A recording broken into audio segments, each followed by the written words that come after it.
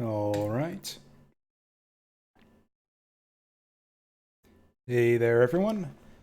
Vazel, hello, and welcome to the stream. Welcome to the Jiasu Empire, sure, for October the 24th. It is Thursday today.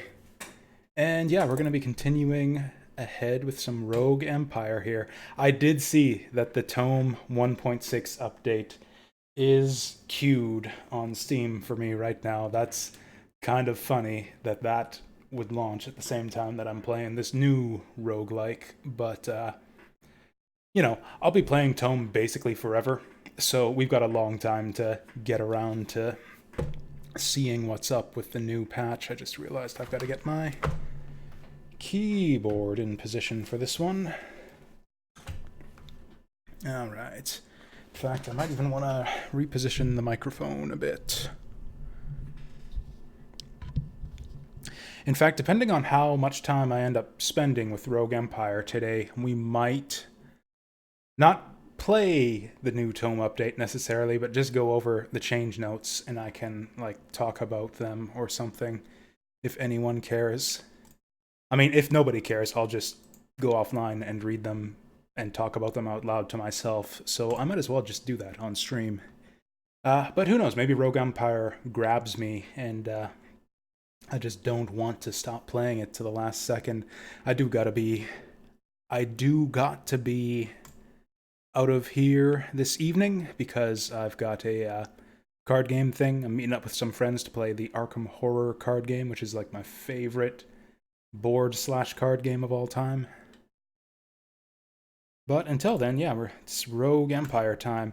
So I was kind of getting sick of this game by the time we got to the end of the last stream. Like I felt like it was like, okay, I've kind of figured this out already. What have you got next for me? And it was just kind of the same thing for 20 floors. But can we get some? Oh yeah, that's right. I turned off the. So okay, I'm gonna continue not using the in-game music. So I uploaded my stream VOD for this game for the first stream I did of Rogue Empire to YouTube, and I got like 6 copyright claims. I think that all of the background music in Rogue Empire must be drawn from like some kind of like so-called copyright free or like those generic like pools of free songs you can draw from for whatever video games or whatever. But yeah, it looks like all of them are copyright claimed, so we're going to continue playing the good old VG Jazz playlist. So I haven't yet. So far what I've done is I did my on-stream playthrough where we did like a snake, like a Naga hunter, I think it was. And then and then that didn't last very long. We died in like the second room. And then I went and did my Egghos's Tail playthrough where they just give you a pre-made human warrior. I've done a little bit of playing off stream though, just a little bit, like an hour or so. And yeah, it seems like there's a lot more to Dawn of Shadows than there is to the Egghos's Tale here. Like I talked a lot about Mystery Dungeon when we were playing through this one because it is just like a very basic, straightforward, you go down 20 floors and then you win the game. This one's has a lot more going on with it. It's got like an overworld with some unique exploration mechanics. It's non-linear, so you've got a bunch of, as it says here, several dungeons and multiple bosses and a world map. So frankly, I don't even know why this is in the game. I think Egghos's Tale was a bad introduction to the game overall. I guess it's meant to be, yeah, recommended for a first playthrough, so I guess it's kind of like your tutorial dungeon. But if that's the case, I feel like this could have been like 10 floors instead of 20. It felt to me like it got repetitive by the end. It was also pretty easy. And we played it on the normal difficulty, so I might go up to Eat Dragons for Breakfast just to see how that goes for us in the main campaign here.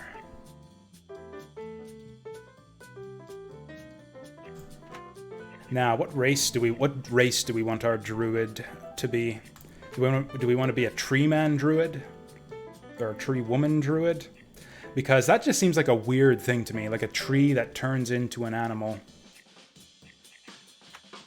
So I actually know what these bonuses mean now. +2 to all starting attributes seems like a lot. Like, there are a lot of attributes in this game. Like 8, I want to say? Whereas, yeah, the other classes, it's like you get, yeah, like +3 to 2 different attributes. Though that damage reduction seems nice, too. Oh, this is just too stupid. Yes, we're going to be a cat that turns into an animal. I don't even know if this is a good class or a good race for the druid, but we're going with it anyways. Yeah, I'm going to be a cat that turns into a dog. What do we call... There we go. Should have been Katsuhatsu. Shit, can I go back? We're loading already. It was yesterday that the Herald brought yet again that plea for help. This time the news that the humans' capital city of Tandor had been encased in a shadow barrier. Is it worth reading the story in this game? Is there like an actual worthwhile plot going on here? I feel like there's just too much of it and I want to skip it all the time like I do in Tome.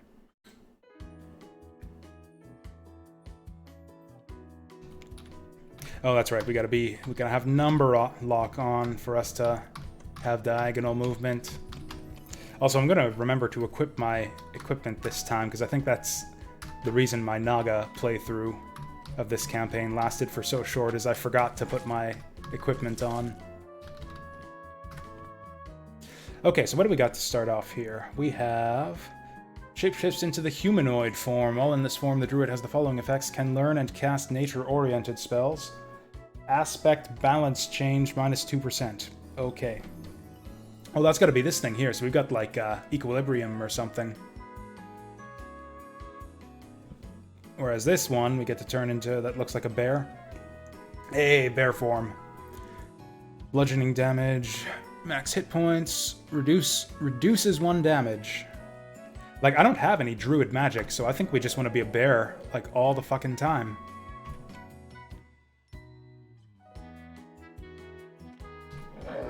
Yeah, look at that. Fucking dog. That is a courageous dog right there. That ain't no Courage the Cowardly dog. That's like a straight up courageous dog to charge in on a fucking bear like that. These are some resilient finds. Now the downside of this is if I just go bear form all the time, it's like I'm playing my warrior again, which was a class that I found kind of boring after a while.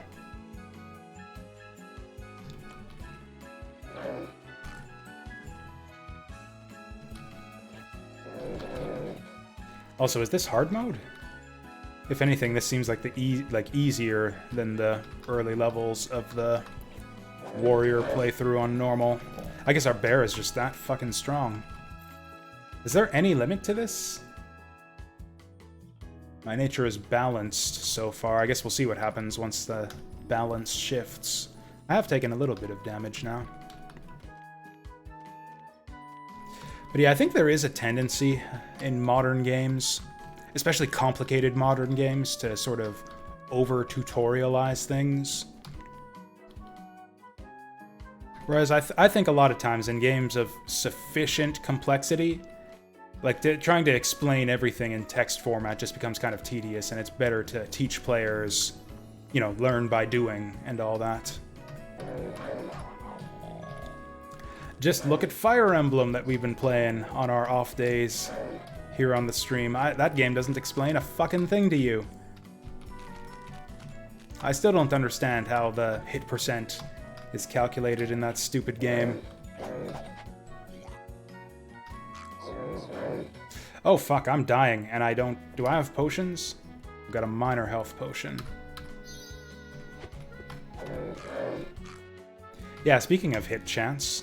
Oh, this guy dropped a bunch of stuff. He must have been like a rare monster. So do bears wear shoes? Also, where's my finger? Whatever, we'll just use the mouse for the menus. That clearly seems to be the way that they intend for you to do all this. Do bears wear hats? I actually know for a fact that bears wear hats. I read it in a children's book once.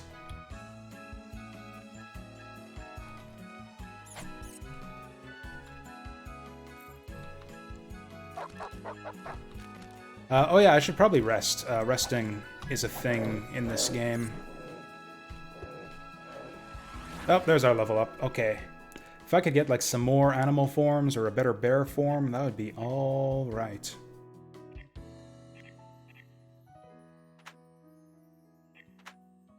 Let's see, perception. Our strength is kind of low right now. What do these all do? I want whatever's going to increase my defense, which is probably none of these. That would probably be Constitution. Actually, we learned last time that Constitution is kind of like a super important stat. It doesn't tell you in the tooltip right here, but Constitution influences how quickly you recover your HP when resting, which is a really big thing if you don't want to be reliant on health potions all the time.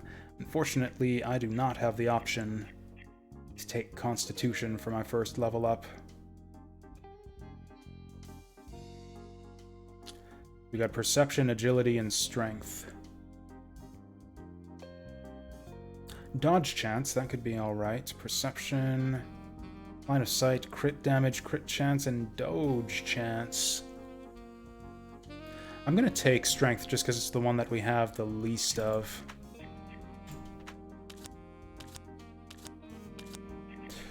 Ooh. Ooh.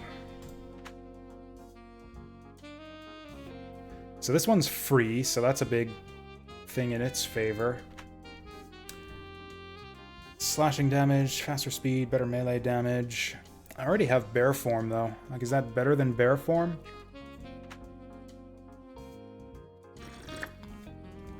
Like, sidestep moves is so boring. I think this might be a generic card that every class gets access to, whereas these are more druid-y things.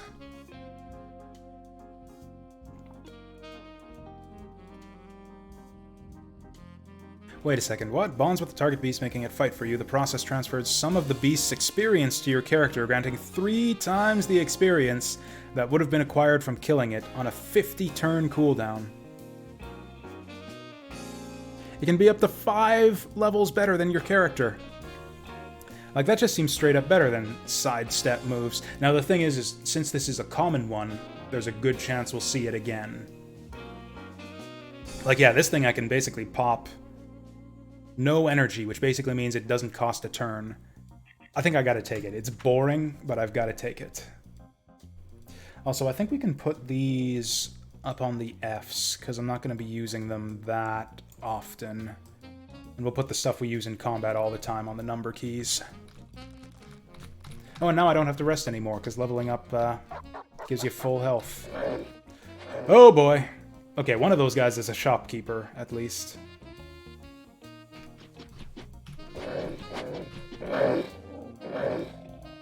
And I'm dying again. That's a lot of shit. Oh, those are... Fuck, those are slinger guys. I think we're gonna lose this run very quickly here. Run away!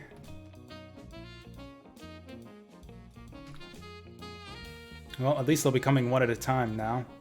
And I guess we just gotta leave it to our dodge chance.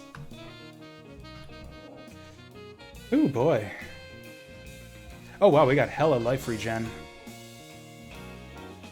I mean, yeah, I might as well rest here. Okay, that's probably enough to... Whoop. These fucking guys. Oh, the shopkeeper buggered off. God damn it. I guess it does. You are spending many, many turns when you rest like this, especially when you've got low constitution like I've got.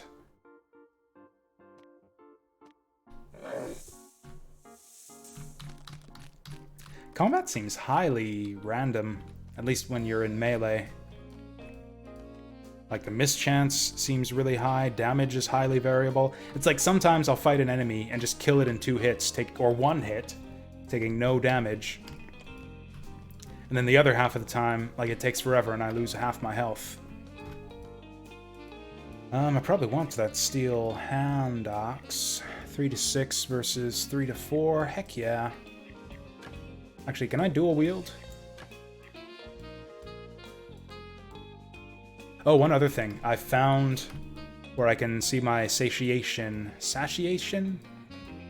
Saturation. I'm just going to call it saturation, because that's a word that I know how to pronounce.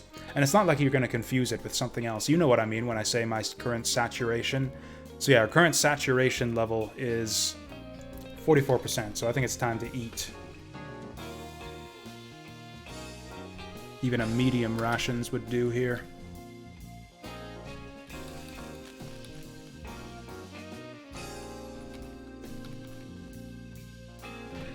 And I guess randomness can be a good thing depending on your taste. Like, you do end up in sticky situations a lot more often just based on the roll of the dice.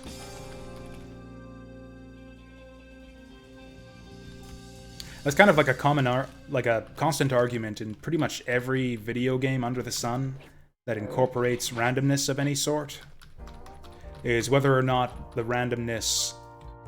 What is that, 6 out of 6? Oh, right, the threads. Of course. But, yeah, whether or not randomness increases the amount of strategy involved in a game, or removes it, or decreases it. And the way I see it, it kind of depends on the way it's implemented.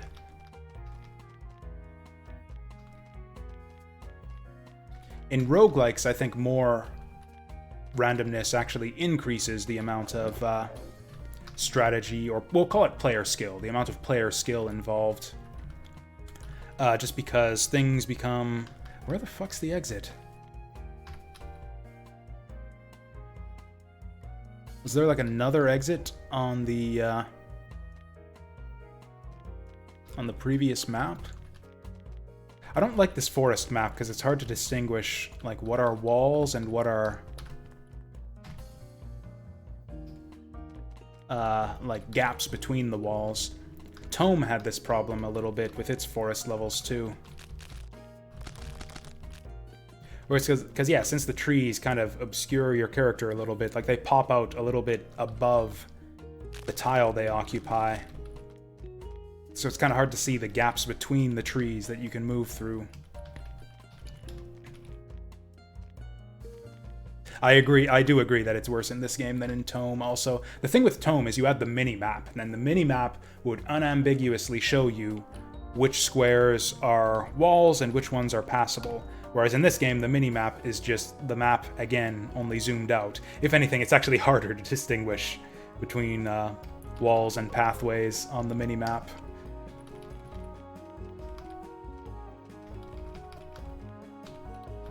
Yeah, there's nothing here. Oh, is there like a pathway along the edge here? No, that's just the edge of the map. Seems like there's something going on up top there. No, that's just a little cranny that I was able to pop into.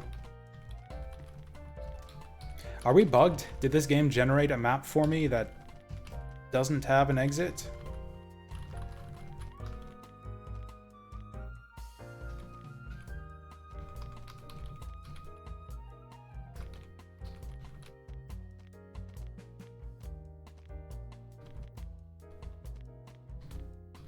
Yeah, see, I felt weird, like, comparing this game to Tome so much when I first started playing it yesterday, and then I played it, last week, and then when I played it more, I realized, oh, this is kind of a different thing. It's more of, like, an accessible type of roguelike. Ooh, I've let go of my human self. Plus minus. So positive, negative, 50% intelligence. I don't think I want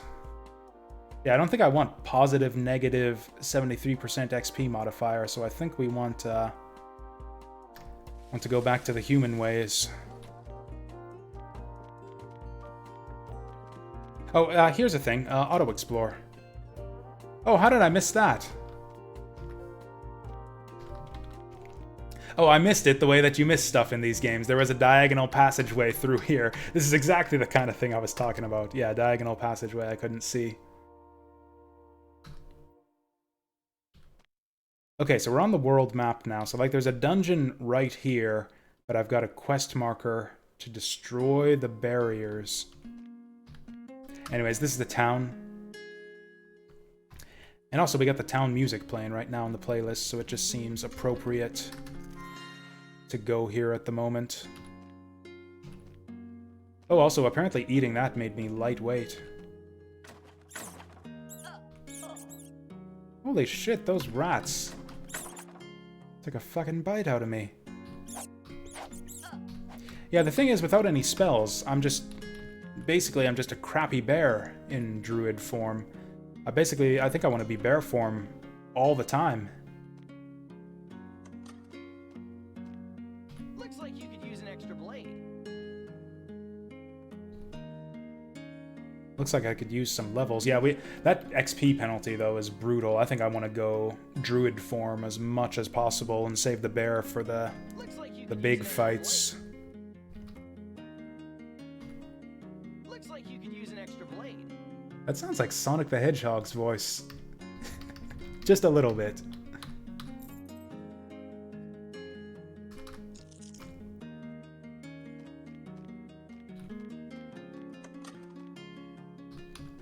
So I played about this far off stream. So to finish up that quest indicator, he talked to the mayor here, and he gives us this quest here.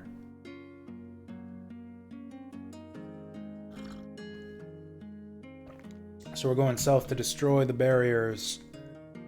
But like, am I supposed to do this right now, or do I want to go do the other dungeons along the way? So last time, off stream, I went down south to destroy the barrier, and I got destroyed pretty quickly.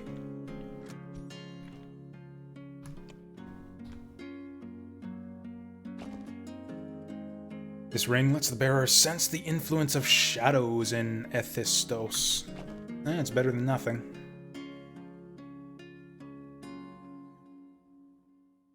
Ooh, this looks sweet. I think I want that on the hotbar.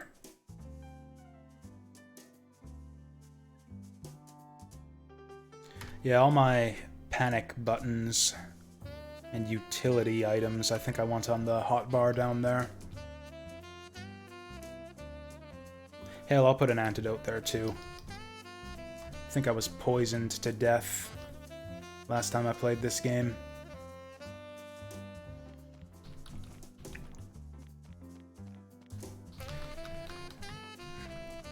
Oh yeah, I probably want some health potions from this guy too. Oh, I'm so poor though. So poor.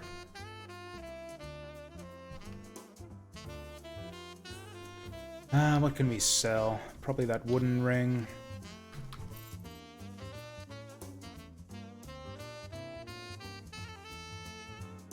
Am I ever really gonna waste a turn popping a potion of perception? Forget it. Elemental resistance sounds useful, but honestly, I think I'd prefer the money at this moment. There, now we can afford some potions.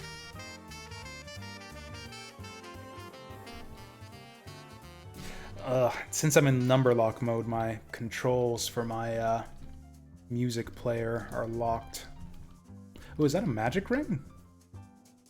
Maximum mana. I don't actually use my mana for anything. No, I think I just want a bunch of potions. Spend the rest on food.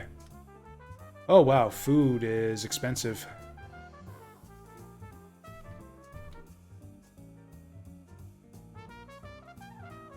Why are these pants so expensive? I guess we'll just be a pantsless cat for a while.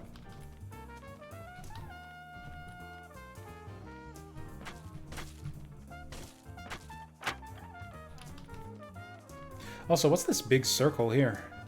33% of the world is submerged in shadows. That's... Wait, what? Oh, 0.33. That's not quite so bad. I can handle 0.33%.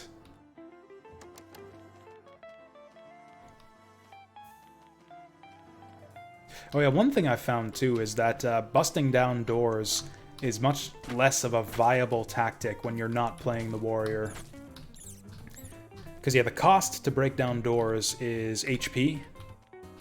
And if you're playing, yeah, like a magician class or something that doesn't have a lot of HP to spare, and if there's monsters behind that door, then yeah, it's kind of dangerous to be just busting them down willy-nilly like... Now if we're a bear, on the other hand...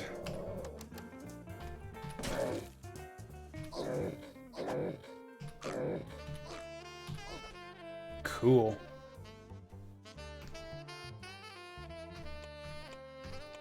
Oh, he was carrying tons of food and a potion. That was very worthwhile. I think I want to bust down all the doors.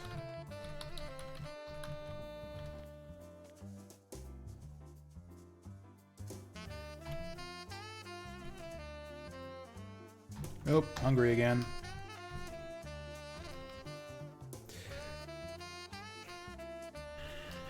Didn't I have medium rations? Where did they go? Or did I eat them all? I think I ate all my medium rations.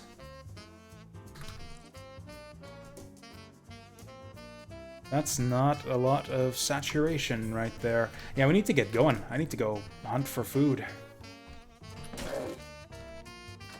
There's gonna be nothing but rats in these boxes. Or, you know, just nothing at all.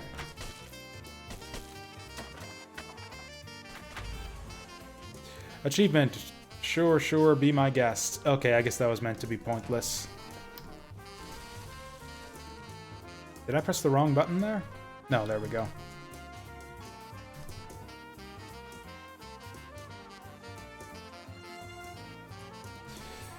So I think there's an inn on the road along the way.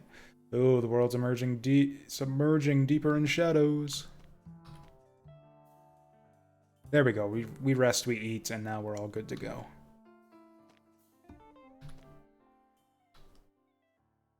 .38%? I don't know what that means.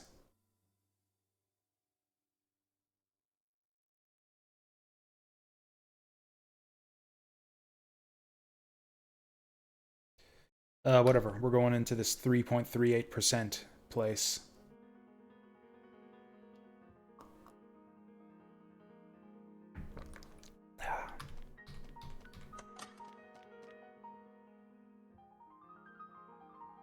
Okay, we're in, like, super bear form. I mean, I guess I don't want to get my wild meter too low, because otherwise I lose stats. Yeah, I think it's just not worth it to ever be druid form in combat. I think I just want to run around and be a bear.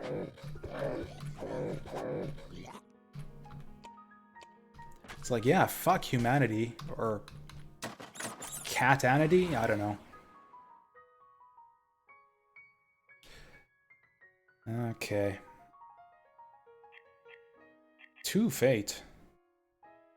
Oh, I think we gotta go con. Oh, but the fate is rare!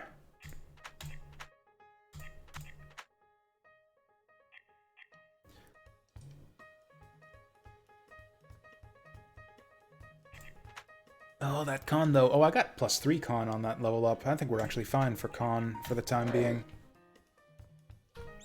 This fucking guy again. This is a lot of enemies all at once. I was lucky to get that level up. Oh!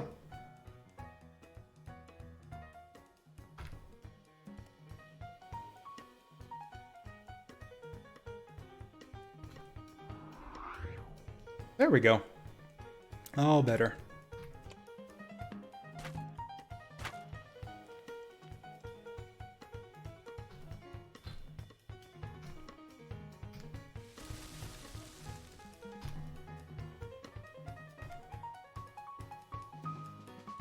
Wait a sec, what is this?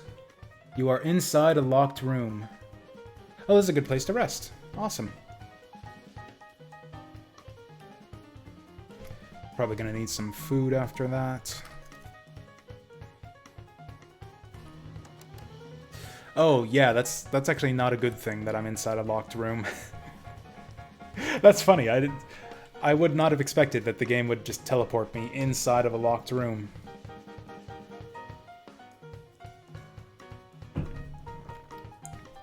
So I need to sacrifice a bunch of HP to get out of here. Okay, cool. There's another door behind us, so I can just rest up again. Yeah, I feel like the world is going to be very, very submerged at the rate we're going. I don't have any ranged attacks, so I got no choice but to get froze by this guy. Oh, let's get these health potions on my hot bar here, too.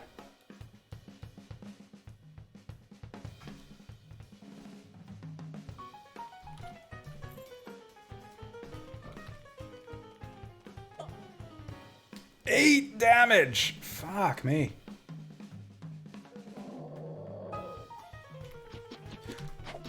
So yeah, one thing I've definitely been doing wrong is I've been forgetting to use my my dodge ability before combat.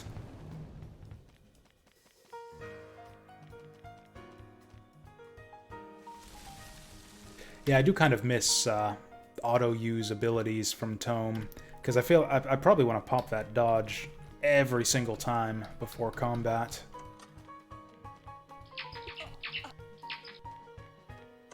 Like there, I forgot to use it again.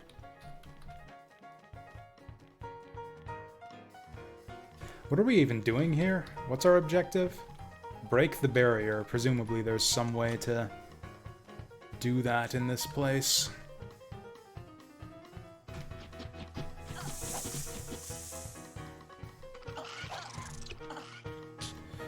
Oh boy.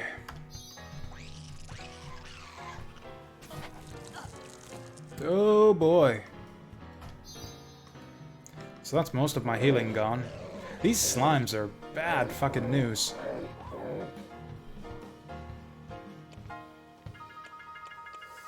I guess we're still kind of mostly naked at the moment. Yeah, I don't even have all my equipment slots filled just yet. I wonder if I'm even supposed to be here yet. Maybe I should have gone and done some of those side dungeons. Well, I've got a lot of food for the time being, so I think we'll just sit here and rest up for a bit.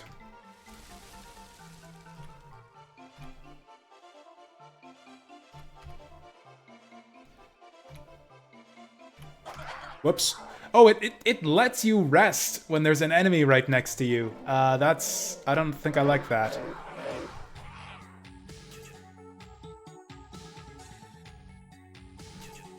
Once again, I forgot to use my dodge ability. I think it's time to eat some of these apples. That didn't do much. I'll eat another. Oh, I didn't mean to eat that second one. This is really annoying. It's like sometimes I've got to double tap enter to consume the items, and sometimes I only have to hit it once. Like, really annoying. I did not want to waste those rations there.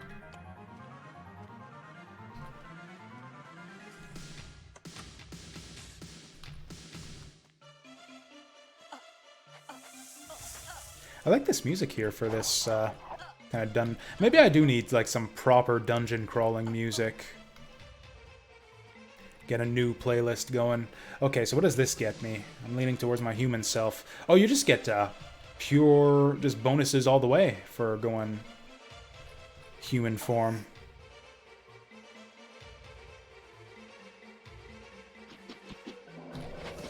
So it's like the bear form is just strictly better, but you get penalized a little bit for using it too much.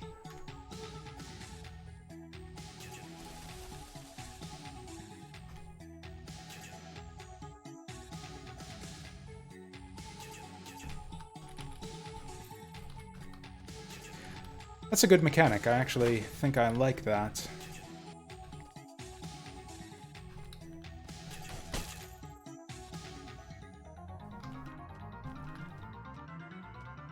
I should probably go over all these stats here. You get a more detailed breakdown of what all the stats do if you mouse over them here.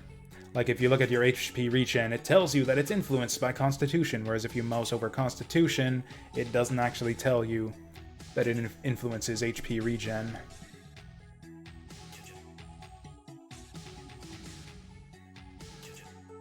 I actually don't know what this Arcane Threads thing is. I was kind of joking earlier when I implied that it was obvious. I'm assuming it's something like spell slots.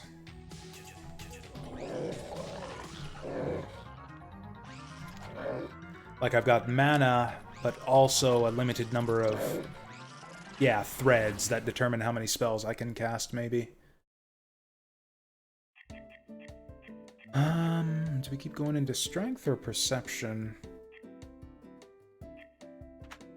2 HP, so it just seems like it's never worth it.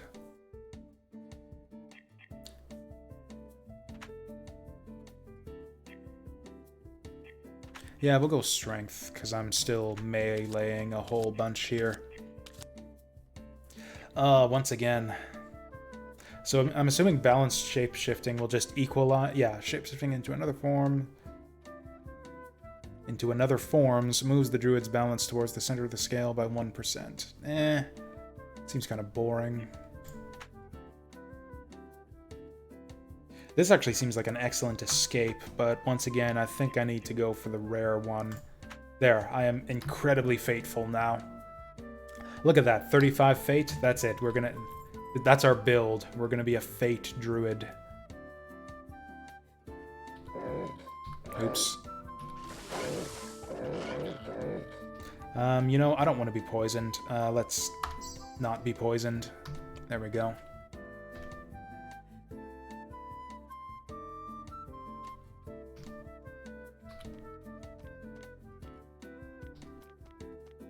Somewhere out there is that wolf that kicked my ass earlier that I had to teleport away from.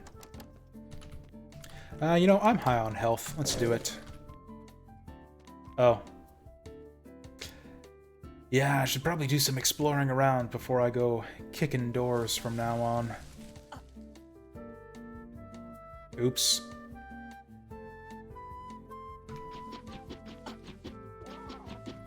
Oh, this is him right here. Yeah, this is the place.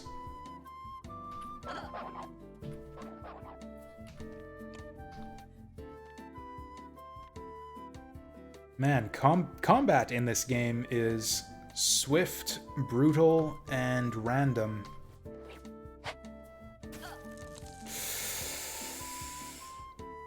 Oy.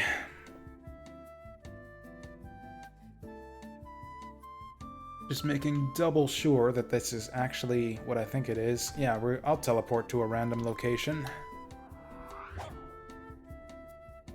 It beats where we were before. Nah, I can't leave this to chance.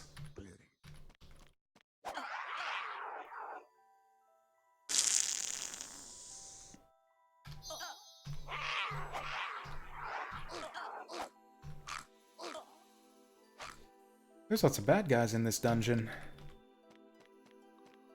Okay, we're gonna rest up in this locked room. This formerly locked room.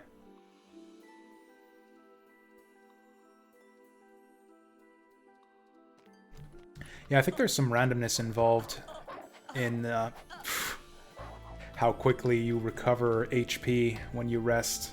Like, I think it's a die roll to determine whether or not you get your HP back on each tick. Ooh, merchant out there. Time to go exploring. Bear time. What do we get for being 100% druid, though? Oh, I get a bunch of strength penalties, but I get an XP modifier.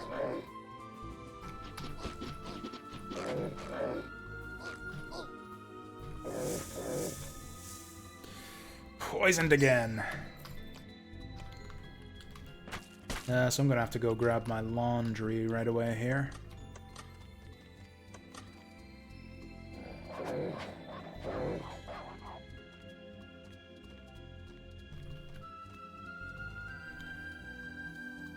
Oh yeah, the world's not even 1% in shadows yet. We're fine.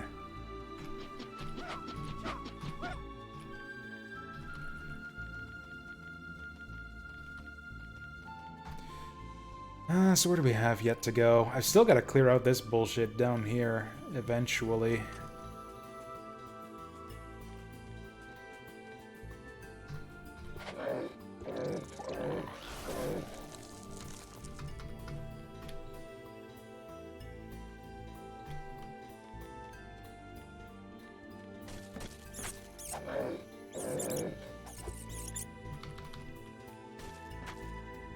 Oh, this fucking guy again.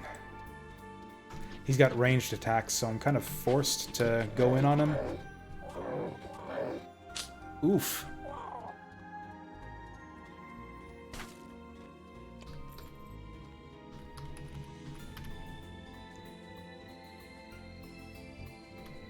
So, honestly, I don't know if I'm feeling the added difficulty. Like, we're on hard mode this time, but it feels about as dangerous as it was on normal mode. Part of that might be just that the druid is very strong compared to the warrior, but... Oh, you know what? I should just stick to the mouse for menus from now on, just to make sure I don't accidentally use my items when I don't want to. Gonna go human form for a little bit here. I'm gonna keep on calling it human form, because fuck it. But yeah, we're actually a cat man. Oh, also, yeah, I didn't find the shopkeeper in time. He's buggered off now.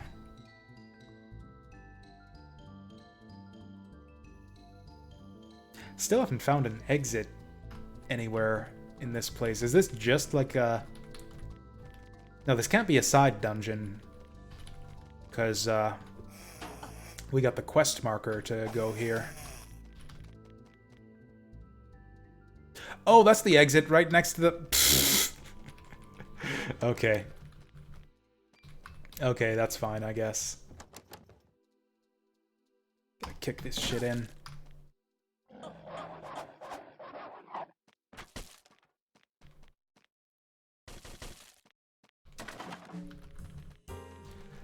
So which of these did... Which one's the entrance and which one's the exit? I think the stone takes you to the world map. I just assumed that we came out of the stairs, but yeah. We'll pop down here, and I will go grab my laundry. And yeah, we'll be back in just a minute or two.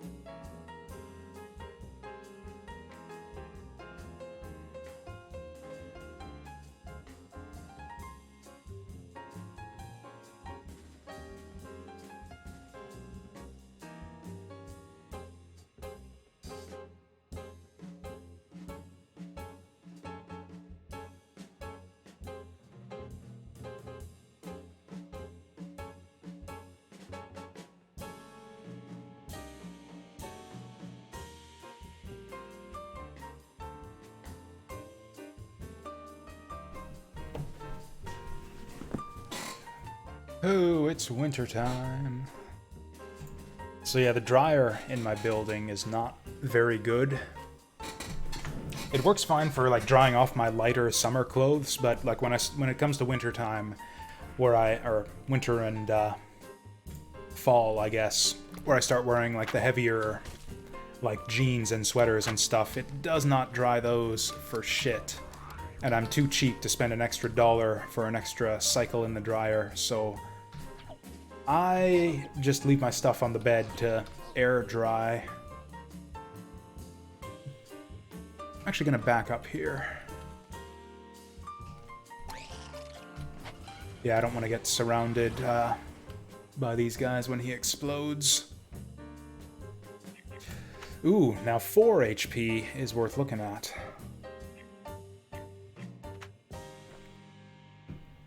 I feel like we're eventually gonna want spell power. Oh, I don't even get a card. Yeah, leveling up feels a bit underwhelming compared to Tome.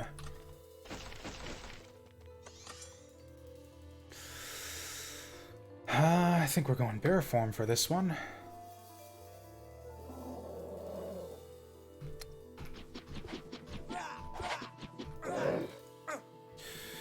Whew, this is a lot of dudes. And I'm poisoned again. And we got like a rare monster on the other side of this. And he's gonna the poison's gonna run out just in time for me to kill this poison slime. Then he's gonna explode and poison me again. Or, you know, maybe he's just gonna kill me before my poison runs out.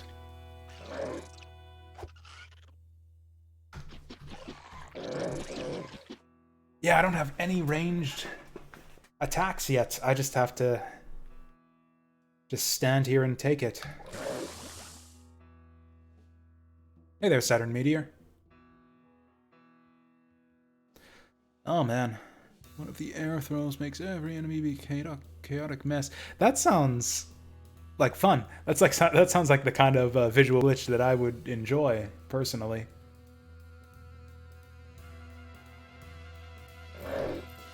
Actually, I've been having a problem with game I've been playing a lot of lately. That if you guys remember that Depiction game that I showed off a while back in my little like demo series. I got the full version of Depiction when it went on sale a while back. There is an audio bug where whenever you click back inside the window, like if I Alt-Tab out, or if I click outside the window, or even if it transitions screens within the game, like if I go from one puzzle to the next, it resets the audio settings. Like, so I have the audio turned off because I want to listen to music and podcasts and stuff while I'm doing my P-Cross. And then whenever I click outside the window to do stuff and click back in, it turns the music and sound back on, and it's really annoying.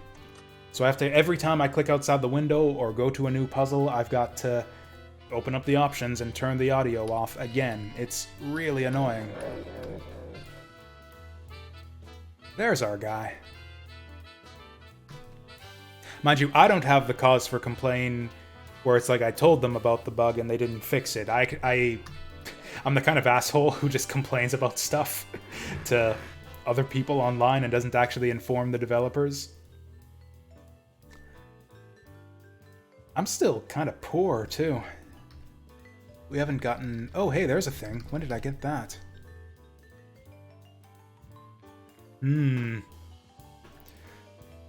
Plus 1d3 minus 1d2.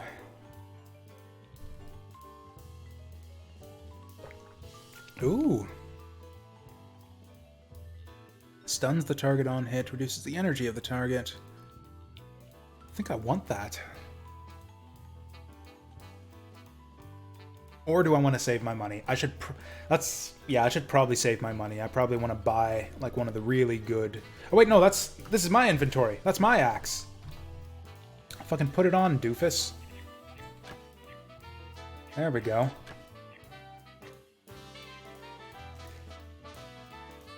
I mean, mathematically, this works out. We're probably gonna get more of the D3 thing than of the D2 thing.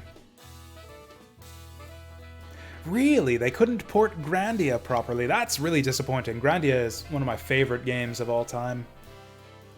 Or I don't know if I'd say that still, but it's certainly one of my favorite JRPGs.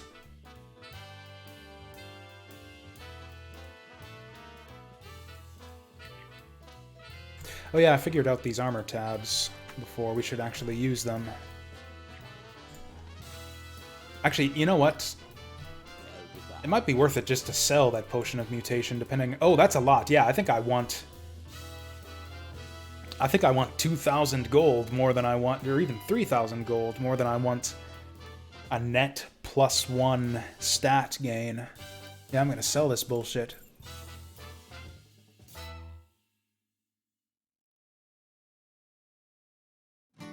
Now, mind you, the visuals in Grandia weren't that good in the first place. Like, there was a lot of visual glitchery in the original.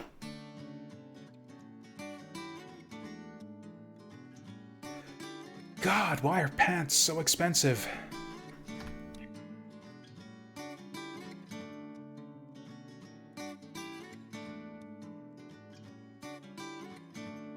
I mean, fuck it. I'm not paying $2,000 for a pair of pants. I'm just gonna walk around with my cat dick hanging out all over the place forever until one of these enemies drops some pants for us. Or I guess it would be a cat vag, actually. I forgot that we went female.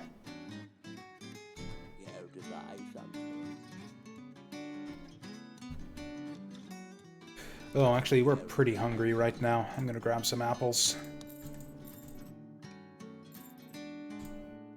Yeah, really more important than the equipment, I think, is... you know what? 15 armor points is a lot. I'm gonna get the pants.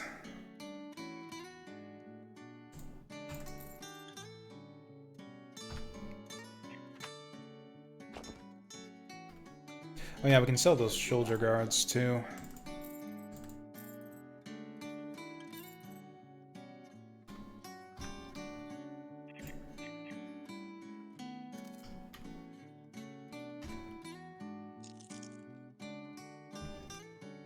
Still not saturated.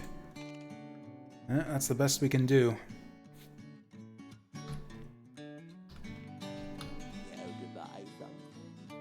Mind you, with all of that said, I don't know that I would necessarily give Grandia like an unqualified endorsement. I have a heavy amount of nostalgia for the PS1 era in general, and for Grandia in particular. Like, I feel like that's a game that's particularly resonant for me. But a lot of other people out there have some criticisms of the game that I think are valid.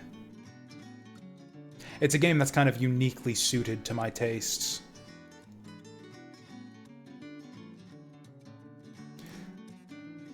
Yeah, I'm gonna spend the rest on potions.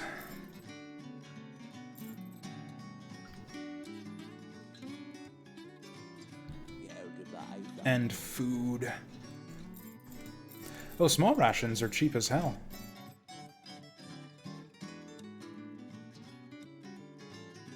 Yeah, that's all I want for now. We will save our money.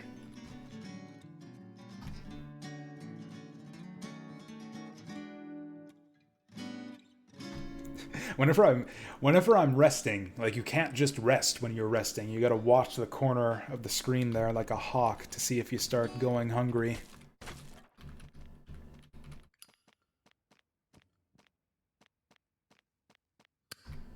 In fact, I'm gonna eat right now just to make sure that doesn't happen in the middle of battle. So, like, I'm a druidy person, but I still don't have any druid spells? Seems a bit weird.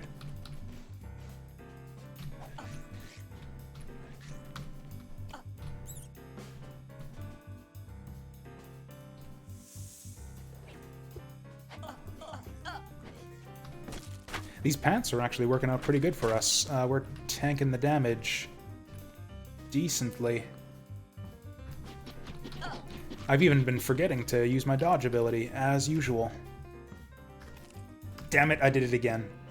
Okay, at least we got low rolls, so we're not over full.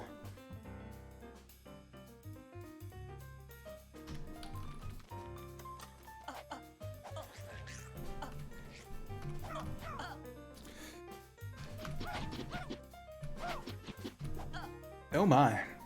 You know what? We got potions to spare right now. They don't even heal that much anymore.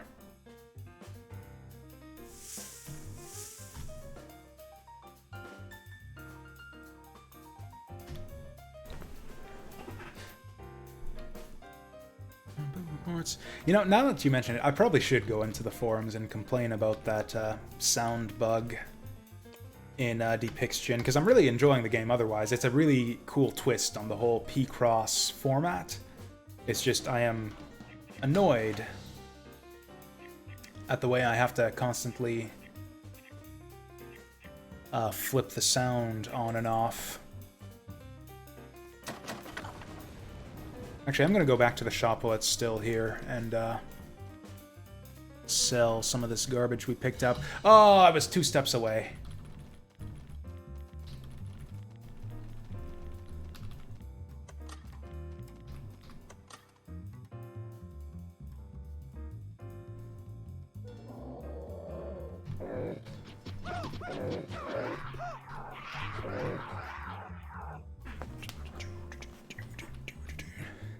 Oh, that's always the worst when a new update introduces bugs to the game. It's like, in theory, I actually really like the new paradigm of games getting like constant new updates. It used to be like you would release a game and that was the game forever. More or less, like they would release revisions and such. Like there are there are multiple versions of like Legend of Zelda on the Super Nintendo that you can get that are slightly different, that have some of the bugs fixed. The fuck? Are we just getting unlucky with this zombie here? He's not a champion. Whoa!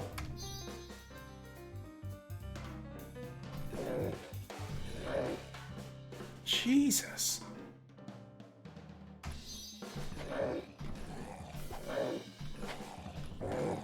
He appears to be sapping my energy for whatever that does. Christ. Yeah, I think zombies are just bad news. We gotta watch out for those guys.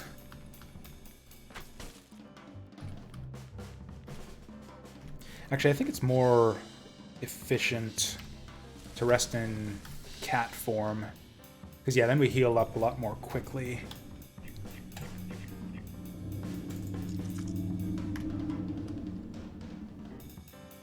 Where's the enemy? I don't see an enemy.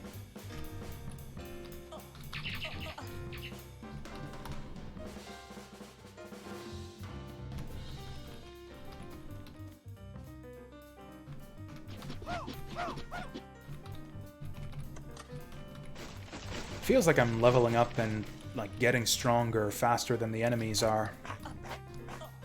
Like I'm fighting the same enemies I was back when I was at level 1, but I'm a lot stronger than I was in those days. Whoop. Time to feed again. Am I out of food? How the hell did that happen? Thought I bought like 1,000,000 small rations.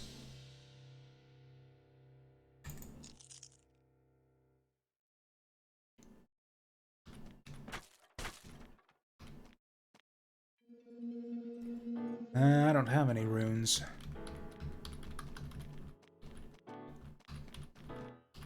But anyways, yeah, I think it's great that, like, yeah, games get regularly patched nowadays and improved over time. Though there is kind of a downside to that, where it's like, not all changes are necessarily for the better. That's especially true with the big online games. Like, that was the big thing with WoW, where it's like, oh, it's not at all the same game that it used to be. Like, I'm a fan of the idea of game preservation in general, but some people, I think, kind of go overboard with it, where it's like, oh, game preservation means that we need to preserve every version of every game ever made. And I think that maybe goes a little bit overboard.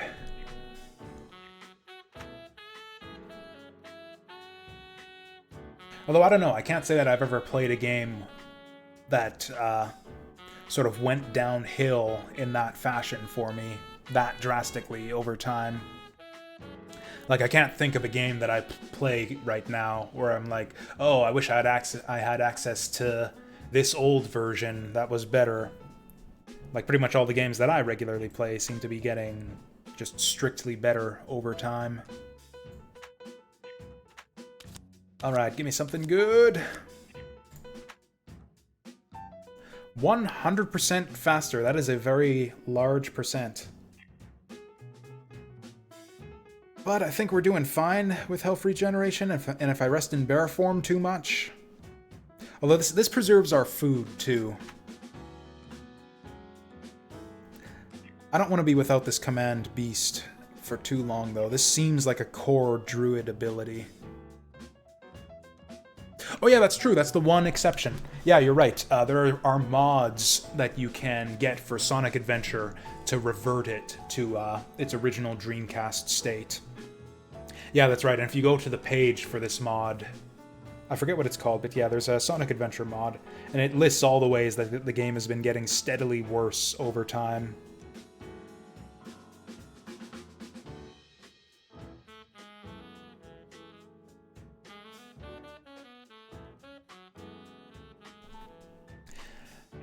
Man, this is tough. I wish I could get these level cards like every level. This is the exciting part of leveling up. Like, yeah, both of these seem really good. Again, talking about that XP scarcity too. 3 times experience every 50 turns is a good amount, and I think experience is a scarce resource in this game. Like, I don't think enemies regenerate infinitely, or at least that's the way it works in Tome. For survivability, though, I think hibernation is key. Okay, this thing is bonus experience. This earlier we get it, the more experience we get. So there we go. And I'm basically going to try using this on every monster that we come across now. Basically use it every time it's off cooldown.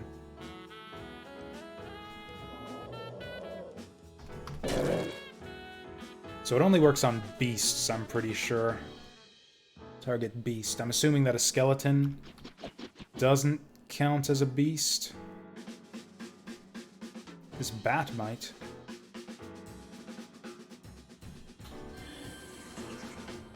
Hey, Batty's my friend now. Oh shit, he fucked up that skeleton there. Holy shit, Bat Friend is awesome. Now the question is he intelligent? No, it looks like he just wants to wander around here.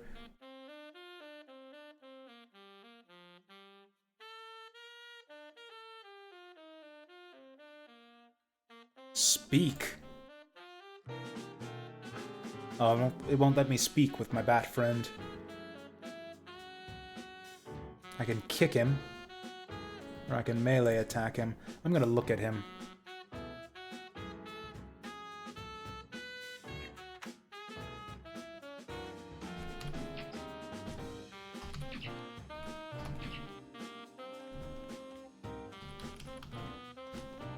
So do I get like 4 times experience there? Triple the experience for converting him, and then another...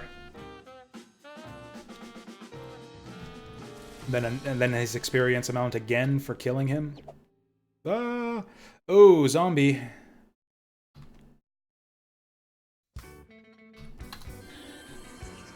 There. New Batty, you're in there. Okay, never mind. Yeah, you take those guys. I'll take this one over here.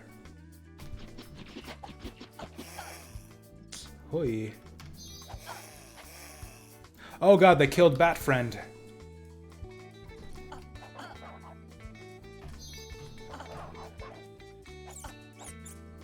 Now, there was a zombie in there that I don't exactly want to fight right now.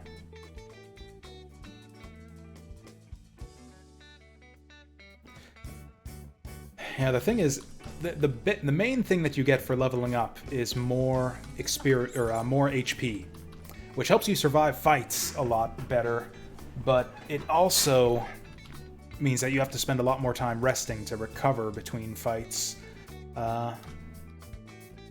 Are you a beast? Okay.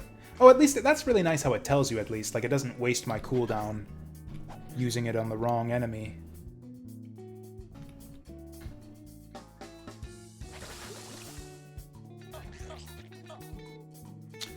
And it's zombie time again. I'm actually going to go bear form for this one. Nope. Will you be my friend?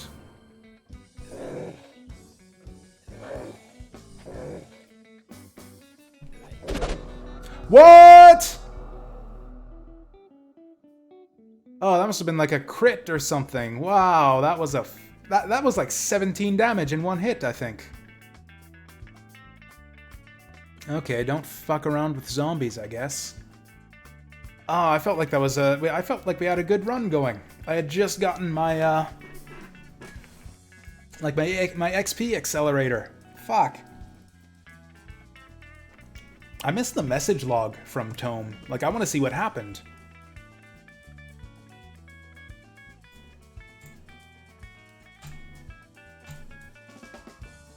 Because, yeah, that's always the thing. That's always what happens in Tome. It's like, whenever you die, it's like, what? The hell just happened? And then you read the message log and you find out, step by step, all of the bullshit that happened in the one turn where everything went wrong. I don't get anything like that here. I have no idea why we suddenly died there. Unless I was just lower on HP than I realized. I thought I had like 16 or 17 left, though.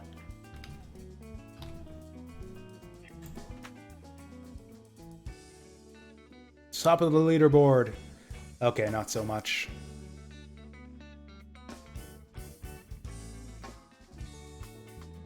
Like, I actually have to scroll down all the way to see where I am. Also, the screen is still blinking, which I don't think is necessary. Oh, there I am. I'm actually not at the very bottom of the leaderboard.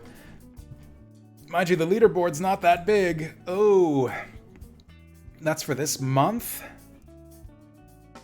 Okay, that doesn't necessarily mean the game's doing badly. I bet you a lot of people don't bother to put their scores on the leaderboard.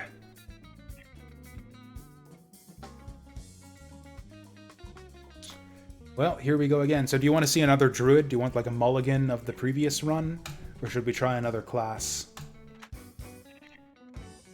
Also, should we keep going on hard mode? I feel like hard mode was a perfectly reasonable challenge. I think I'm going to stick with it. Oh, also, should we spend soul essence? Because I've got quite a bit of that stuff now. Just about 2,000.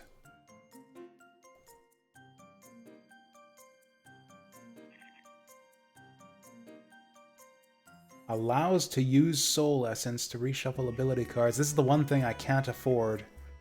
And I think I want it. This one seems like it would be good too. Really what I want to... So if these stack, if I can buy these multiple times, I think what I want to do is just never use soul essence ever. And then just build up a ton of the stuff. And then just splurge, and then just do one big run where I splurge and buy all of these things multiple times over. And we have like the one big super powered run. Because yeah, this builds up rather slowly. I talked about how I don't like the idea of building wealth over time in roguelikes. Oh, now the question is this permanent? Like, does these apply only to the next run, or do I forever start the game with +1 Constitution?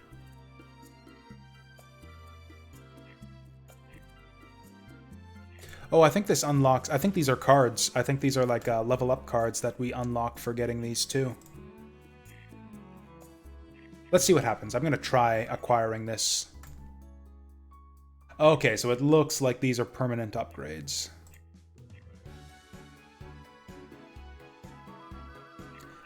And if I want to do like a straight up no upgrades run, I can toggle it on and off. That's pretty good. And then we get the upgraded version, which gives us even better upgrades. Okay. In that case, maybe I do spend this stuff.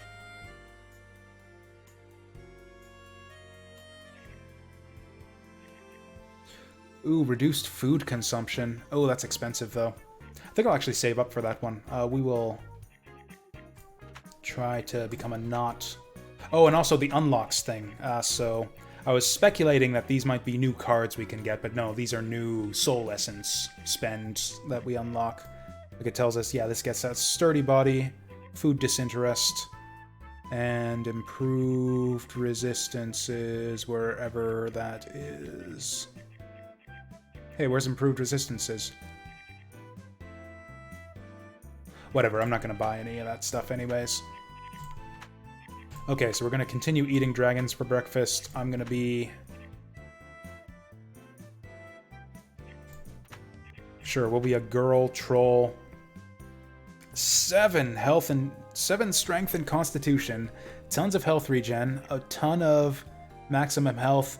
Plus food consumption, which is a bit scary.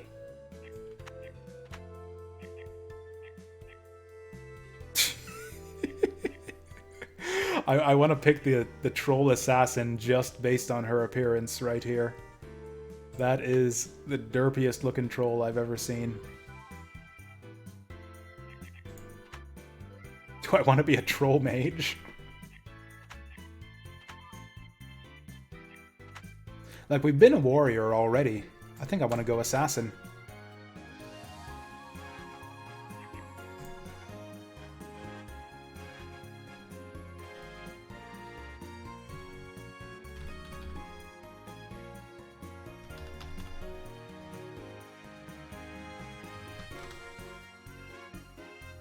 Jastrolol. There we go. Should have been double L there. Oh well. Anyways, you guys can read this while I go make some more coffee.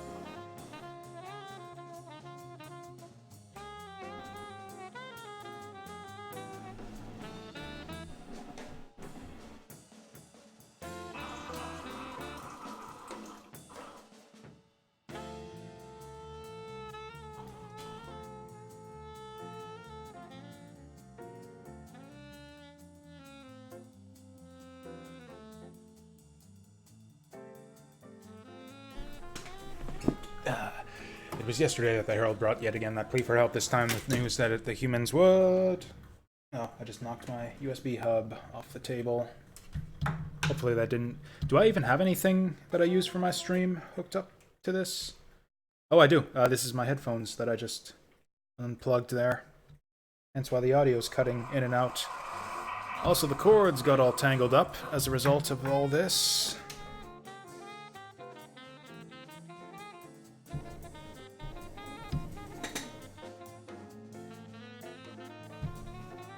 What have I done?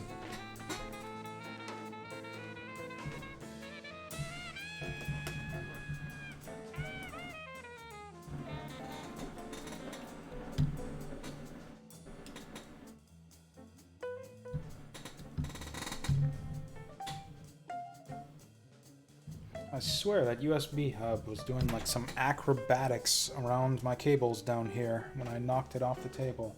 How the hell did all of this... Oh, it's because also on top of all that, my controller was set down improperly last time. Cables are the worst. I wish I could just get wireless everything. The problem with wireless everything is then you run out of batteries at inopportune times, which I hate even more than tangled cables.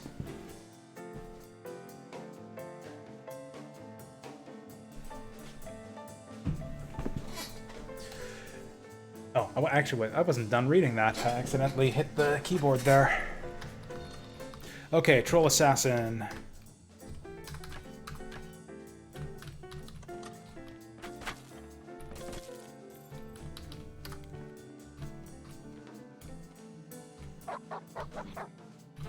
Okay, I'm liking this troll thing already.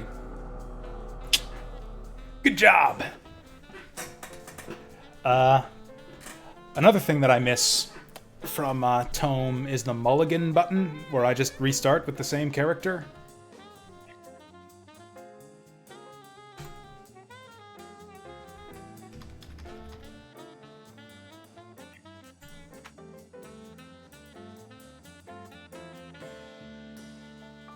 Bottom of the pack, boys!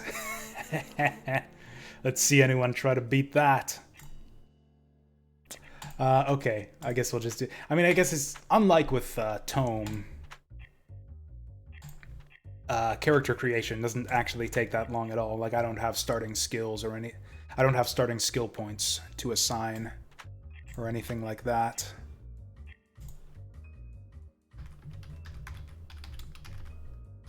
Oh, no spaces in my name? Come on.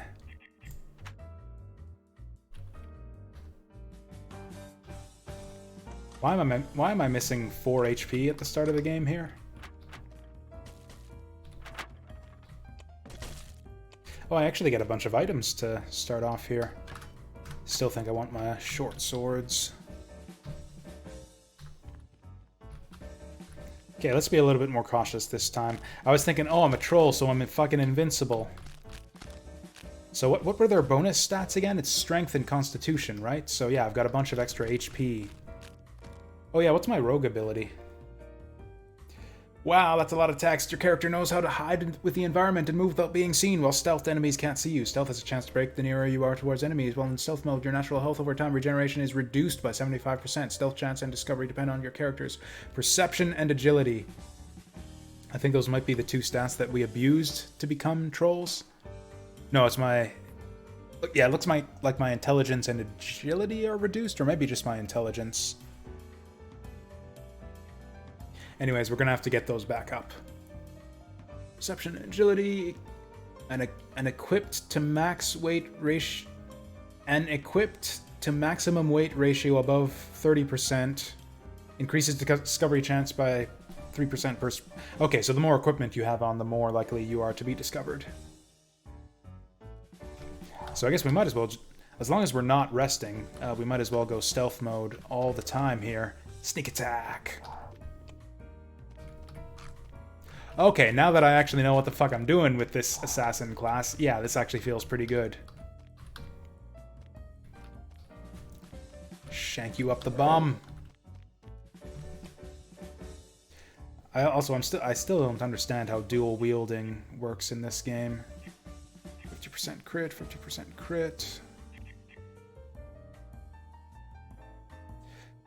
Like, I think we want plus 50% crit because we're an assassin, right? Do I actually get bonus damage for breaking stealth? I didn't notice that in this whole write-up here.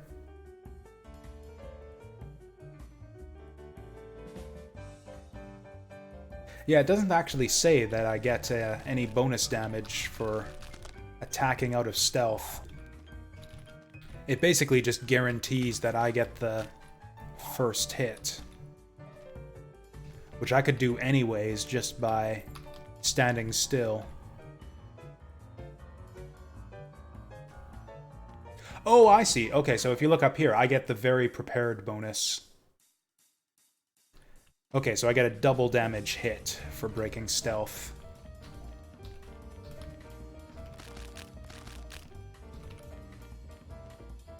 Where was our stairs again?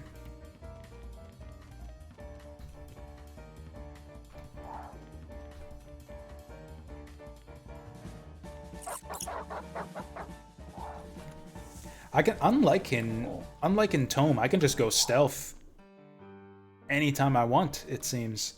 Like, even if the enemies see me, I can just disappear. Okay, if they're right next to me, it's a little bit harder, apparently. Like, this is cool. This is what the... Oh, I don't have any health potions, do I?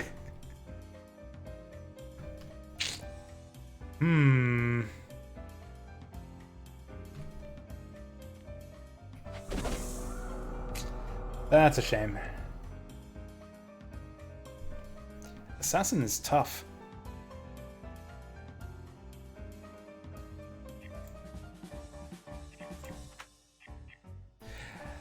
Like, what are trolls good for, other than being big, stupid warriors? Because I don't want to be a big, stupid warrior.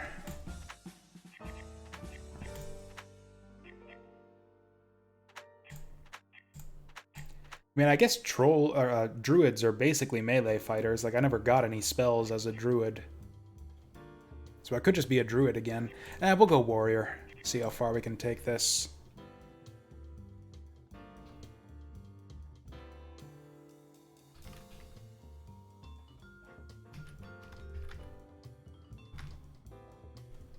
There we go. This will be the final troll time here.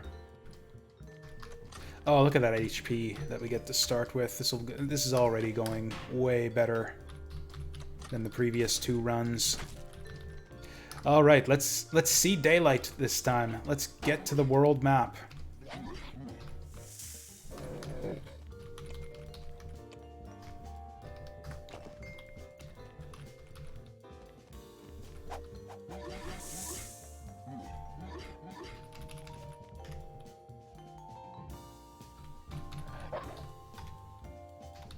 Oh, look at that regeneration.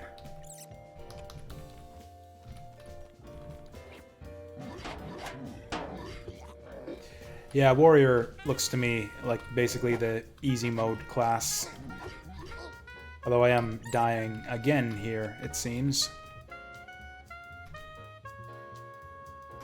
Actually, let's eat that apple before it goes rotten.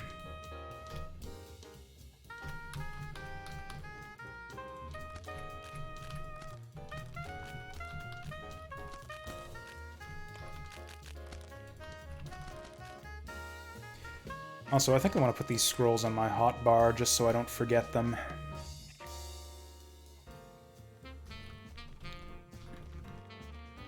Although now that we're a warrior, we can basically just bust stuff open, just kick doors down, and not have to worry about keys. Is that everything to see here? I do appreciate that the game is, you know, challenging right off the bat. A lot of that is just inexperience, but still. Like, Tome is also really difficult to start off with if you're inexperienced.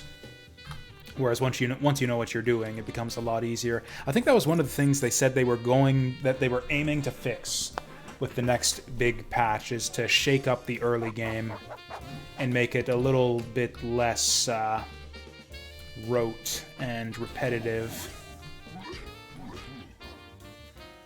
Those fucking sling guys.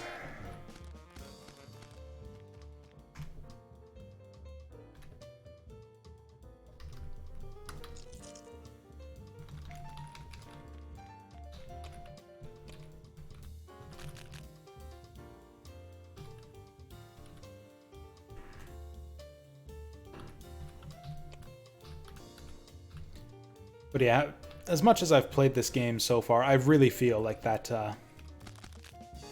Like, I'm kind of enjoying myself more today, I think, than I was by the end of the last stream we did of this game. Like with the world map and the non-linearity, like, I feel like I have a bunch of things to do and explore here. The different classes, too, and it's like you don't get any of that out of the so-called beginner campaign.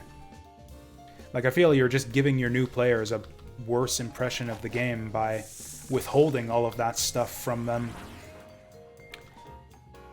With that other campaign. Do I need even more Constitution? I think the answer is obviously yes. What's with this locked one? How do you unlock that?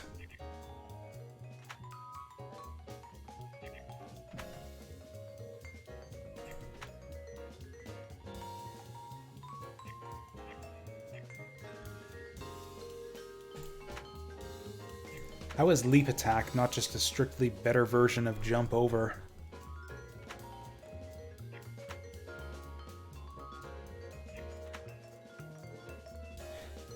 Like, it says jump over an enemy or obstacle. I'm assuming jump over one tile.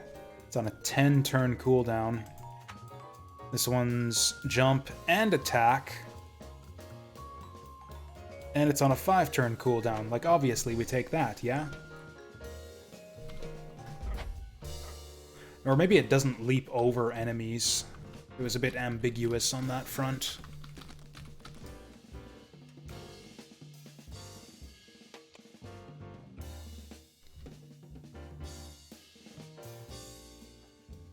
Where's my hammer?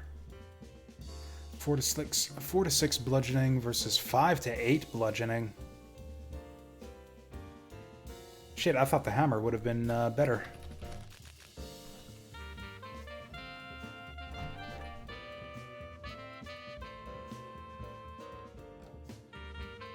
Oh, I was gonna say, where's the exit? It's tucked away in the corner there again.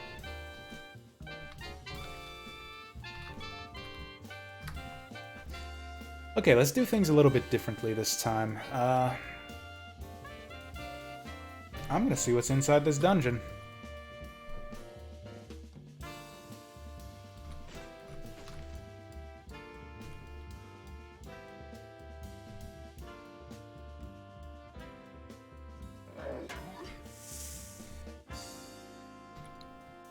Oh, my vision is terrible.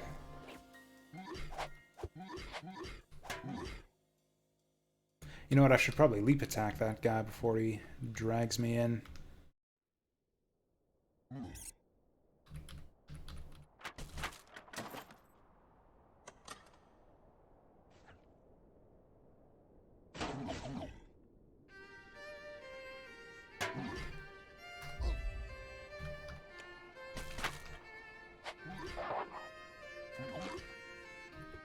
Now, I don't know if this dungeon is easier than the other one that I went in first last time, or if it's just because we're playing a troll warrior. I feel like it's probably because we're playing a troll warrior.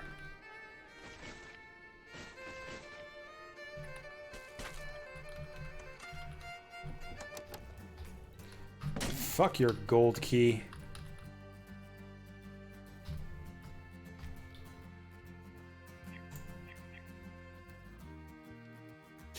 Ooh, I'm a bit low on food. Maybe I should have gone to town after all.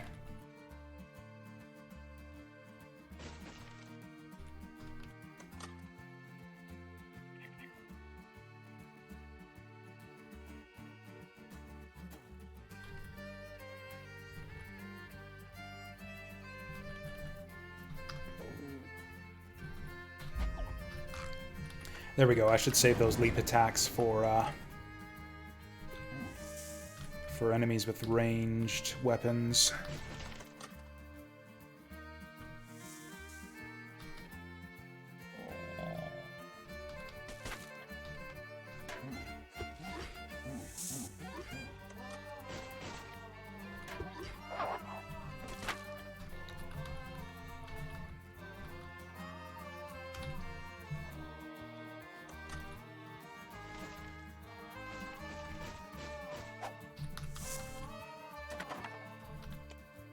Ooh, now we're talking.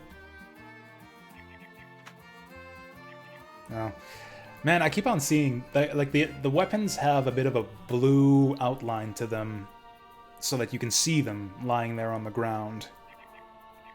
Which is fine, but it also kind of looks like the blue glow that surrounds enchanted items. Well, this is a slight improvement, so I guess we'll take it.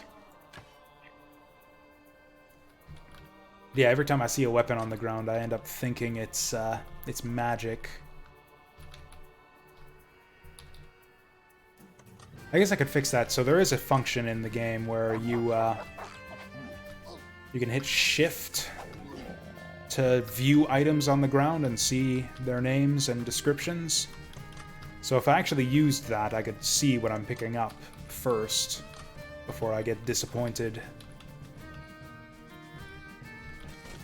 I just never use that function because I always just pick up everything that I find.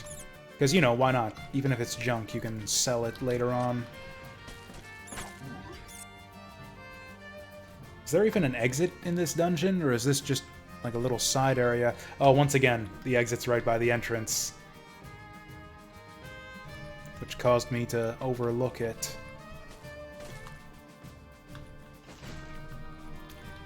Like, I don't know if all dungeons even I guess I haven't actually completed a single dungeon since we started playing through the main campaign here. So I always died on the first one. Yeah, I don't know if all these dungeons have like objectives or bosses at the bottom, or if they're just like little side areas full of enemies for you to gain XP. Like Tome was full of those, where there's a lot of side dungeons where it's just, yeah, here's a dungeon with a little mini boss at the end, and you do it so you can gain some levels.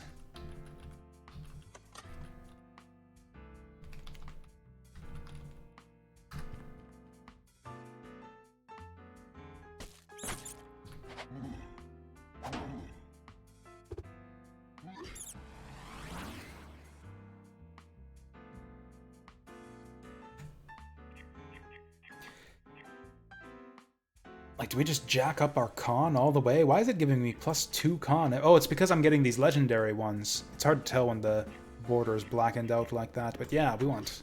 I'll take +2 con.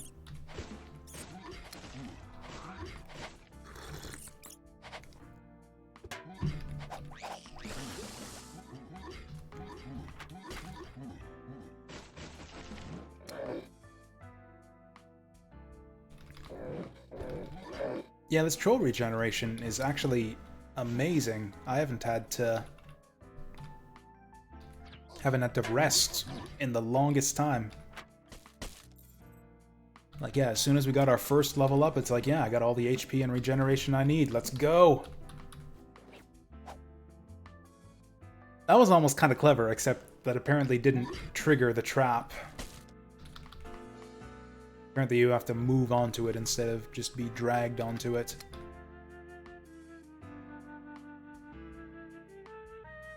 There's a thing over here. I really shouldn't be able to mouse over that and see that there's a thing, but yeah, there is a thing. Oh, it's just a door. Okay, so I can spot doors in the distance, even if I can't see them, just by mousing over them. That seems glitchy.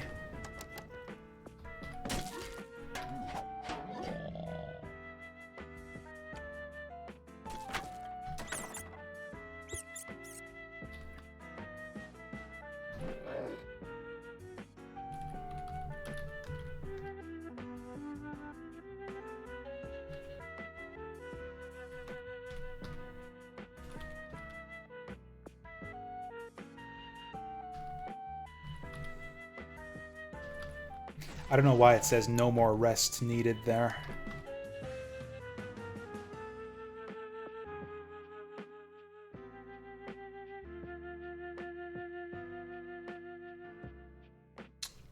I am out of food. Yeah, we needed a shopkeeper, like, pronto. I might have to go back to that town after all. If we have... Okay, as soon as I see the exit, I'm diving down into it, because we need to clear this place out quickly before I starve. I guess that's the balance of the troll. Yeah, it's super powerful, but you gotta eat more often.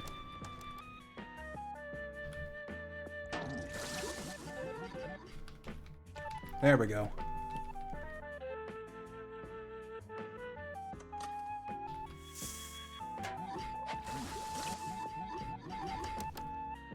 Man, I miss being able to make friends with the snakes and the bears and stuff. This would be such a good floor for our druid. May he rest in power.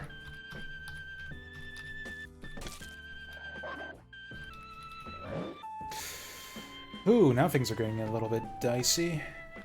Oh, okay, that's the downside of leap attack, is you can't actually just use it as a plain old leap.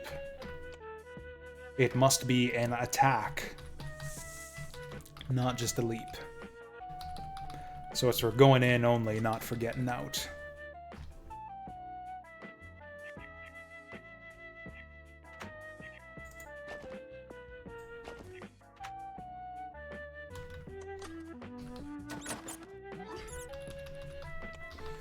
Where are the damn stairs at?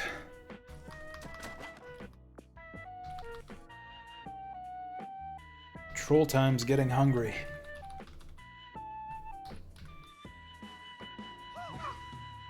Oh, I would not have expected that I could get through there.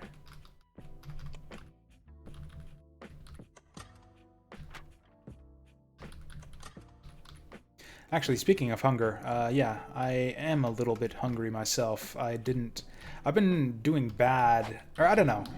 I can't... Mornings were good for a little while for me, and I'm kind of starting to backslide a bit. I had another bad one this morning, where I didn't actually... Not only was I late for the stream, but I had to... To avoid being even later for the stream, I had to skip breakfast, which is fine. I'm kind of used to skipping meals. I feel like I overeat as it is.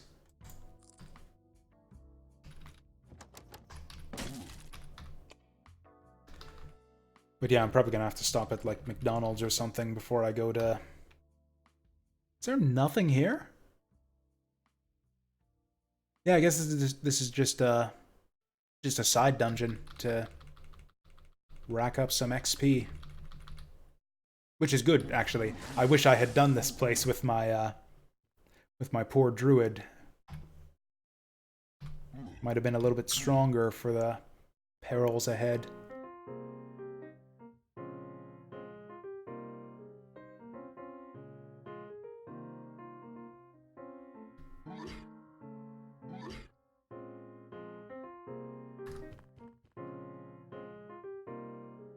So yeah, kind of like when I was first learning Tome, actually. We're working out our standard route through the early game.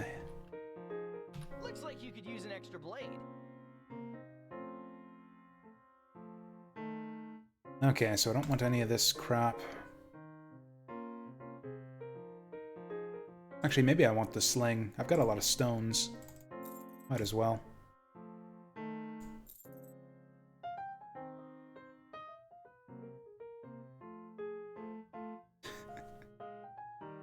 I feel like I think this game overvalues weapons and severely undervalues wands.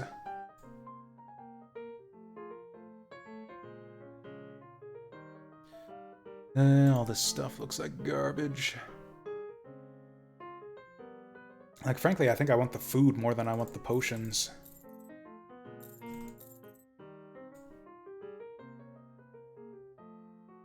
Fate potion. Never gonna use that. Mana potions. Never gonna use those.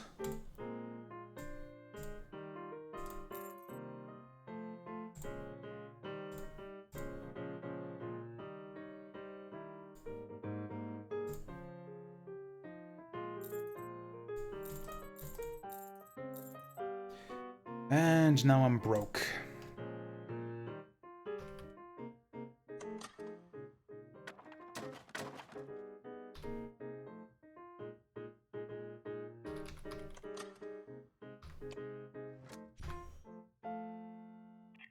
Oh, I see. So this ring, this ring is the thing that causes this ring thing to appear up here.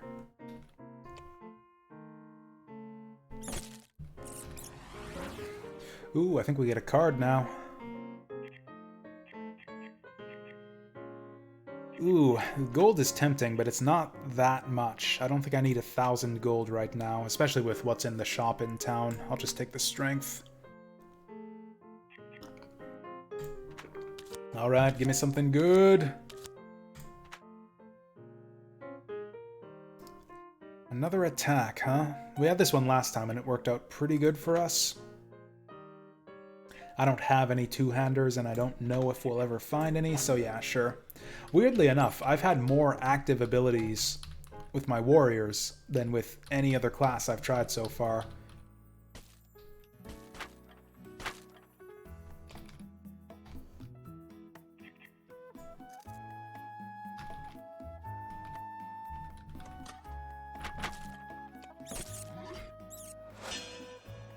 The fuck was that?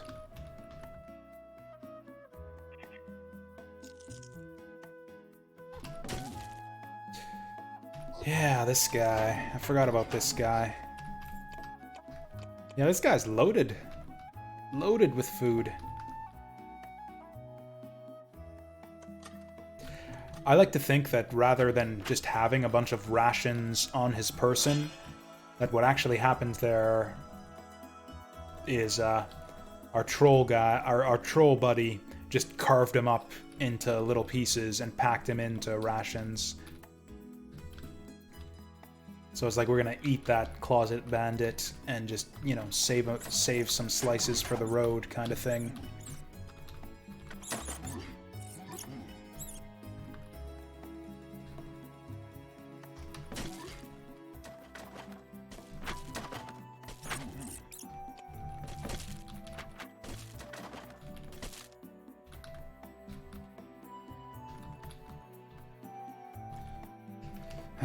Did this guy have anything else that I want? No, I think we're good to go.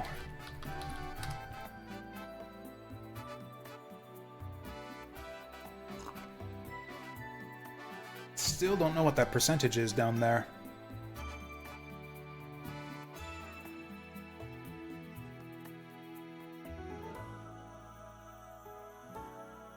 Oh, that's my percentage. I'm at 2.09%.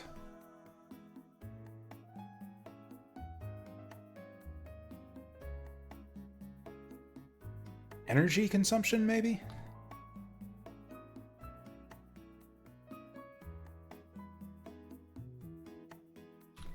Okay, we're back in here, but we're slightly better prepared this time. Thanks to being a tougher class and having cleared out one side dungeon.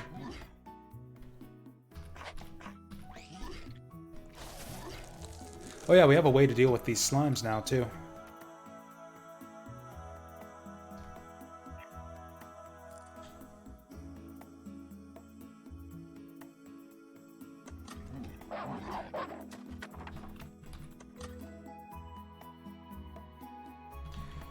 Okay, so we've actually got a good skill combo going here, too. So Leap Attack is for getting in, and Whirlwind is for getting out.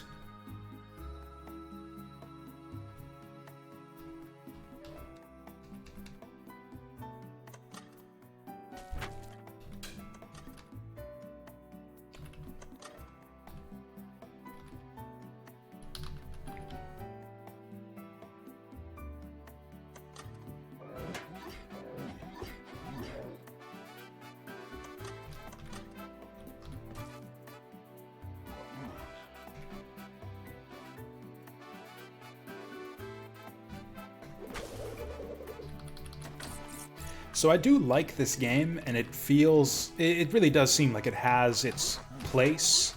Like it's not just a copy of its influences. I'm always a little bit suspicious of games that, especially indie games, that lists their influences on the Steam page. This game lists, yeah, if you look on the page for Rogue Empire, they list a bunch of games that they say that that they were inspired by.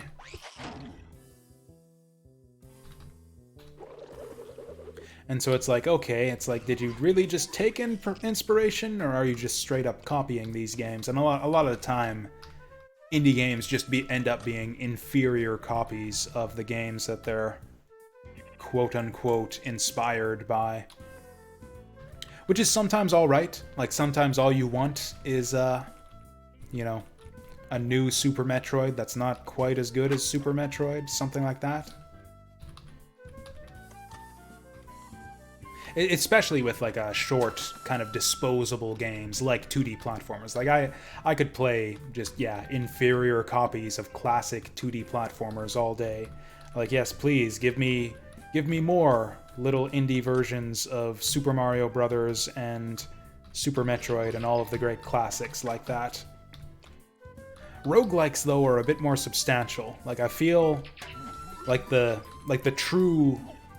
pure roguelike genre is kind of harder to break into and to find a place for your game. Just because they're so infinitely replayable. They're like, what do you call them? Like lifestyle games. You could pick up a game like Tome or Angband or NetHack, and there's just enough infinite variety and replayability to them that could be the only game that you play for the rest of your life.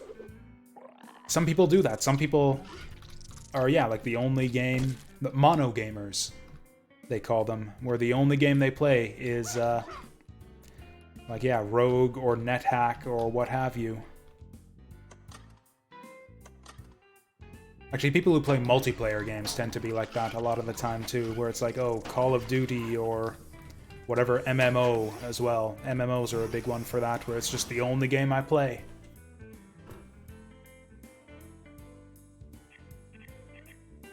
And yeah, those are the hardest genres for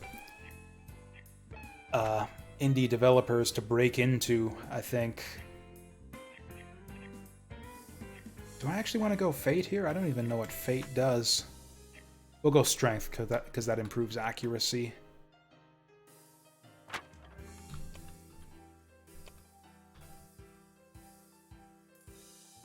Where's the exit? Is this going to be some buffoonery again, where the exit was back by the entrance, and I just didn't see it? Not quite. Whatever, I think I want to thoroughly explore this floor anyways, since we're relatively safe this time around.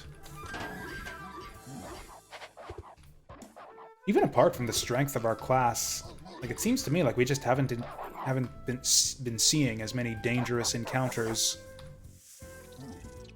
as we did with the previous couple characters we tried.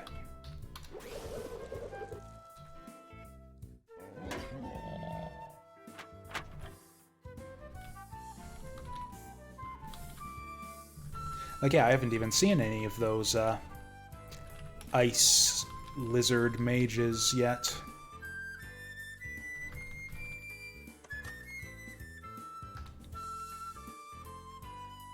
Yeah, let's just move on to the next floor.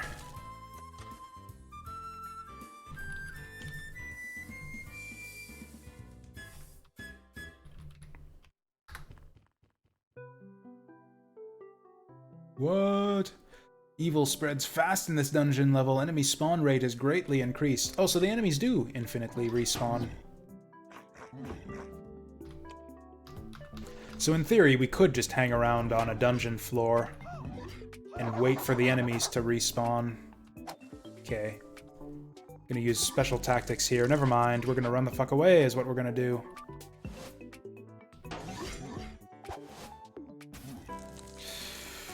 Oh boy.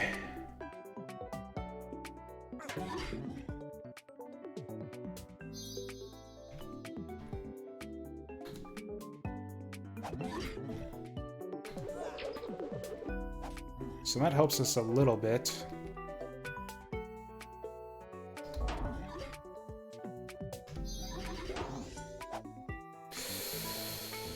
Oh my. Well, here's our difficult combat encounter that I was hoping for.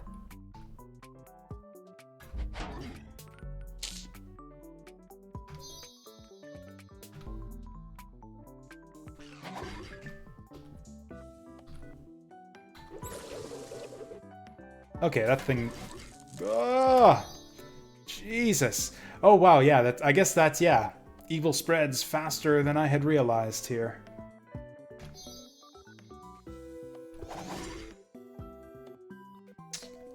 We're in a lot of trouble now. I am completely surrounded. I don't want to get poisoned, but I kind of have to get poisoned. Never mind. Apparently I can't even hit the enemies now.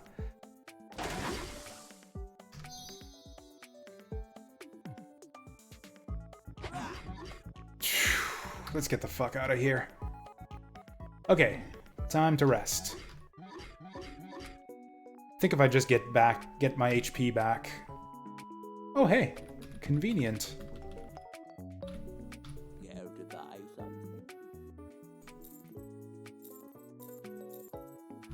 So that's gonna help us rest. In fact, I can probably just eat all 4 of these. Good stuff. Ooh, he didn't last for very long. I should have looked at the other stuff he had for sale. Oh well. Oh wow, the enemies just spawn, like, right on top of you.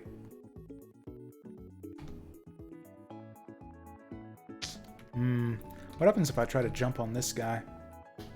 Oh, I can't.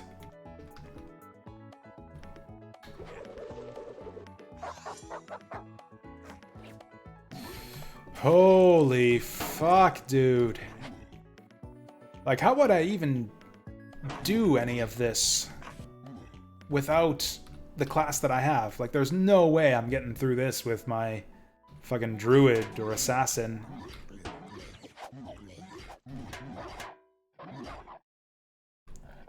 Like, if we come in here as my old druid, I think we just have to say, like, yep, forget about that. That barrier's never coming down.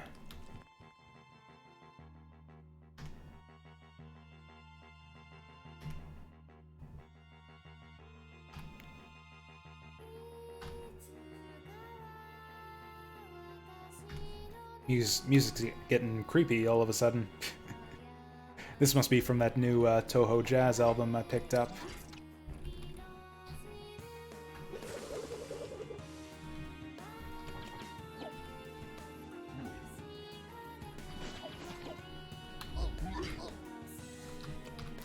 Okay, we want to go quickly through this place. They are... Yeah, they aren't fucking around when they say how greatly increased the spawn rate is.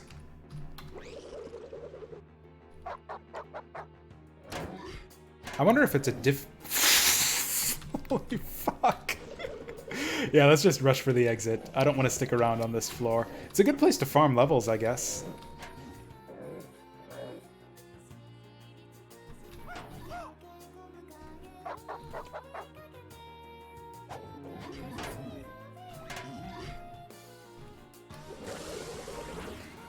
Hey, level card time.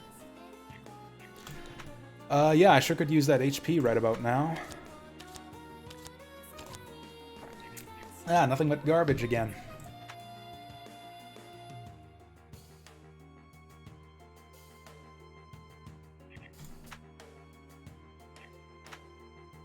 I think I actually do want dodge chance right now.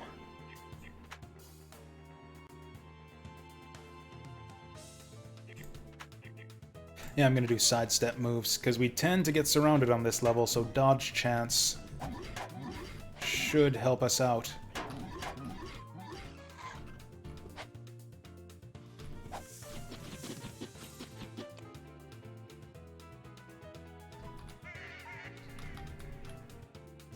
Oh my god.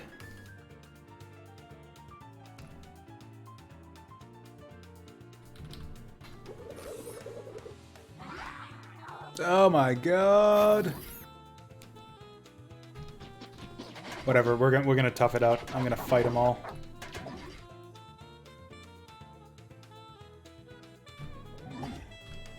And then we're gonna run the fuck away. Oh, that whirlwind is so good. Just about out of potions now.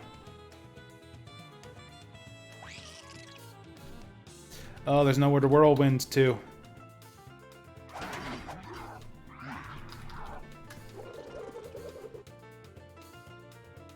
Running out of potions now, too.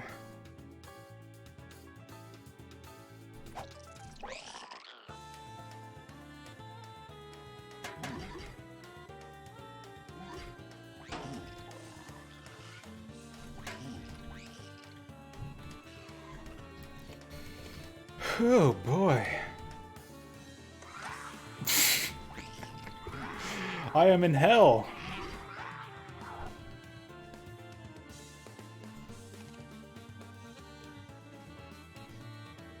I can only hope that this this whole increased enemy spawn thing is like determined partially by the difficulty setting.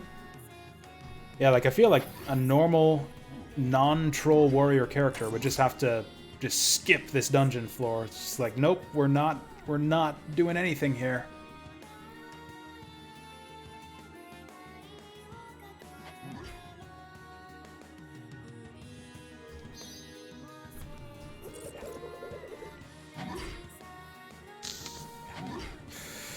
Oh boy, are we about to lose another character?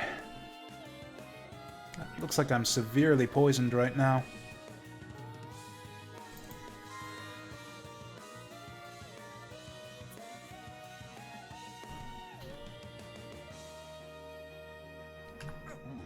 Well, that helps. Oh, I think we're done.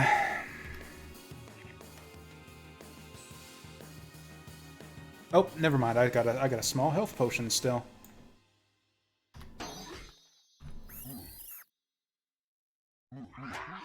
Fuck.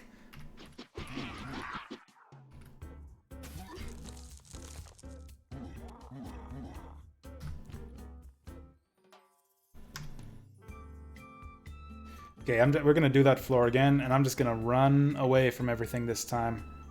We're burning through our food, too. Actually, no, I've still got quite a bit of food left.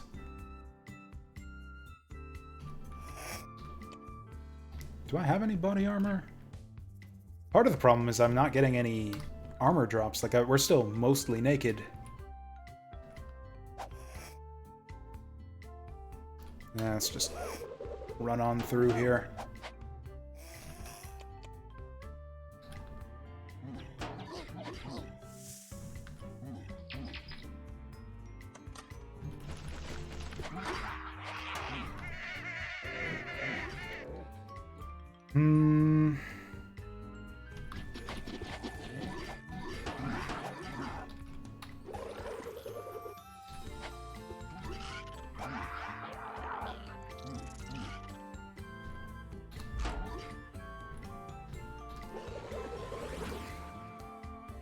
Getting good levels, if nothing else.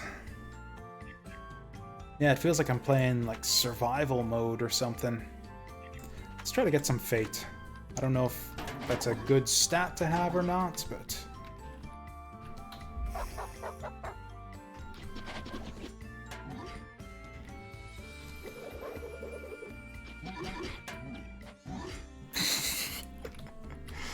Could I just not be so... Could I just have, like, just a few turns? If I could go, like, 10 turns without being completely fucking surrounded by enemies, that would be really kind. This whirlwind is, like, saving my ass here. We would be fucked without this ability.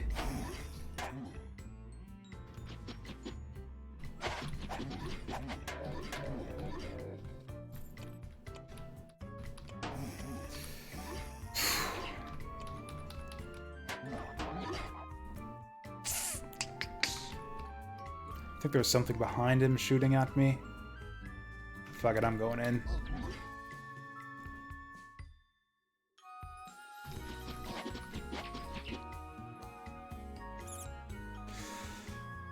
Okay. Zombies are bad news. I'm gonna quaff, and we're gonna jump in.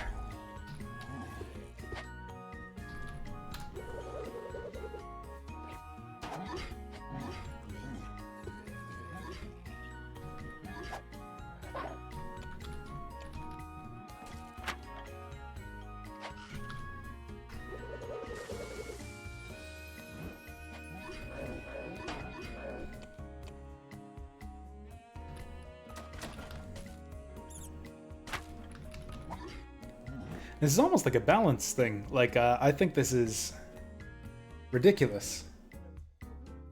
Like, if I didn't have a quest to go do something in this dungeon, I would never explore an evil-spreading dungeon floor ever again. This is just stupid.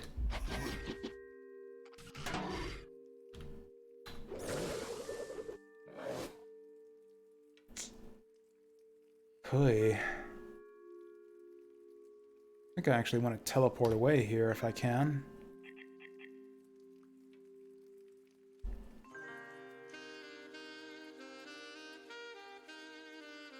Oh, let's try this one. This might help. There, get some beasts between me and the ranged guy. That was less helpful than I had hoped for. Oy.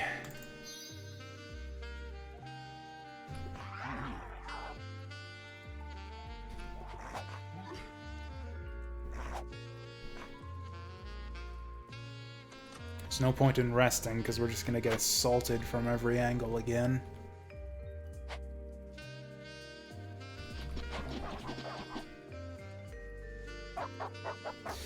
Wow. Yeah, I think they need to rethink the way that enemy spawning works on these types of floors. This is just absurd.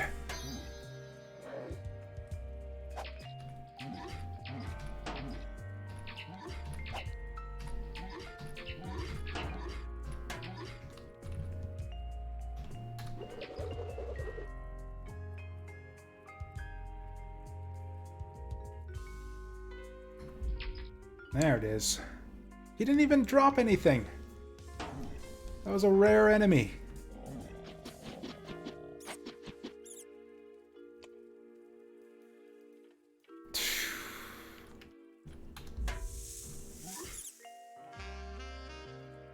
Just getting whittled down here. Hey, there's my man. Potions, please.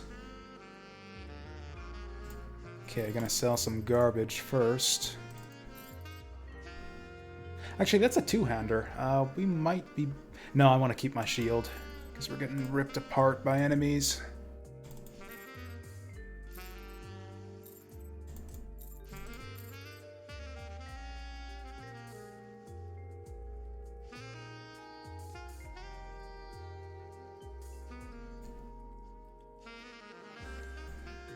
Ooh. That's actually not very much damage. 5 to 8? Yeah, we're getting 5 to 9 right now with our mace here.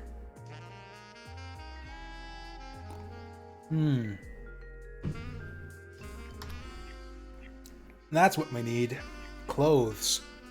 Yeah, so we need pants, so we need head, shoulders, hands, and legs.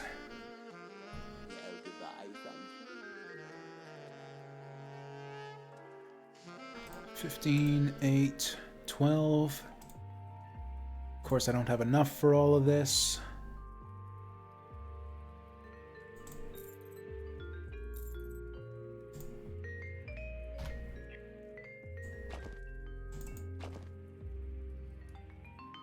Unless I maybe sell some more garbage.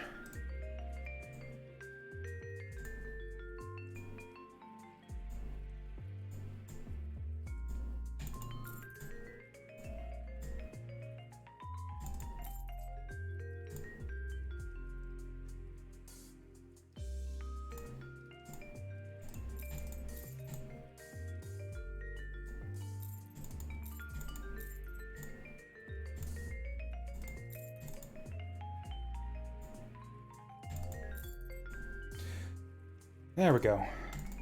Now we are fully clothed. Minus the bracelet.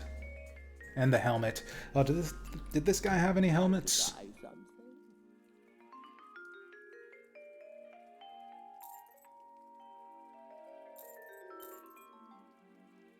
I don't even need any food right now.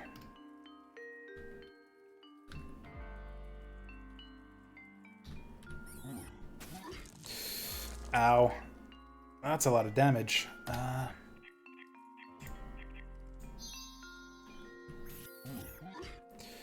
Oh, are there two of those guys?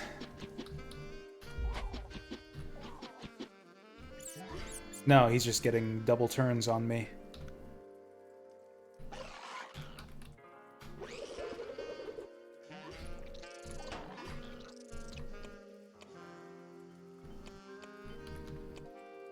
Okay, I can actually go back and...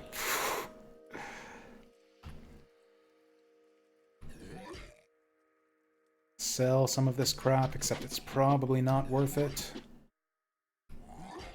You know what? I got rocked by a zombie last time. I figured I was safe at 20 health or whatever.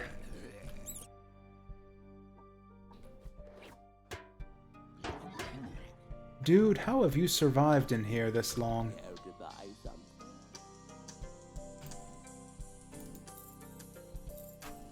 Ooh, bracelet. I don't think I have one of those yet.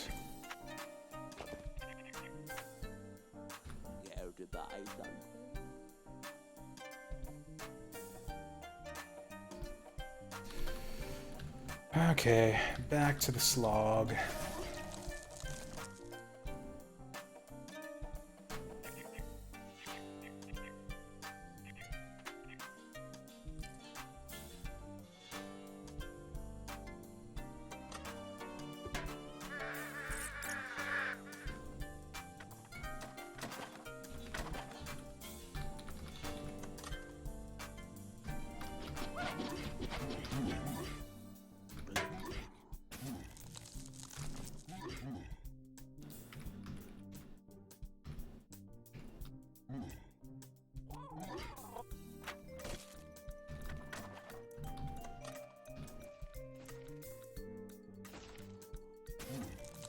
Of course.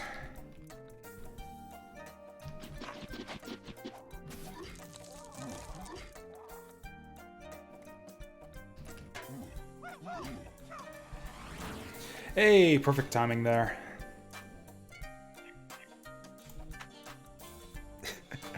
You know, I think I might take these. Is that 2? Yeah, 2 potions of body mutation. Those sell for like just about $3,000 each, so that's just a shit ton of money if we take that. Hey, a special coating enables your character to block part of the damage of most magical or elemental attacks. Yes, that is exactly the problem we are having right now. That's tempting too, but we'll grab this one. Okay, we're officially a shield fighter now.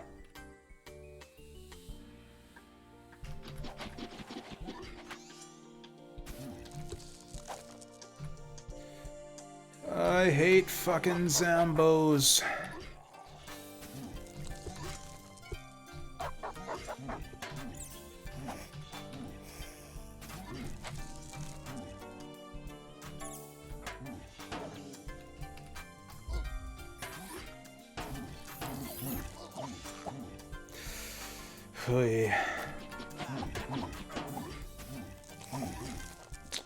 Okay, things are getting dicey all of a sudden.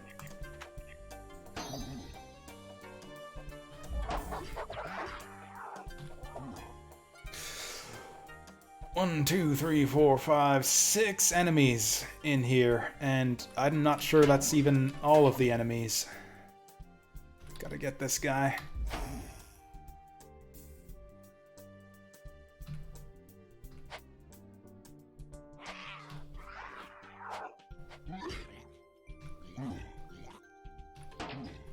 Like, I think we might have out-leveled this floor at this point.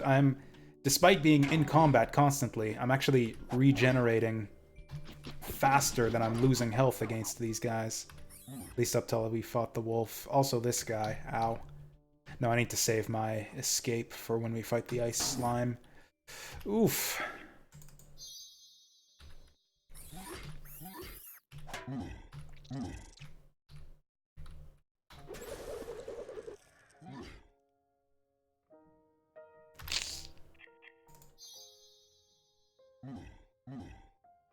Oh, I'm poisoned.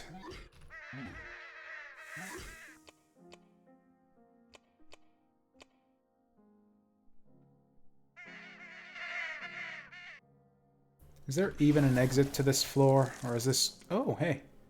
Uncovered a trap there.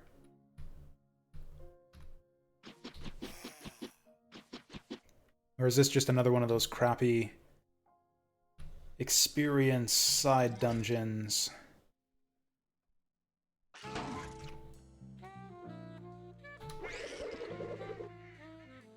I mean, if so, it's doing its job. We're getting a shit ton of experience out of all this.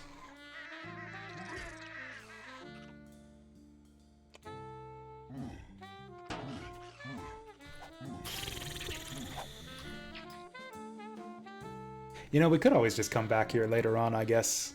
Gain some levels, and then come back once we're tough enough to basically trivialize all the enemies in this dungeon.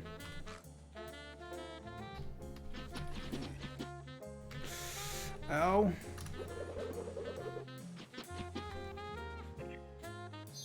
In fact, I think we might have to do that. Like, my resources are spent at this point. Although, it's a long way back to the exit now. Whatever, I don't think we have a choice. I'm gonna get the fuck out of here. Oh god, the zombie's chasing me.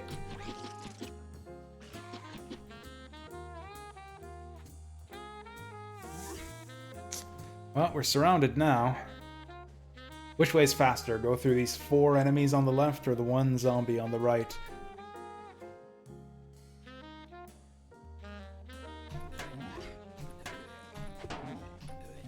I think it's over.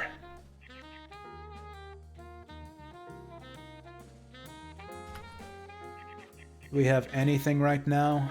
Maybe a wand. Like some kind of teleportation wand.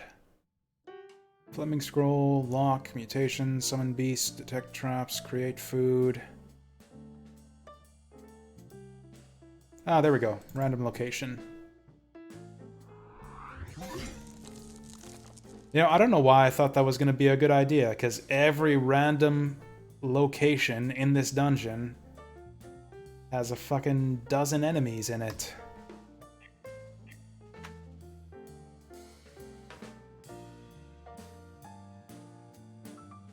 I should have used this on the zombie, actually. That would have been smarter. Ah, we're done.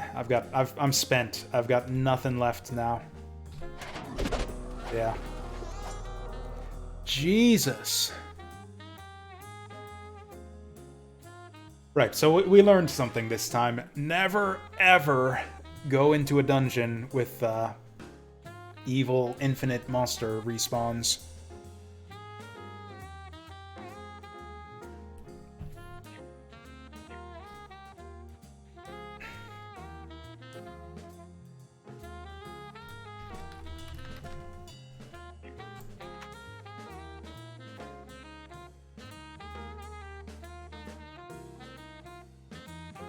Yeah, getting up there on the leaderboards. Timed mode, impressive. Seems to be a popular way to play it. Okay, how are we doing for time? Oh yeah, I've easily got time for one more round. Now, do we cut the difficulty back? I don't know. Oh, also, we got a bunch of soul essence this time.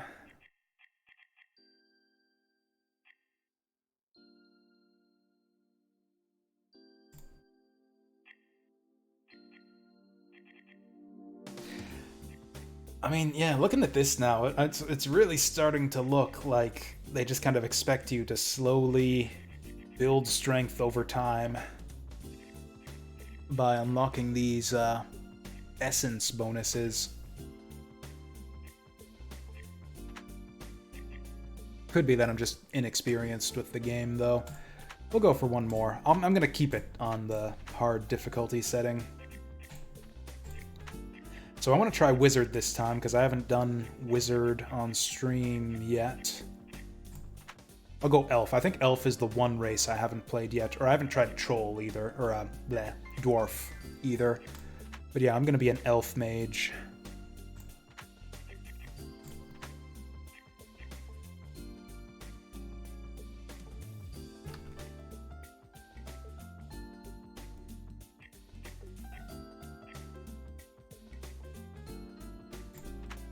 I have a feeling this is going to be a very short run right here. But we'll see. We'll try to make the most of it. Gloves? That is a weird pickup for starting equipment. Okay, I think staffs are ranged in this game, so that's one thing we have going for us. Although they also cost mana to use.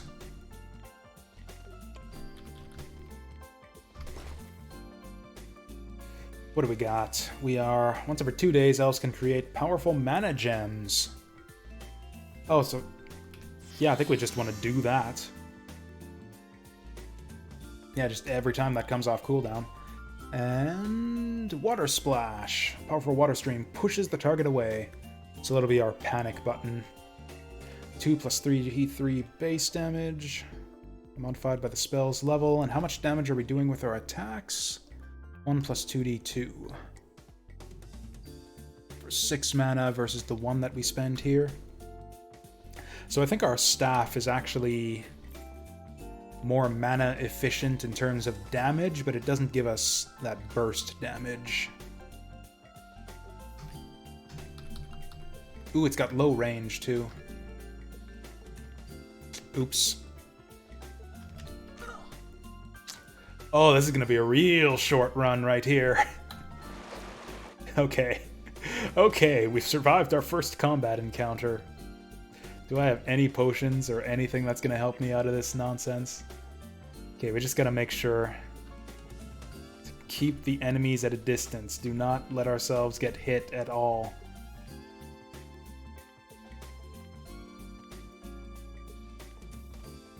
Corners are like the most dangerous thing in the world right now. Every time we go around a corner, we could just die instantly. 2-panel range on this. I don't think that's enough.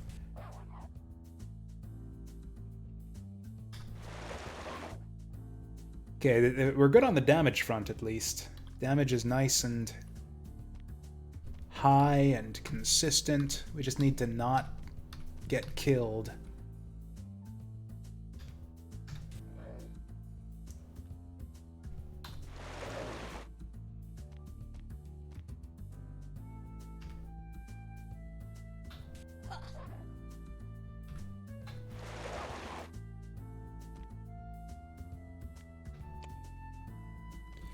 That's not the kind of wand I was hoping for right there.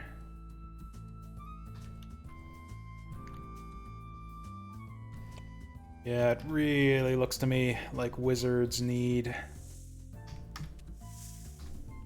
better range.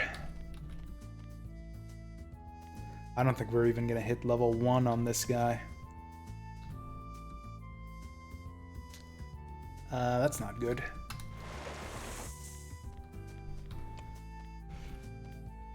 I mean, he's doing the job, at least. Just nuking everything in 1 or 2 hits. Consistently, too. I don't think we've missed yet. Maybe it's not possible for magic to miss in this game.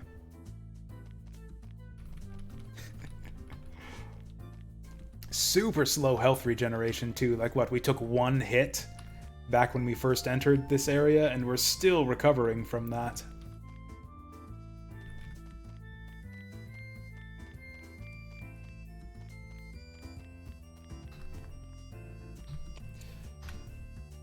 Ooh, a hat, finally. So is anything on this character sheet going to explain to us the way magic works? Spell power influences the power of spells, simple enough. Spell power influence, whatever that means, mana regen.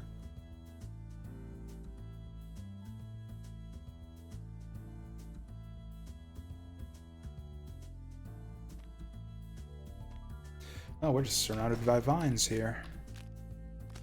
Oh, you know what? I don't want to take these down. I think we can shoot through them. Yeah, vines are our friend. If anything, I think I kind of want to just rest here and wait for the enemies to come to me through these vine walls. But it looks like they're not going to.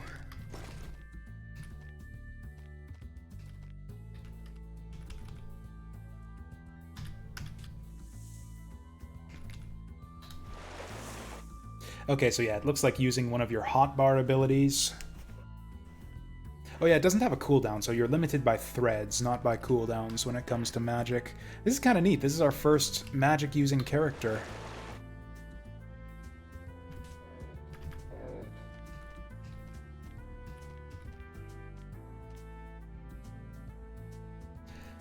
I think... Oh yeah, also is the range on this one any better? It is. We can go 3 tiles... Now, is this going to pierce through both of them, or is this going to just hit the one in the rear? Damaging everything in its path. This spell is amazing. Whoa, look at that.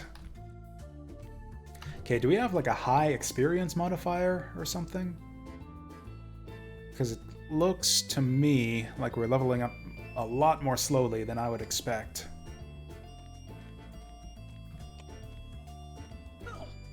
Oh, this is our downfall right here. Is did he just dodge that? Yeah, so if we come up against enemy ranged characters, they just massacre us. I'm gonna try that again.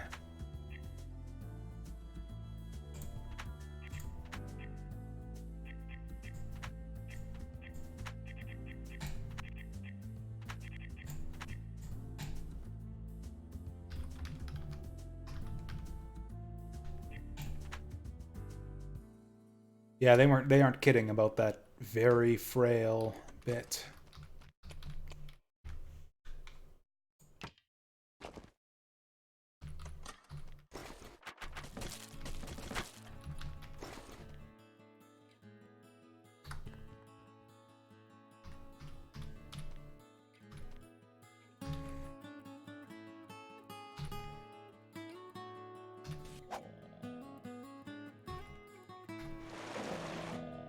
Oh, that is pretty neat. I can actually manipulate the vine walls to my advantage by shoving them with that spell. That's not advantageous for it to be there right now, though. That's in my way.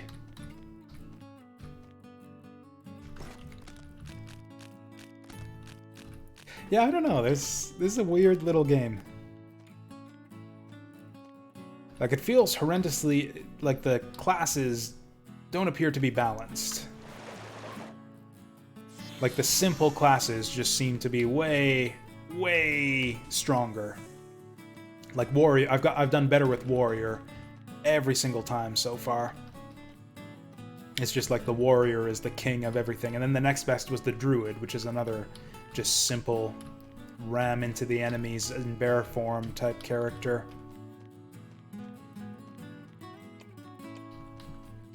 Whereas every time I've tried to play any type of ranged character, it's just been a horrible clusterfuck. But it's been more fun. Like, it's actually a lot more tactical. Like, you've got to think about your moves a lot harder as a hunter or mage. It's just, you know, it feels like the game is impossible. Like, yeah, what do I do about this? Oh, he's still not dead. That's great.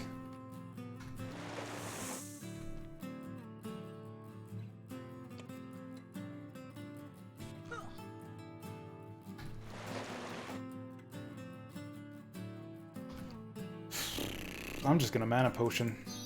I don't have enough constitution to rest effectively anyways. Oh, this is a problem. Okay, so it's not HP that we rest for, it's mana. And boy, does that recover slowly.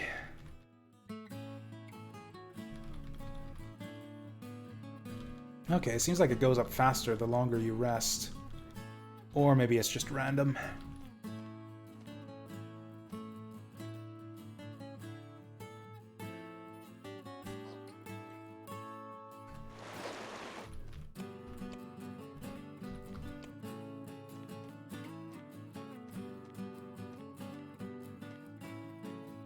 You know, in spite the fancy graphics and everything, this actually kind of feels like a traditional roguelike.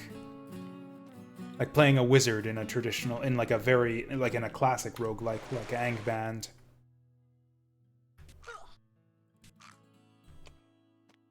Because yeah, wizards in like Angband and Rogue, like really are just made of fucking paper. Basically, you are in extreme danger right from the very beginning of the game.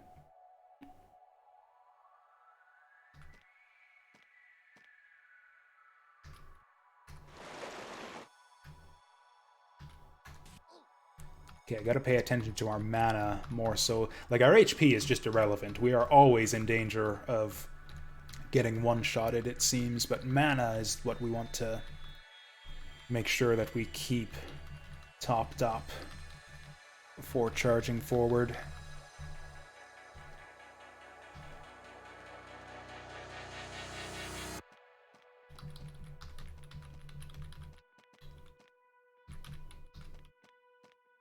Oh, incidentally, I'm just gonna go over and...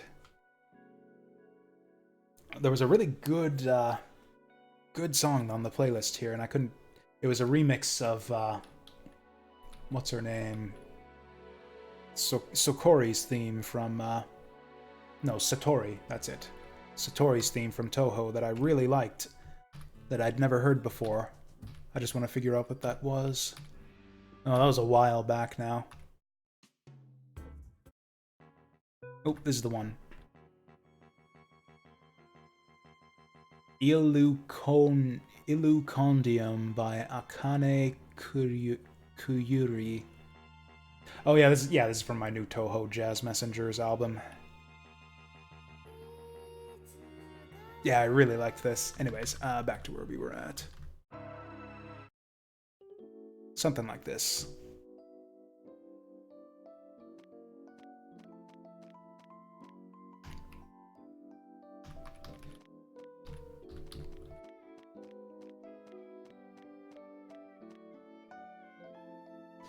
Yeah, I'm not even gonna get level up by the time we're done here.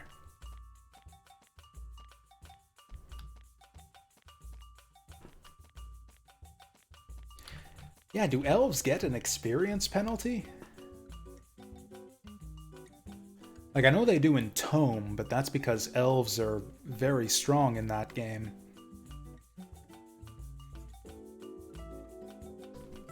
Whereas here, they're kind of pathetic. I should have actually read what the racial bonuses I get for being an elf are. This is new. Is this like a random encounter type deal? Oh, that's scary. Oh, boy.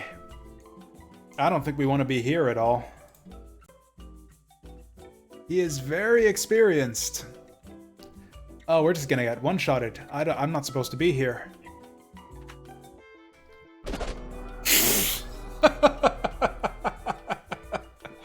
Okay.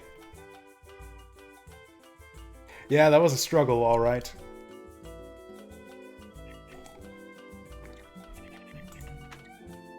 I'm gonna make this elf mage thing work if it fucking takes all day.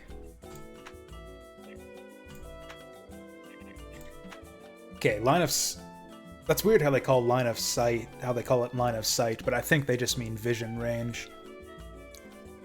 Stone Infusion is pretty strong if we actually last long enough to find ourselves a good wand. Percentage bonus to stats is also really good. Again, it will be really good eventually if we can get some levels and start boosting our stats. Yeah, it seems like they make naturally good mages with that spell power and intelligence bonus. I'm gonna do it again. Doing it till it works.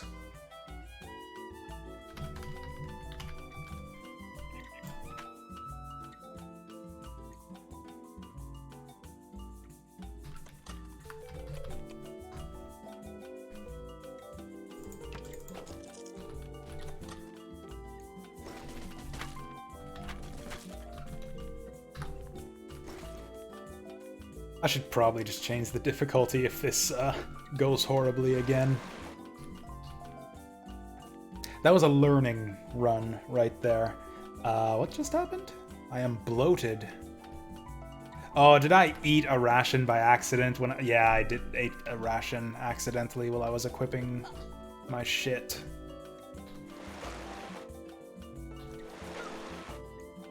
Oh, he dodged it. Cool. That's the first time I've seen magic miss before. Yeah, the classes in this game are just not balanced, straight up.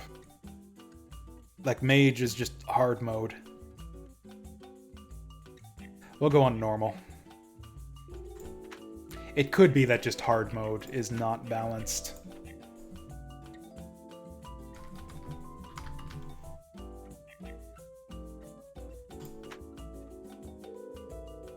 Yeah, we're playing wussy elves, so we need to play on wuss mode.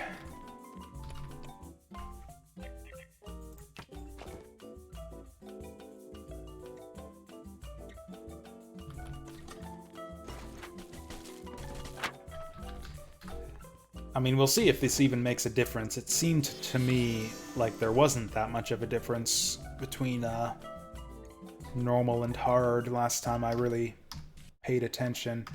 Yeah, this is a lot easier already.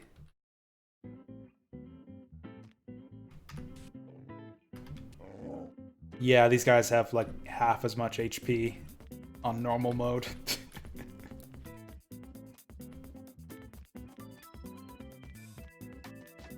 Yeah, this is probably how it's supposed to be.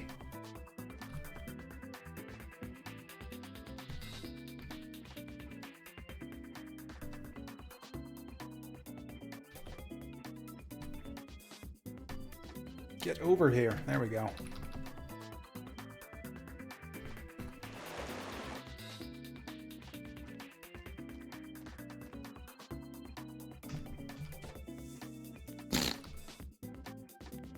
Okay, so this is probably the way the game is intended to be played, yeah. Hard mode is actually a huge boost in difficulty. Which, you know, is cool that we got like an extreme hardcore challenge and all, but yeah, I was kind of being stupid and stubborn by sticking with it for so long. It was enjoyable. I had to think real hard about our moves a lot of the time. Like, if this ends up being too easy, I might just go switch back to hard mode, but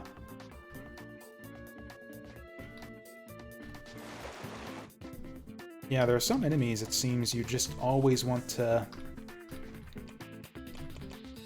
open up with the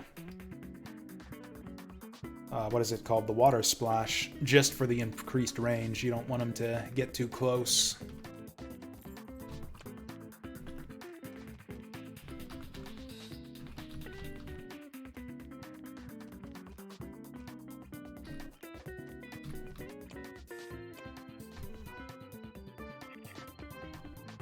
Thought I saw an enemy there. Oops.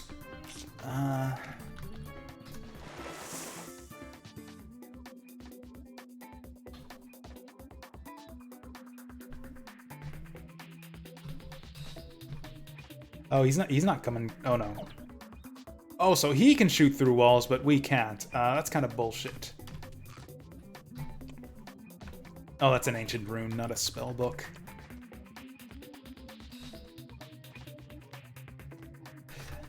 Actually, that mana potion might be good in an emergency.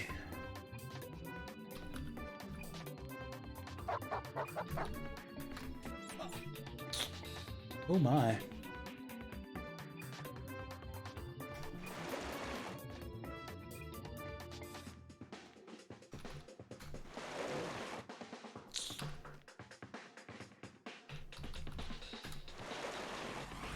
Hey, there we go. This is the first time I've gotten to level up as a wizard. I am not impressed by all this. You know, times at the sales that are coming soon to see. I don't see how sales would affect when I start playing Trails of the Sky. Like, unless there's, like, a really good game that goes on sale that I just want to play immediately. I can't think of anything like that. Like, there's no games that I'm really eager to start playing right now that I can think of.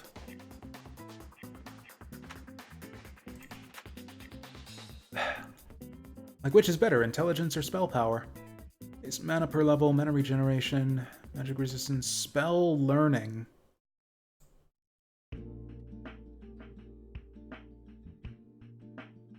Like, I feel like our spells are plenty powerful right now. If anything, we're limited by mana. So I think we'll go intelligence. Ooh, increased arcane flow, mana regeneration. Increased maximum mana. I'm actually gonna go corpse looter. I feel like we're pretty good on mana supply for the time being.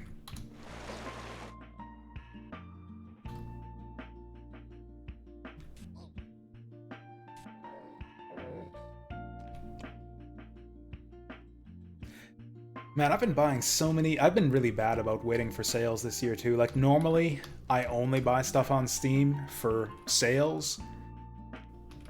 But since I've been, like, you know, buying games for the stream and such, and because there have been a few new releases I was excited for this year, I ended up buying a lot of stuff just when there's no sale of any kind going on.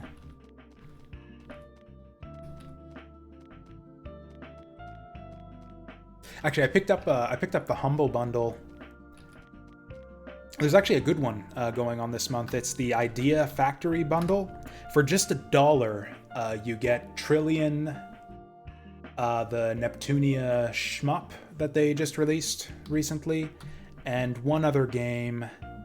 I forget what it's called. It's like a first-person dungeon crawler with big titty anime girls as your player characters. It looks kind of shitty, but you know, it's $1. And Trillion is Trillion is actually a pretty good game. I would highly recommend Trillion, you know, for $1.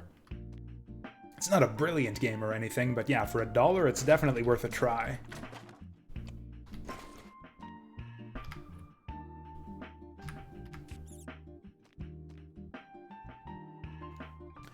I could go through my wish list, or I guess I can't go through it super quickly, since I've got like 300 games on there, but like if I take a look at the wish list right now,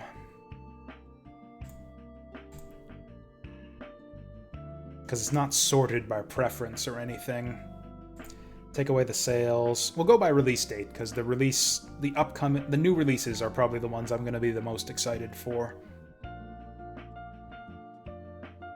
Like, yeah, there's Trials of Mana, but I don't expect that to ever go on sale. Also, that's upcoming still. Like, yeah, in terms of... Or I guess Indivisible, I'm pretty excited for. I would probably play Indivisible right away if that went on a really good sale. Code Vein. That's the thing, is these are all new releases, though, so they aren't likely to go on really good sales. Blasphemous, I would start playing right away on a really good sale.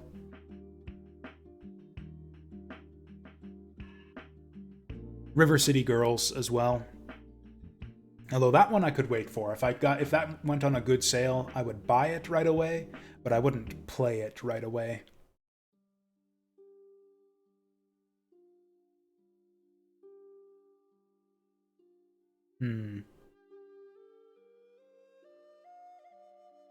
Yeah, there's not a whole lot. Oh yeah, there's the new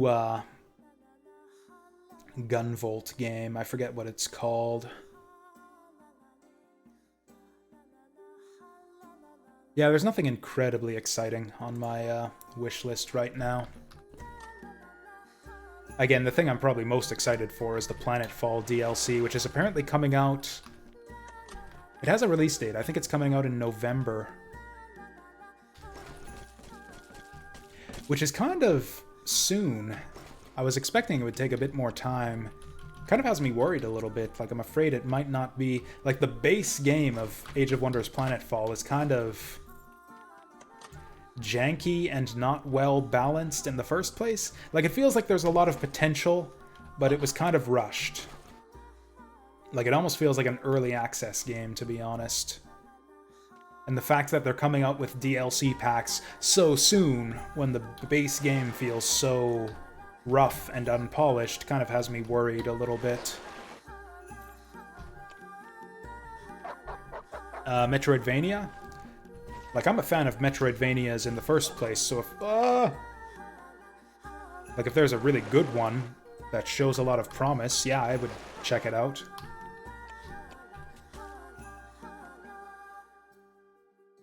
You know what? I'm just gonna drink a potion. Also, I should probably equip an offhand weapon just for the sake of being able to take out barrels a bit sooner. Yeah, we'll go for the spear. Yeah, we're not gonna be kicking down doors very much. Oh my god! Oh wait, that's all fine, because I can just AoE the fuck out of these guys. Oh, whoops, that's the wrong button. I'm gonna have to be careful about that, because the W and the 2 are close together.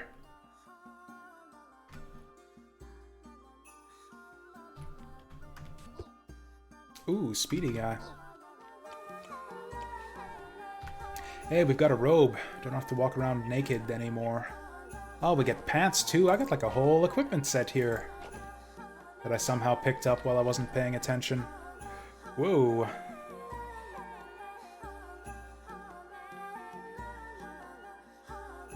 I was hoping they'd line up for me here. I was stupid for not. Yeah, I just took damage for no reason there.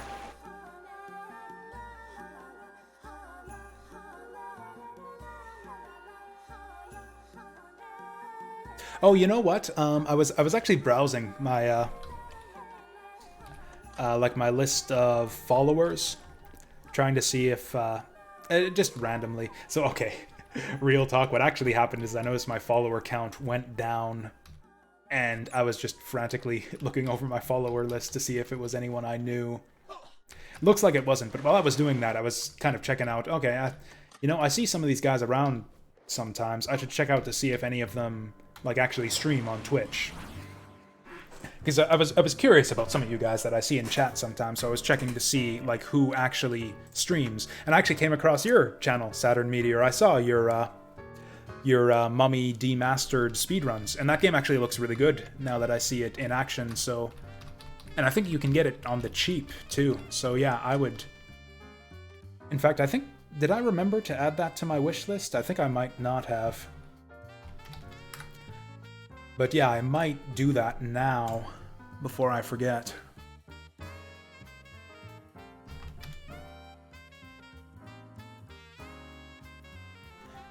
Like, yeah, my issue with this is that I always thought it looked alright, but it was kind of expensive for my liking. But yeah, I would totally grab Mummy Demastered once it goes on sale.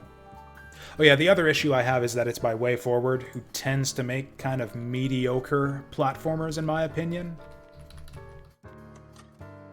Also, yeah, Mummy Demastered has some similarities with the Contra games, apart from the fact that it's a Metroidvania. And I think, yeah, WayForward was responsible for Contra 4 on DS, which I did not like at all. So yeah, I was a little bit skeptical of Mummy Demastered, which is why I didn't end up wishlisting it. But yeah, seeing your playthroughs on Twitch, it actually looked pretty good.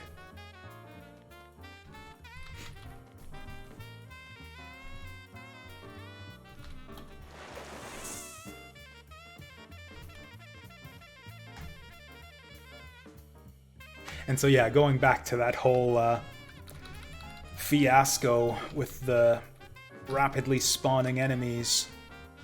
Yeah, it looks to me like the enemies are just not supposed to be that tough. Like, I was supposed to be able to just mow those guys down. Oh, once again, the exit's right next to the entrance. If I have a way to unlock this, we might go in here. Hey, there it is. Oh! Oh, that's right. I can swap weapons for free.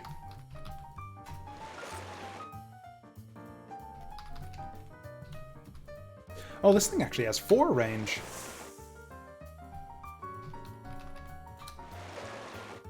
Yes, this is actually great for me when we uncover these big monster closets here. Yeah, this is just a bunch of easy XP. Also, apparently elves don't have to eat very much. Oh, you know what it is? Yeah, that's the other thing, is on hard mode, your food goes down a lot more quickly. So, you know, this almost feels like an overcorrection now, where it's like hard mode was a bit too hardcore for my liking, whereas this is maybe a bit too easy.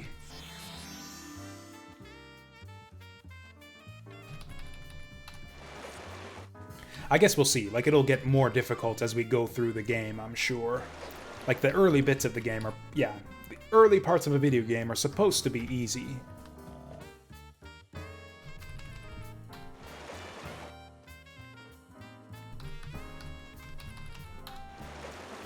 There we go. That's mana efficiency right there. 2 for 1. Only not really, because I could have taken those guys out probably with 4 staff bolts. That would have cost less.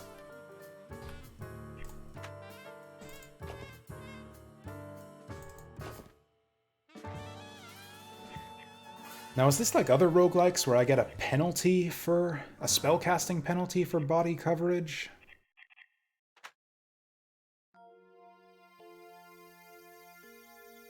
Body coverage. Chance that an enemy attack will hit any part of your armored gear. Eh? I think I'll go check out the forums for this game after today's playthrough. Ow. Ooh, yeah, traps are going to be super dangerous as a wizard here. But yeah, I wonder if there are any, like, common questions in the forums that would, like, sort of, I don't know what to describe it, like, did you know type, pro tips that would help me out with this game at all. Basic mechanics that I've been missing out on.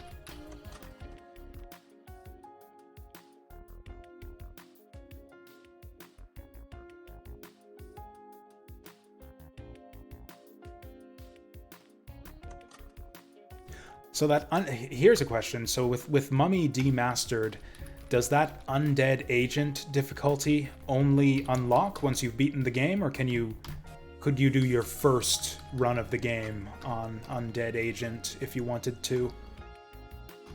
Because I think that's the way I'd probably prefer to play it myself, is on the hardest setting.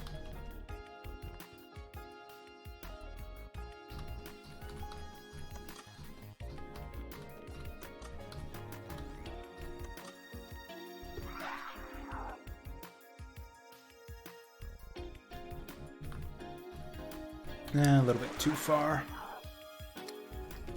Oops. There we go. Okay, that's good. That's good.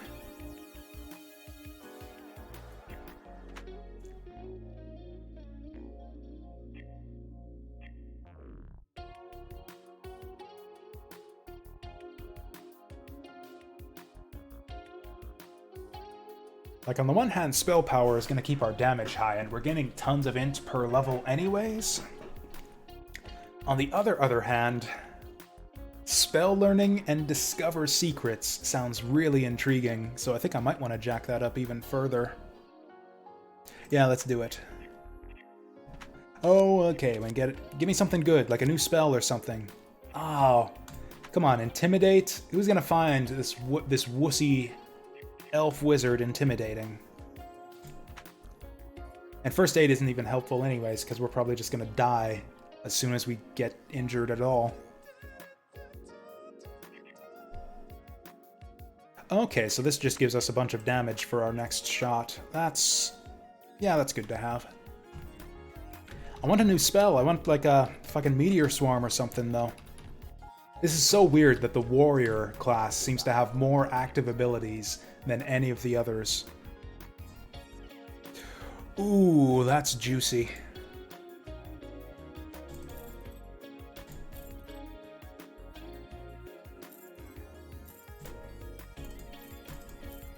So are these staffs better than the one that I have already? They are the same thing.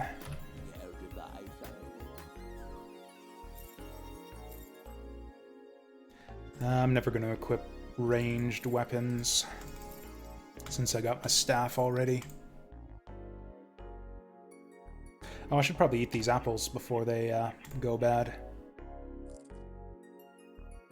Also, I probably should have eaten the older apple before it goes bad. Whatever, we can handle them both. Care to buy something?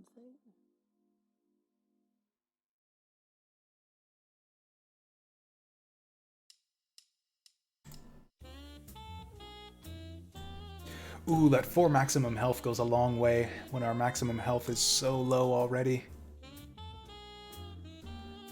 Spell power and int. Yep, we'll take that. Ooh, XP gain. Yep, I want that too. Perception, fate. Can't afford it anyways.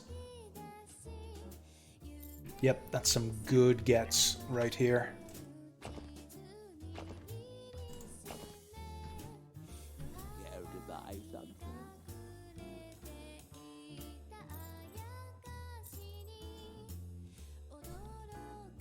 Ooh. I might just want the money right now. Like, this rune isn't... There's a strong chance we're not even going to survive until we get 3 runes anyways. So I might as well just sell it for money. Get ourselves some perceptive and fateful leather pants.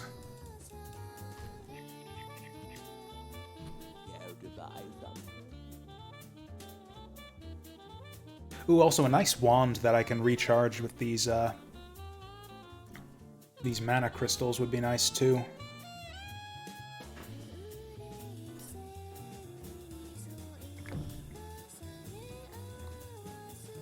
Fiery flare scorches the air up to 2 tiles in the target direction and damaging everything in its path. It's not even that expensive. 3 plus 3d4. 2 tiles in the target direction isn't very good. That's actually worse than my water burst.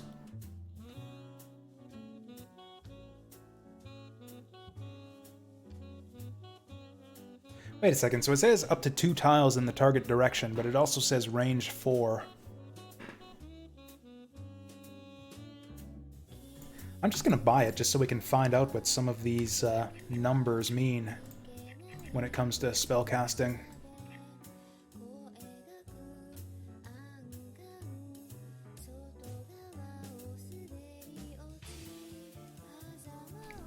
Okay, that's enough.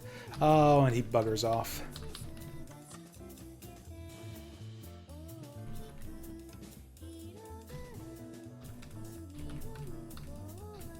Okay, so sure enough, it has 4 range.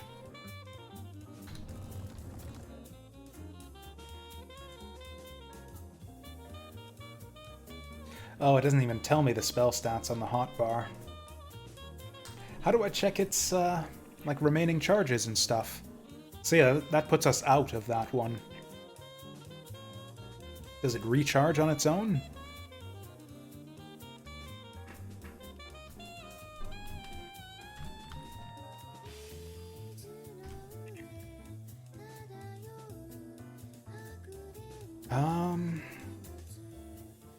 I guess we'll just leave that one for now. So it's on 3 of 20, and I'll make a mental note to check that one out again later. Oh, he got teleported away there.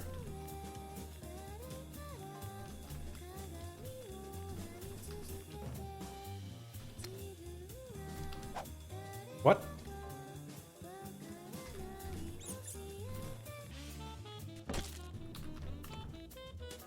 You know what? I've got enough mana now that I don't need to worry about using up too much of my mana. Whoa. Oh, he just teleported back in.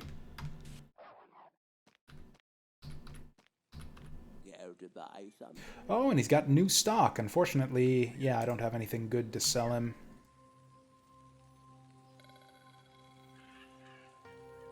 Yeah, it's a bit pricey. Oh well. Plenty of shopkeepers in the future, I'm sure.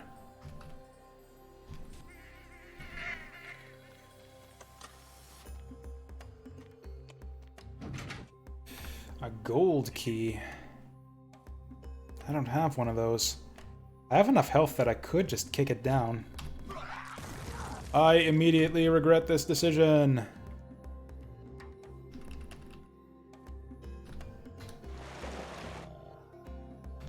Actually, this might work out alright for us.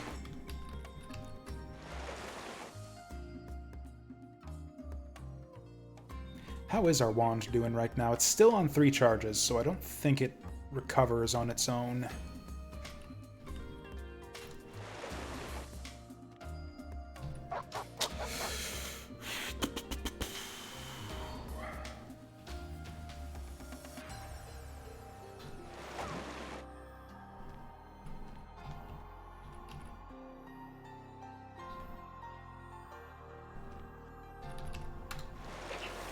Form a conga line! Actually, let's heal up before something horrible happens. That was worth it. Oh boy, here we go again. Okay, that door is just whatever. Oh, we had to do all that to get to the fucking stairs. I did not think that they would put stairs behind locked doors. I don't know why I'm suddenly playing like I'm a barbarian or something.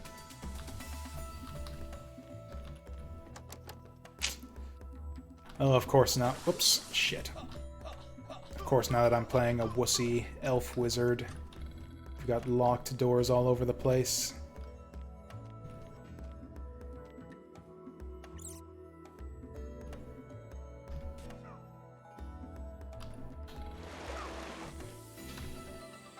I mean, there's no sense holding on to these crystals. I might as well use one.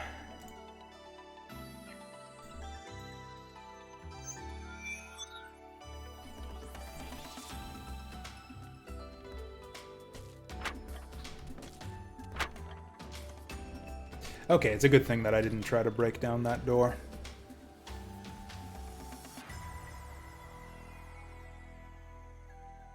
What do you mean offline notification? Am I offline? No, it looks like we're still going strong.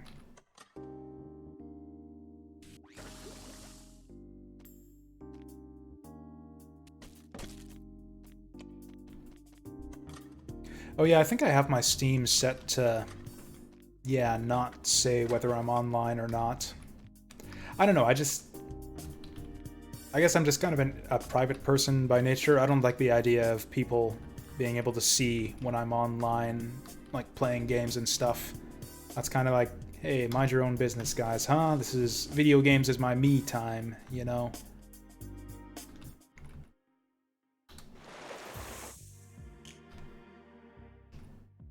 That's probably why I have no friends in real life, but whatever.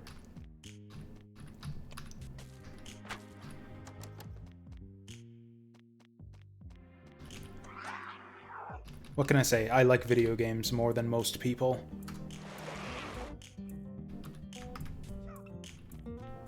Ooh.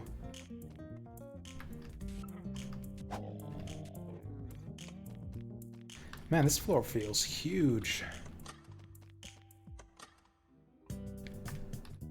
Yeah, the main thing is I don't like playing with strangers. Like I like online and multiplayer games and stuff. It's just for me, the whole point of like multiplayer and online games and such is the social aspect. Like I don't want to play with random strangers. I've definitely, yeah, discovered that for myself over the years. I think I might want to go perception just to increase my line of sight.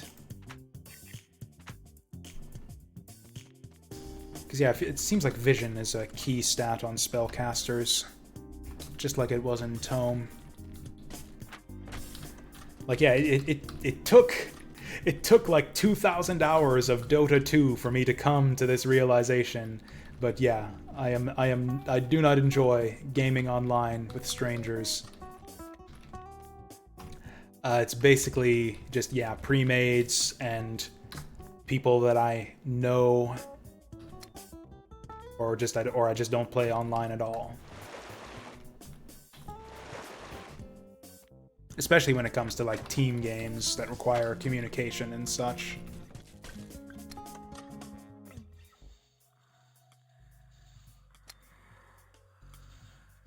Did I notice what?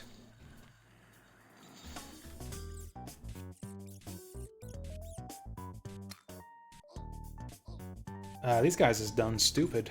Oop, I'm hungry. I'll eat an apple or something and then mock his stupidity some more. Oh, I have Steam set to hide notifications when I'm in game. So yeah, if there's anything for me to be notified of, I will not see it until I stop playing the game. Oh yeah, I forgot I've got this thing. That seems to do nothing. Oh, come on, that was, what, a rare rat, and it didn't even drop anything?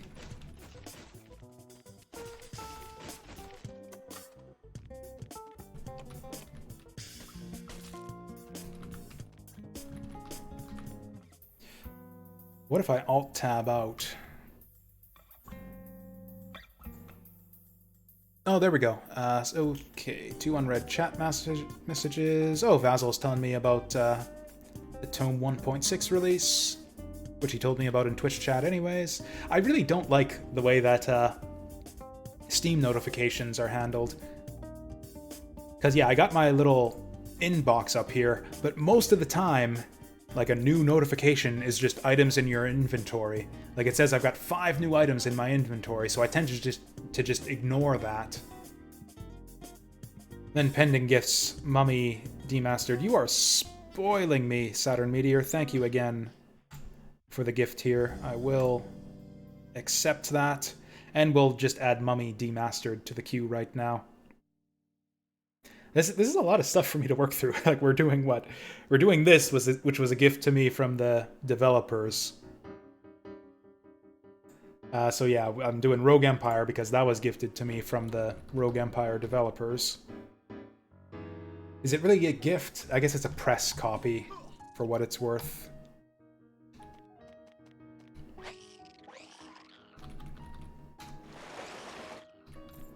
And then I've got, what was the other one? Oh yeah, there was Dragon's Trap, which I still have to get around to. There's, then we've got, what's it called? Trails in the Sky, Legend of Heroes. And then Mummy Demastered on top of that. That's like a good solid couple months of gaming right there. Like, frankly, I'm not even sure if I'm going to be done with Rogue Empire anytime soon. Like, I'm still having a good time with this game.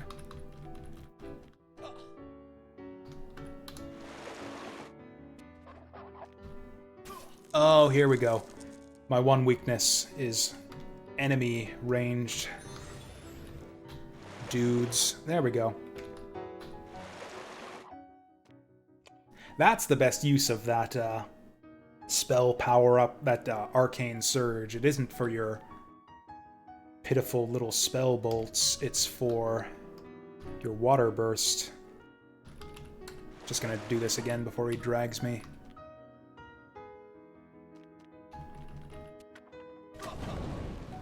Oops. I am on fire!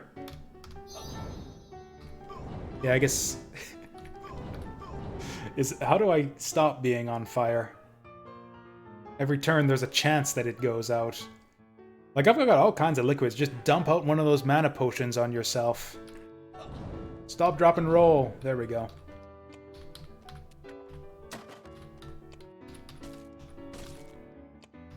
Ooh. I don't think I have anything on my shoulders right now.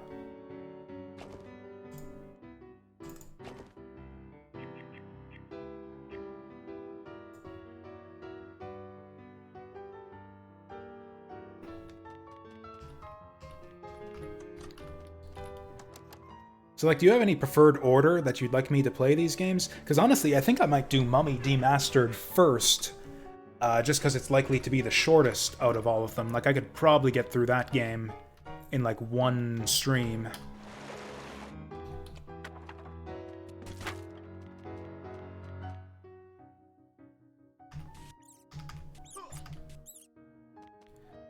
But yeah, the basic idea is, because I know I've got a lot of games to work through at this point. I still want to continue on with the Fire Emblem playthroughs.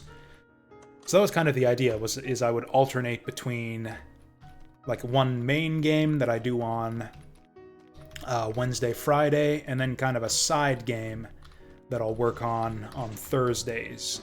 And that's this right now. So our main thing right now is going to be Fire Emblem.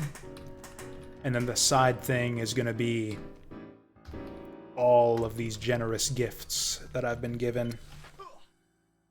Given how many gifts that I have to work through, I might actually reverse that. We might switch it to Fire Emblem Thursdays and gifted games on Wednesday, Friday.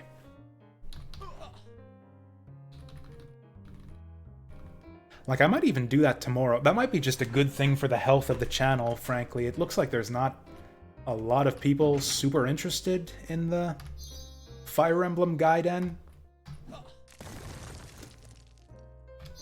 Okay, we'll see how this goes.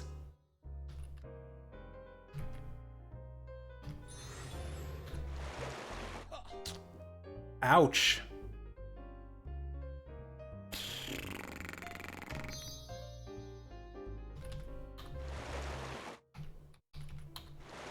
Okay, this is actually good for us. We're actually, yeah, keeping him out of our range. Oh, we got all kinds of good stuff from him.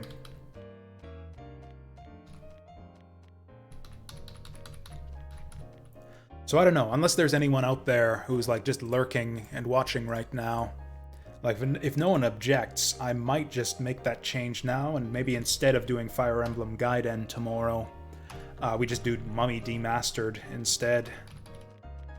And then switch Fire Emblem to Thursdays from now on. So I came up one of these stairways.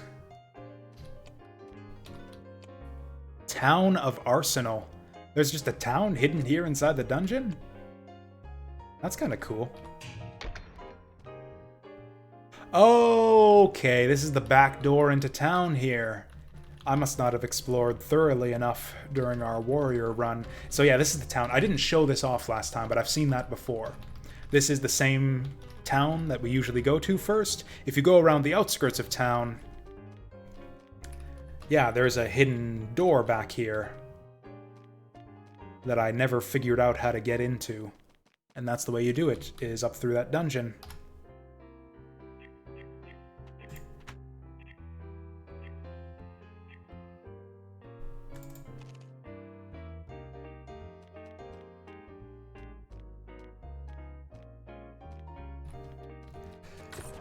Whoops. Yeah, I forgot about the rats. There's like a certain degree of retroness that's kind of niche. I don't know if that's a good way to describe it, but like I know retro gaming is kind of a fad right now. Like, people love the retro games just here on Twitch, with all the indie retro styled stuff. It's kind of a fad these days. But it's mostly like 8 and 16-bit era retro stuff. Ooh, we can buy one of these, only we can't because we're poor.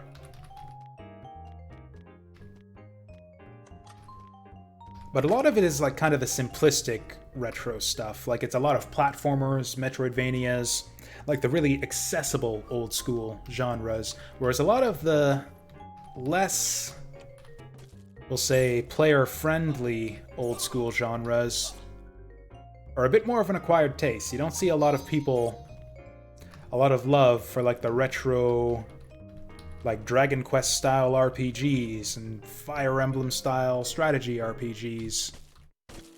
Or like the really complicated and obtuse simulation and strategy type games. Master of Magic and that kind of thing.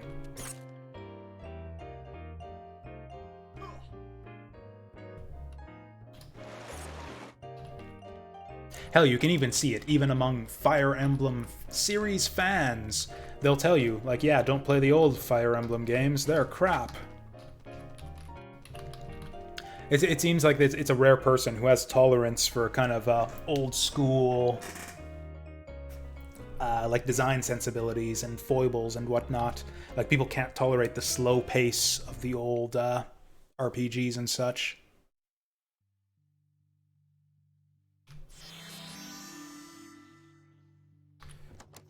I think I might have a silver key. Oh, yeah.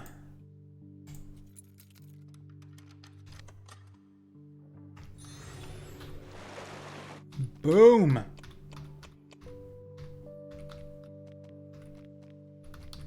So yeah, our water jet there was like a boiling water splash, so we just boiled that guy alive. Looks like you could use an Stashed him away for later eating.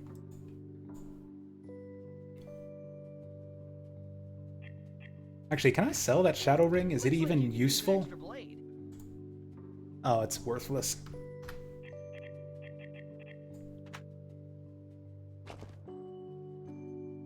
Actually, I can sell all this crap.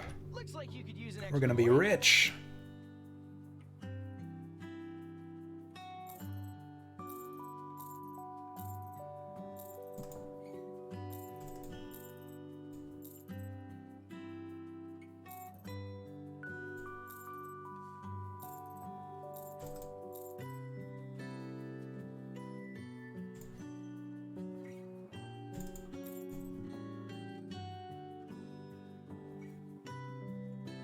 Like, I would totally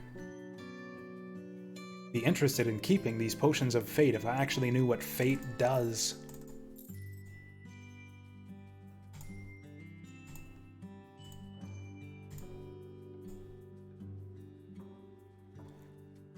The rest of this looks alright. So now we got some money to play with, but there's nothing good to get in the shop. Or I guess I'll just take some food. Looks like you could use an extra blade. Bitch, do I look like I need an extra blade? I need like a fucking... I don't know, the opposite of an extra blade. Like a fucking sniper rifle. Just anything to keep me away from the monsters as much as possible.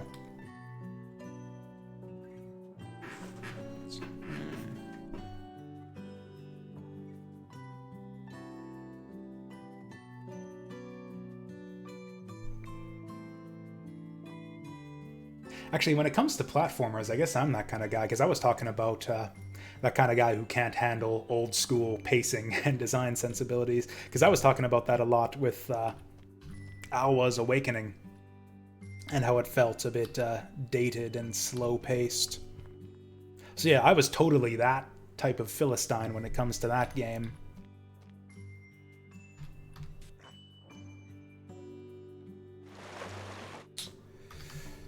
Ooh, a...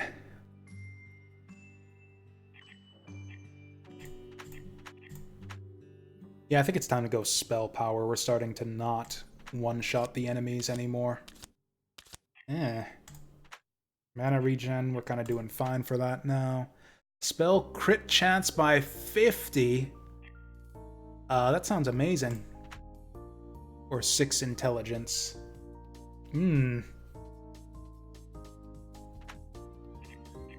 Like, we gotta do this, right? 50% crit? Holy shit. Oh, so it's like 50% of your current percent. So we go from like 10% to 11, yeah, to 10% to 15%. That's misleading. I mean, it'll eventually pay off once we get our spell crit chance. How do we even increase that? Actually, that would be perception, wouldn't it?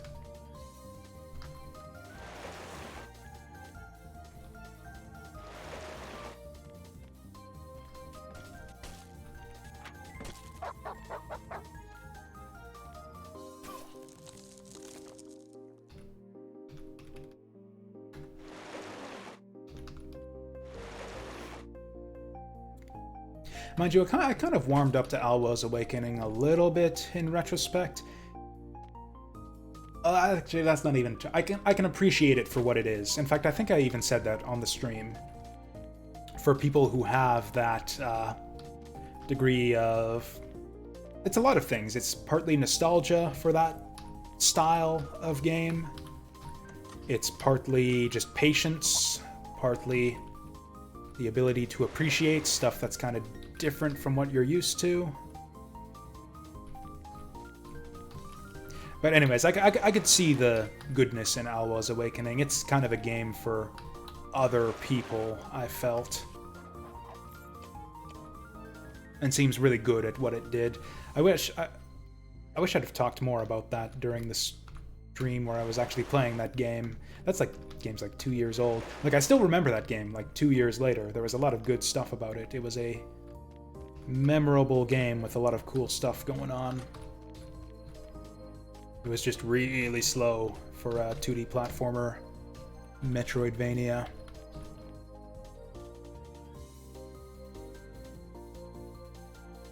Oh, you picked up Akane, the Kunoichi? I really disliked that game.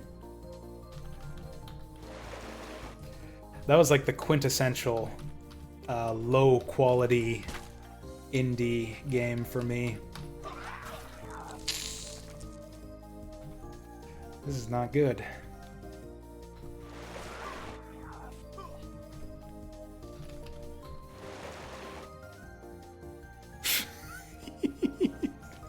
(100%ed it. Good for you.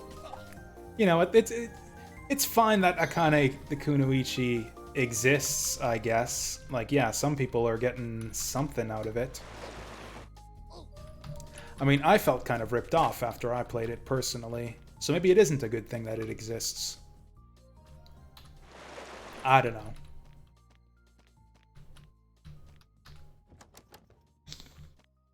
I do still have a silver key, but I don't know that we need it.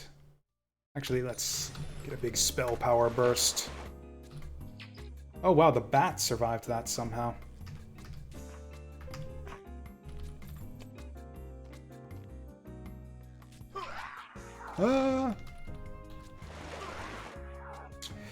Ooh, this guy's a tough guy.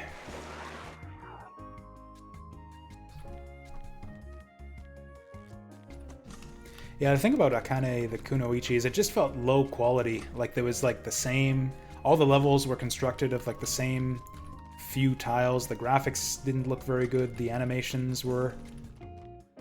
I don't know, it felt like a really low effort product overall. Like amateurish, I would call it.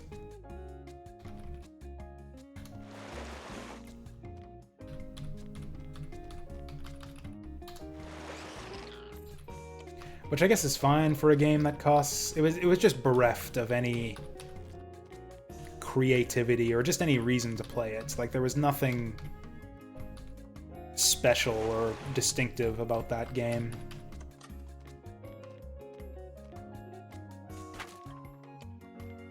I didn't finish it, no. I think I got to like played like the first 2 or 3 bosses. The bosses in that game were real low effort too. They were like incredibly simplistic. I think I have a magic belt already. Yeah, XP gain. This one's cold resist.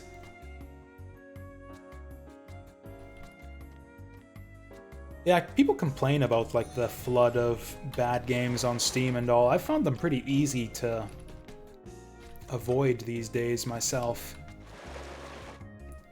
Like I guess I don't like just scarf down like low budget $1 games anymore like I used to. Like I used to buy those by the dozen. I would just go down the Steam list and buy just about everything every 2D platformer that cost $1.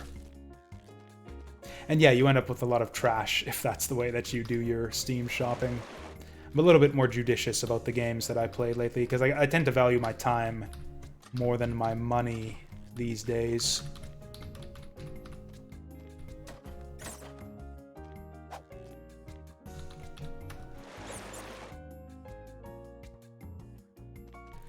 But yeah, the whole issue people have with like Steam content curation and there's too many crappy games on Steam, it's like I haven't found that to be an issue at all. If anything, there's too many good games on Steam.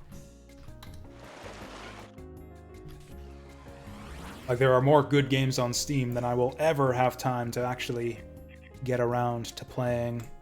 I'm actually going to take this again just because we can sell it for tons of money. Backpack feels heavier. Have we gone up a weight class? I think I need to find a shop right away here. Oops.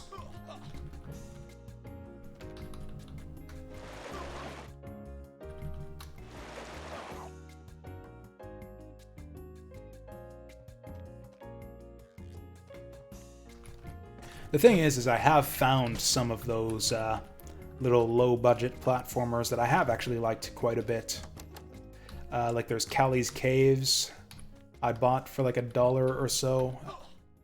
And you know, it is kind of amateurish and low budget and all, but it's decent. Like that's a fun little game. It's got something going for it. The whole weapon upgrade system, kind of reminiscent of Ratchet and Clank.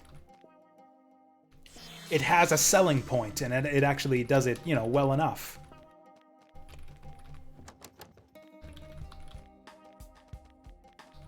Rex Rocket was another fantastic one, even apart from like the price point, which is like $5, and it frequently goes on sale for like $1. Like literally $1 I bought Rex Rocket for, and that's like one of my favorite indie retro style platformers.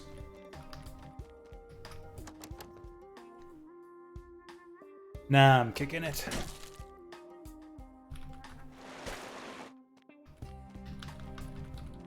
Hardly worth the trouble. This one I might actually just unlock. Oh, I got so many apples. Let's eat some of these apples.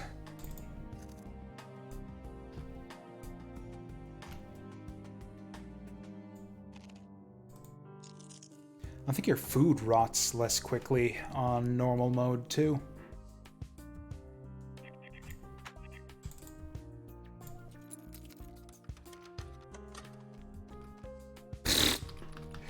Excellent use of a key right there. It's another one of those weird floors where the exit is way back by the entrance. Oops.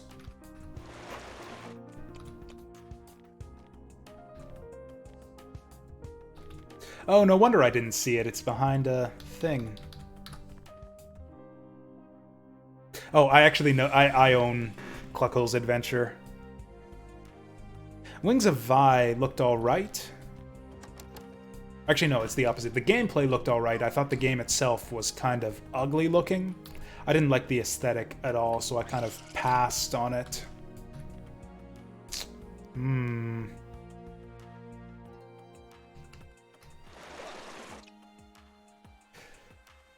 Yeah, this is not good for me when the enemies are all spread out like this.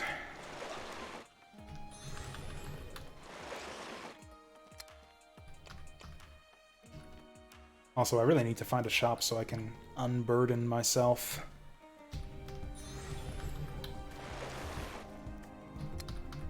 Actually, speaking of unburdening myself, I need to go to the bathroom.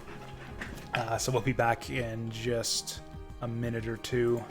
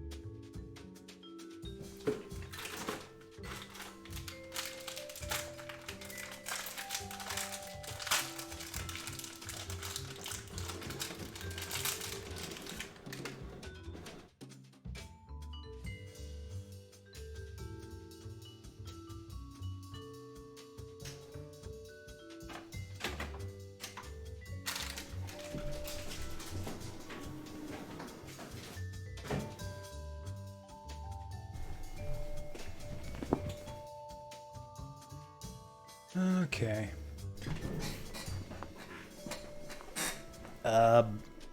Okay, a few different things. So is this music from the game? No. This is my regular, like, jazz playlist. My VG jazz arrangement playlist that I use for playing roguelikes most of the time. Actually, yeah, this is the same music I use for when I'm playing, blanking on the name now, Tales of Maj'El.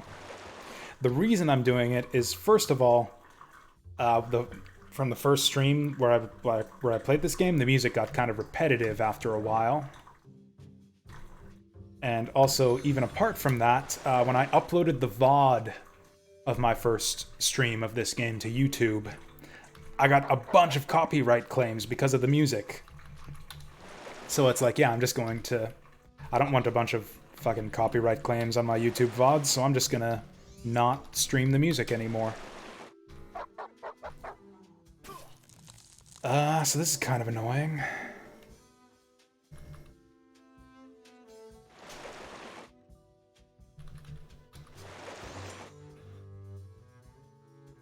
Wow, I actually am kind of running short on MP now.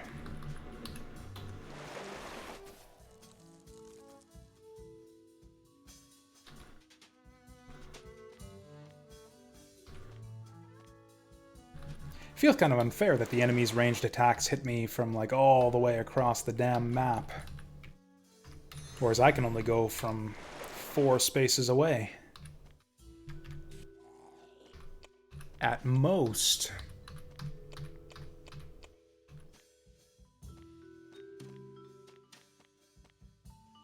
Oh, we actually... Man, we might actually need to do a long rest now for the first time in a while. Just to get our MP back up there.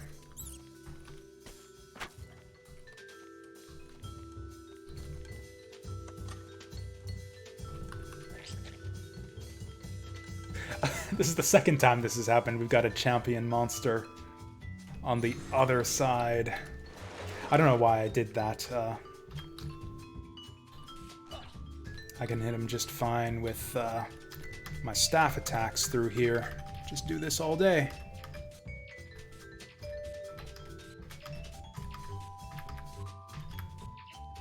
He didn't even drop anything. Not that I can really claim that I deserve any reward for that.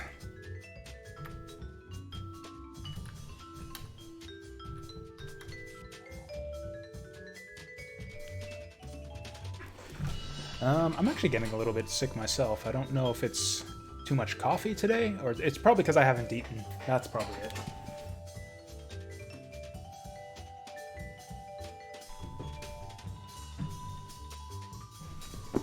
I'll have to fix that on my way out to card games this evening.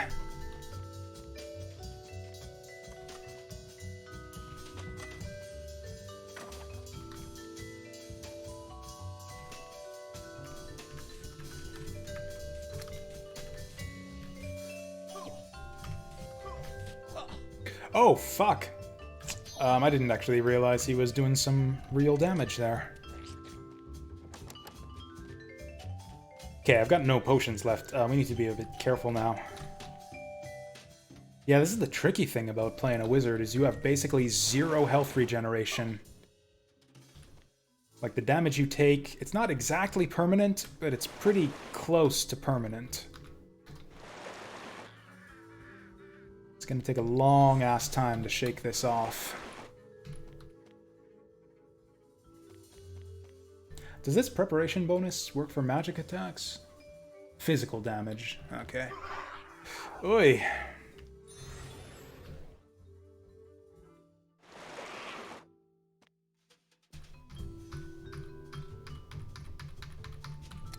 Look at that bastard hiding around the corner where I can't get him.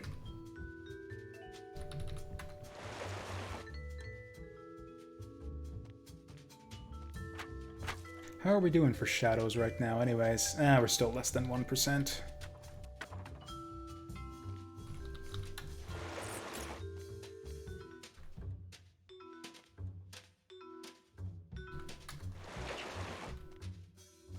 It's a little bit disappointing that we haven't gotten any new spells yet, but on the other hand, I feel like we don't really need them. Hey, perfect timing.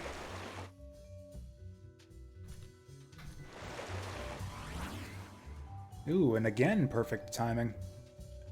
What do we want this time? Oh, definitely the int.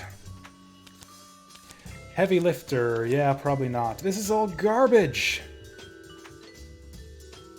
This is all generic crap. Where's my wizard abilities? Okay, there we go. Spell learning rate. There's gotta be... Okay. So I'm not getting spells off of my level up cards. There's gotta be a way to learn spells. Increase spell learning rate. Like, okay, if you open this up...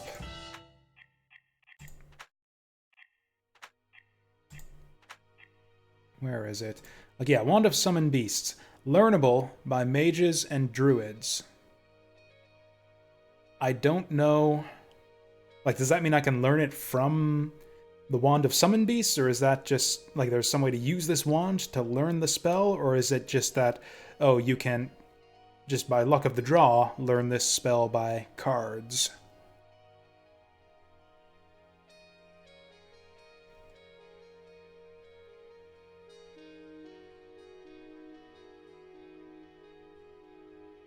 All it says is click learn. Click learn gives us percent. Ah, there we go. Thank you for that, Riditus. I've been ignoring this down here because I've just been double-clicking items to use them this whole time. I did not realize that there was another option.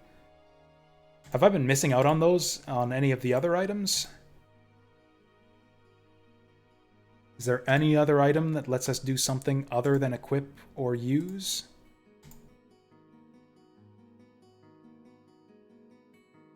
Okay, so I can just learn spells like crazy here, can't I? Yep, scrolls too. Okay, we can give this a shot. Fire Flare 1 from studying Wand of Fire Flare. 200% learning penalty. Failed attempts can lead to unexpected results. Oh, okay. It's energy consumption, though, so we need to be in like a safe place for that to work.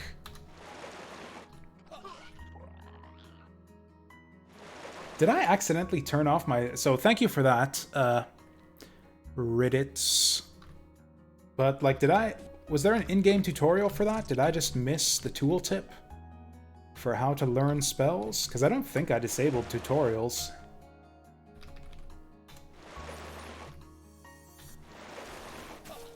Oops. Oh, is he aggroed now? Nah, we're good. We cool. He understands. Well then. Well, I don't know if this is going to be a safe enough place, but so 5,000 energy, that's probably like 50 turns, right? Oh no, 1,000 energy is 1 turn, I think, so that's actually not too bad. Nevertheless, we might get interrupted here, so we should go by priority.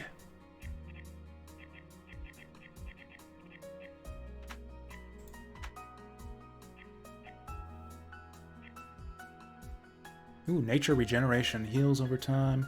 It's not super helpful. Summon Beasts is probably the one that's the most useful for us right now. It's the one that's the most different to things that we can do already.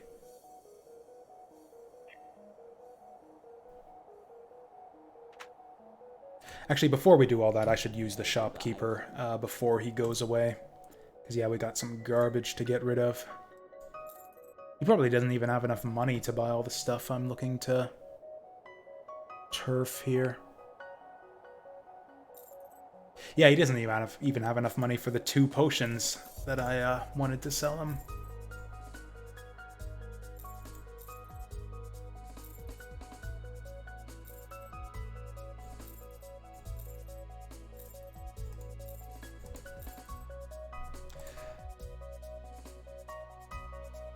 Oof. Yeah, he actually doesn't have anything good at all. Guess I'll just take these potions for now.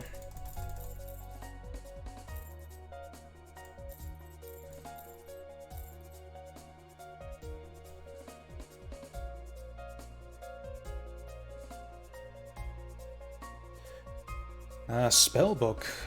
Oh yeah, these are actually helpful now. Like, yeah, okay, scroll of teleport to random location. Yes, please. That's gonna be amazing to have. Might as well buy some food too while I'm here. Now we can ditch this guy.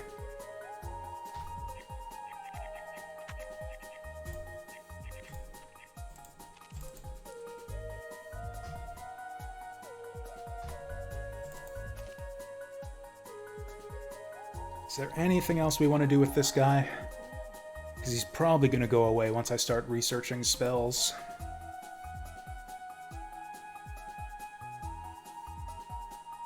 Let's just go for it. Okay, so I want my wand of summon beasts.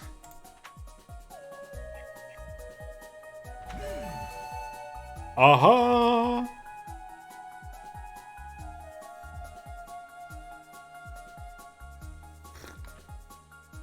Okay, so that's really cool.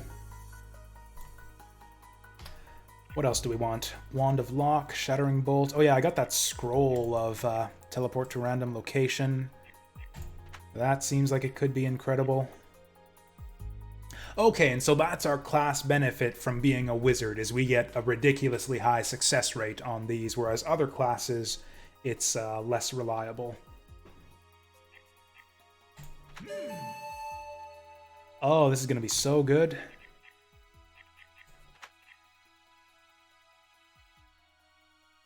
It's actually getting to the point where we're going to fill up the hotbar with spells here. Like, do I really need Fire Flare? It's kind of the same thing as my water whatever. It's a little bit more damage, I guess. I mean, you know, sometimes you want... all you want is a little bit more damage. 6 range! Yes, please.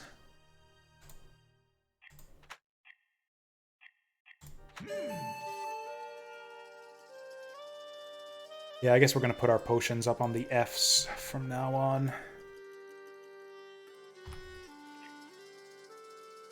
Lock, I don't really care about. Shattering Bolt.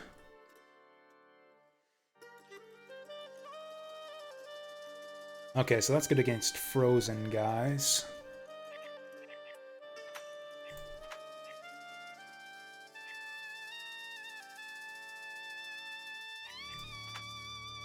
Might as well just learn them all.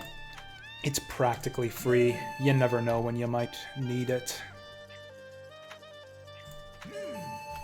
Wand of Lock is kind of a bit too situational. No one knows what leveling up... Oh, you can level up your spells? Is that a thing? I already know Fire Flare. What if I learn it again? Fire Flare 2! Oh, that's incredible.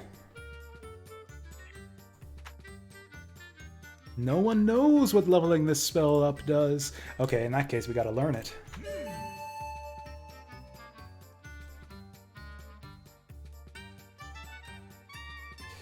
Okay, now suddenly we got a lot of spells. So this can go up here. Aren't going to be using that too often. So actually this is just a borderline useless ability for a wizard then. Yeah, I don't need mana crystals if I can just permanently learn all of these spells from our wizardness. Like, yeah, why recharge a wand when I can just consume it to learn the spell permanently? I guess it doesn't cost mana that way.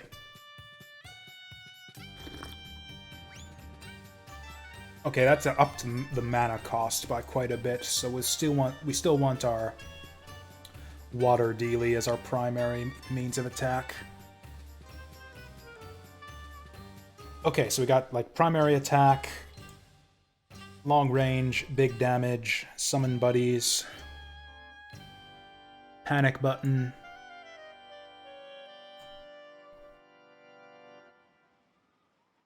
and then more power. Also this thing for when dudes happen to be frozen. That'll combo nicely once I eventually get an ice skill, but yeah, not till then. Is that the exit? That's weird how it's right next to a wall there, but I think that's the exit. Hot damn, this is going to be the farthest we've ever made it.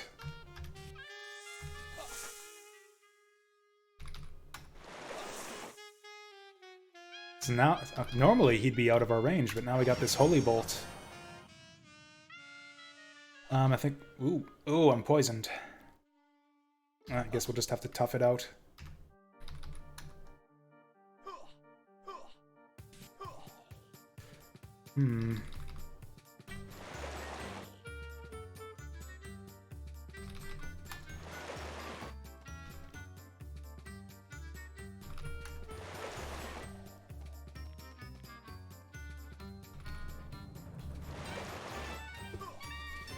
I'm gonna want to go big damage on those guys. How much more does it cost? 11 mana, that's quite a bit. Yeah, mana consumption is gonna be more of a big deal now than it was before. Actually, I might be able to one-shot this guy with the staff. Oh yeah, I guess the staff damage doesn't actually go up. Yeah, it's not based on our spell power, it's just based on the weapon.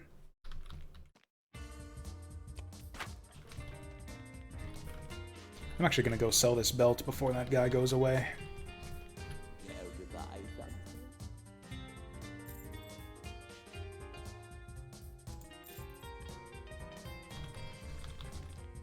This is kind of exciting. I don't know what's in store for us.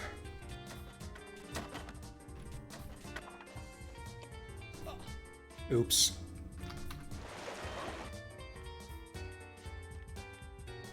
Wish there were a good place to put the mouse cursor. I guess we'll just put it in the corner there.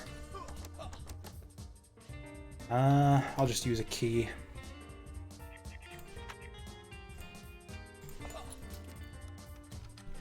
Not that we needed it, we could have taken the long way around, but I'm lazy. Is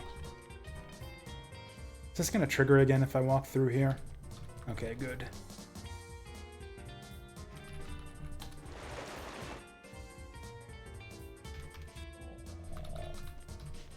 I should probably... Yeah, I've got tons of potions. I might as well potion up. Just in case.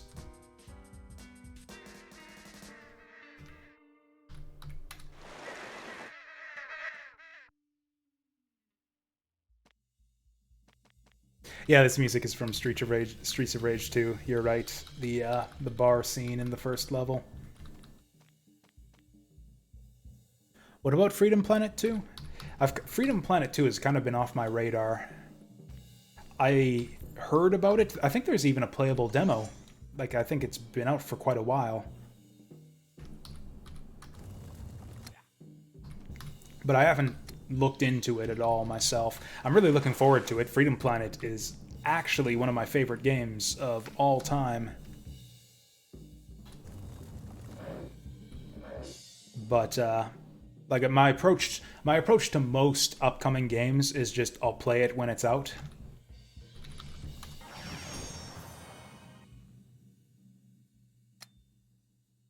Like, I don't get super excited for unreleased games a lot of the time. I just don't pay attention to them at all, really, until it's time to play them.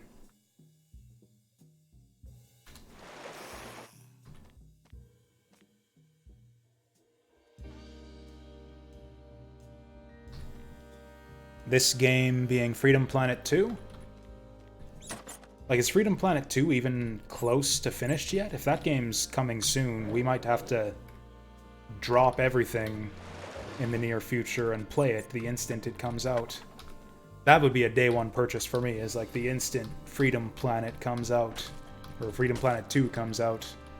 Yeah, we're gonna buy that and play that out on stream immediately. I should probably rest up to get some mana.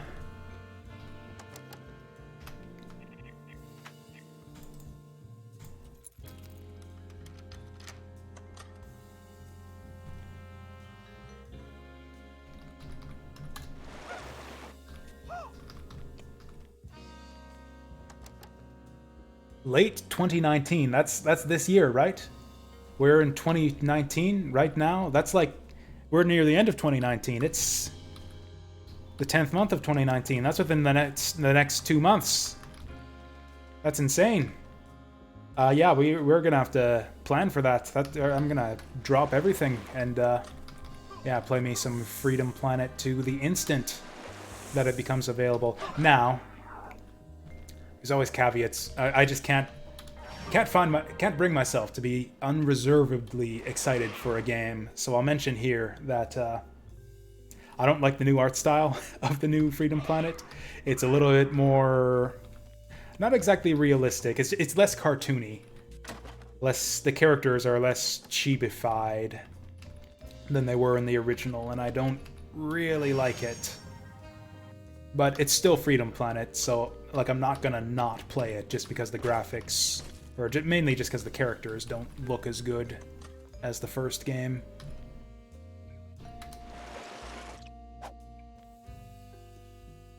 If I could get some kind of AoE ability, that would be really nice.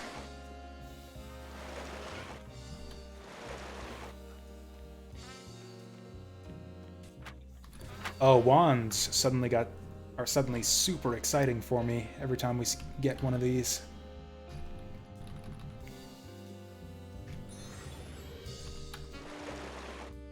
Actually, I use this one a lot. We'll put it on 4 where it's a little bit more accessible.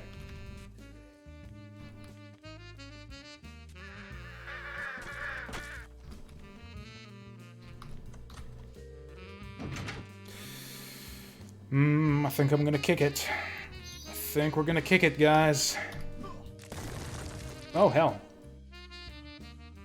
Like, these aren't enemies, right? I can just destroy these? I mean, it's tedious as all hell, so I think I'll just magic them anyways. But, ooh.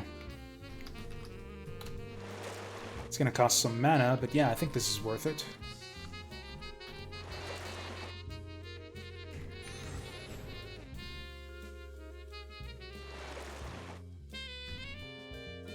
Why is this first one so resilient? Oh, okay. Trying to be sneaky.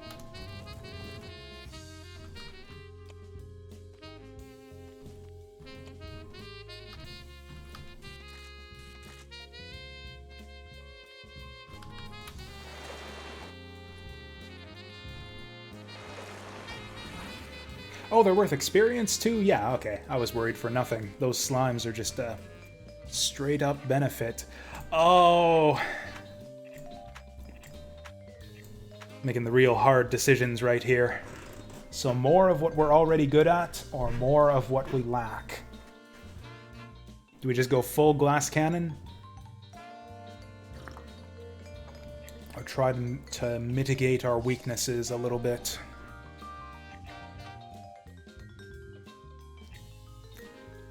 Personally, I feel like we're going a little bit overboard on spell power right now. I'm going to take the Constitution.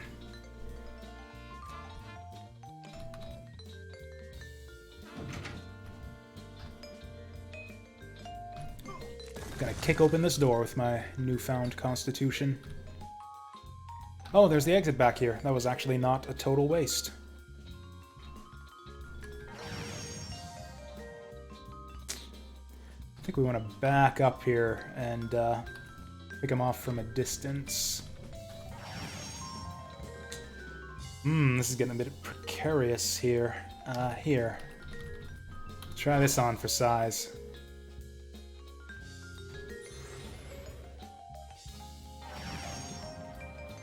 Now, I think this fire thing is actually going to kill my own dude here, so we're just going to back up and wait for him to be finished, and then we'll keep hitting him with the holy bolts.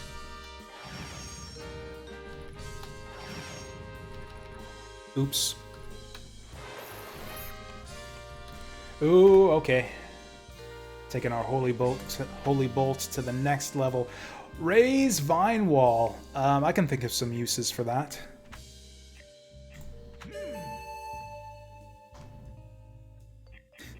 That flute that plays when you learn a spell reminds me of the music from Klonoa. Like the very first stage. It's like, yeah, those 2 notes there are the same as the first 2 notes of the first stage in Klonoa.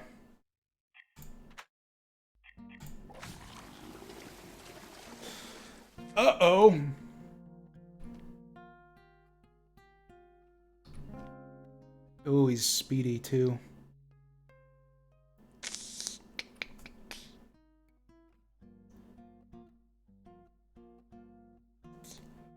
What am I gonna do?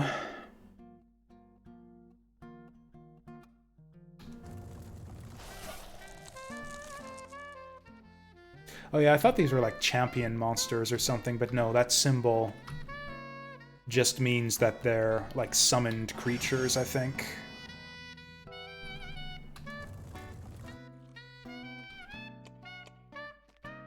That blew up my scroll too, didn't it?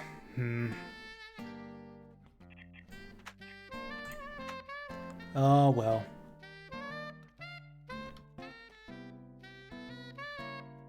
Hey, that's not supposed to be there. There we go. Little bit of jank to this game yet.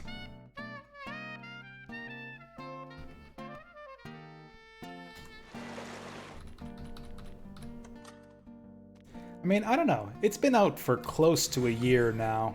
Or I guess, what, 9 months? This came out January this year? I mean, I can only give out so many free passes for stuff like that for a game that's been out for 9 or 10 months now. Uh-oh. It's the first time I've had to drink one of those.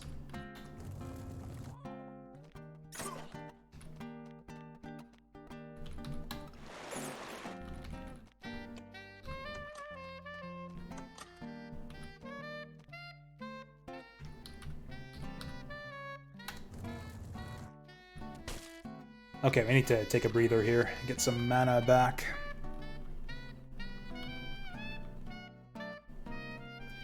Yeah, I enjoy the spellcasting classes. I really think that the game is kind of cheating you of the full experience by forcing you to play warrior for the beginner campaign.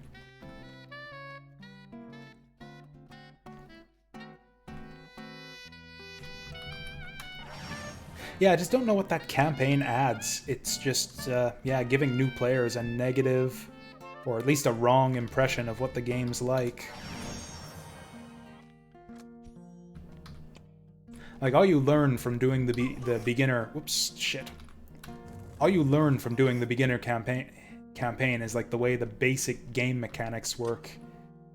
And the basic game mechanics are just like, it's a traditional roguelike. You don't really need a full-on, like, beginner tutorial mode that goes for 20 floors to learn all of that. It's just, yeah, you run around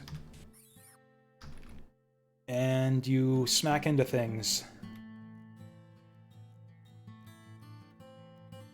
with the number pad.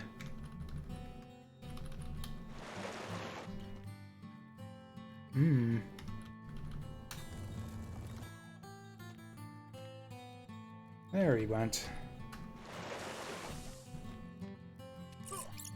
I'm actually looking forward to finding one of those ridiculous, crazy enemy spawning floors now. Whoops.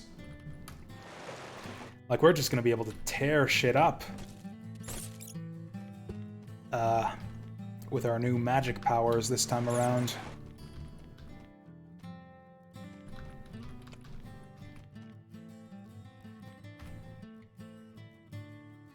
Okay, looks like that's pretty much the full floor. How long is this game anyways? Like what, we're level 9 already? Oh, we've only been doing this run for maybe a little over an hour? I guess the levels in, like something like Tome go up to, I think you max out at 50 in that game?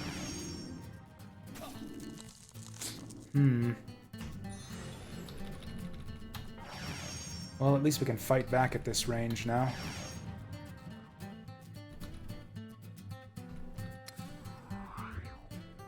Spotted the wrong trap there, dude.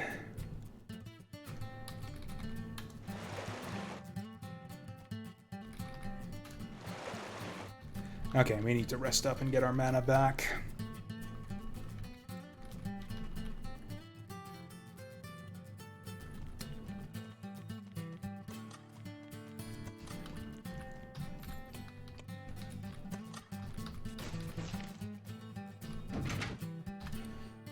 You know what? I'm gonna explore the rest of the floor before we check that out. Oh, I should have gone one further there.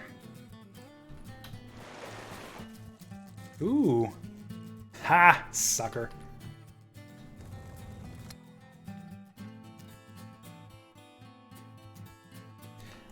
Okay, I need to get my mana costs down again. So this costs the least.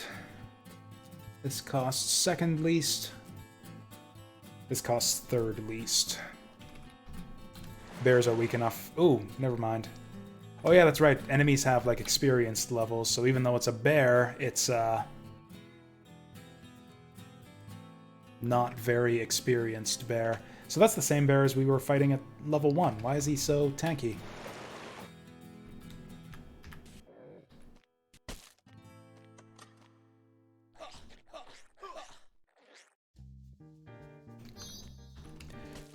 Biggest criticism I have of this game so far is that the enemy variety seems rather lackluster. Like it's been a long time since we've seen any type of new enemy. This is all the same stuff we were fighting, even from back in the beginner dungeon.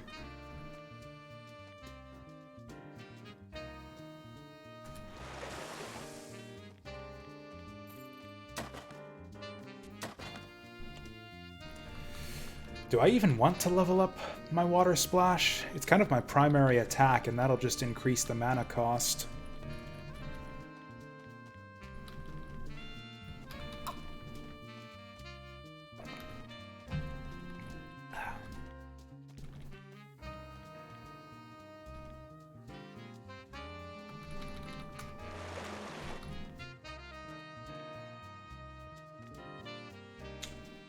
Here we go.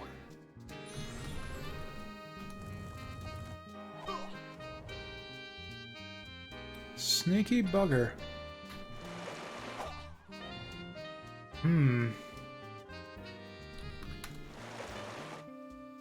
That got him.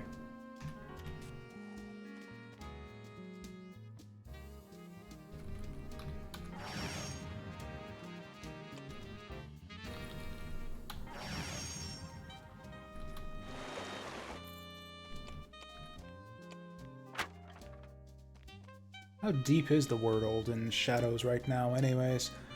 1.22%.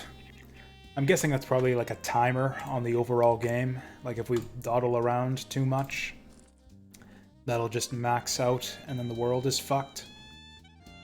Could be like increasing the difficulty too, maybe. Like the, like in Risk of Rain or something, where you've got that difficulty timer slowly racking up.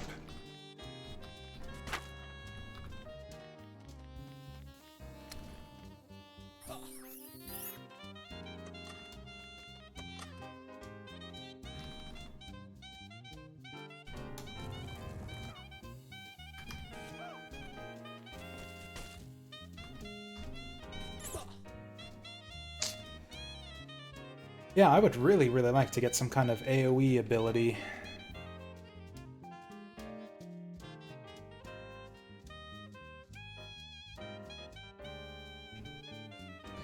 But it doesn't look like that is forthcoming. I'm gonna get eaten to death by rats. Yeah, I guess my defense hasn't actually increased at all over the course of the playthrough. We're still with the same garbage we had way back at the start of the game.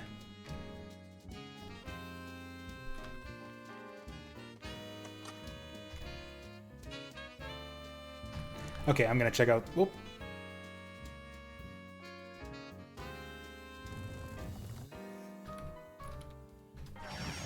Okay, I'm gonna go check out that door now.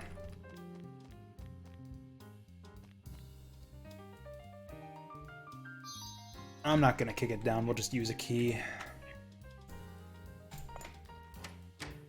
Probably a bunch of monsters in here anyways. Sort of. There's one big monster.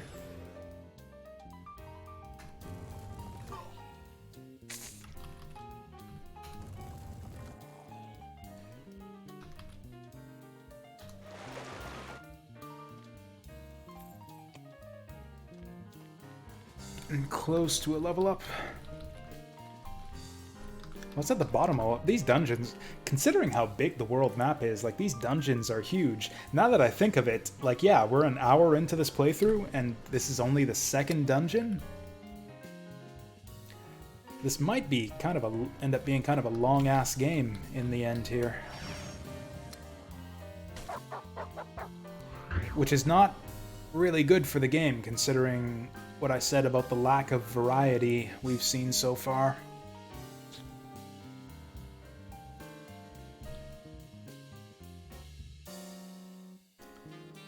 Also, this is not a good position for us at the moment. Let's try this.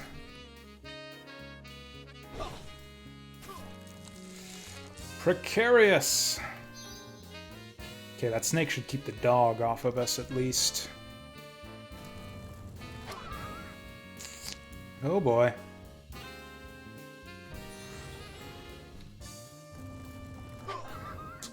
Oh boy.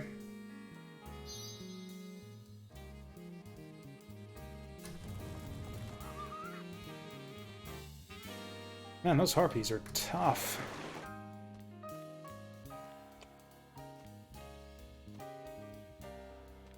I think it would be so nice if I could get my summoned creatures to actually be useful at all. Can I outrun this guy? Doesn't look like it.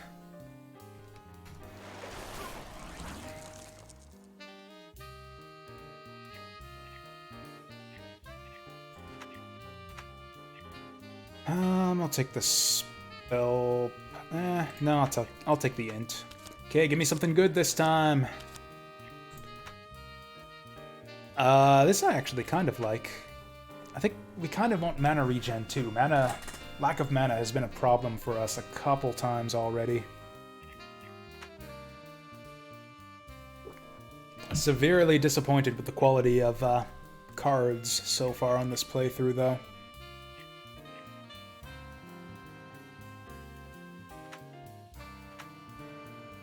Like, we aren't really super item dependent. Oh yeah, I guess we can buy spellbooks and stuff off of them. Yeah, it's too good to pass up.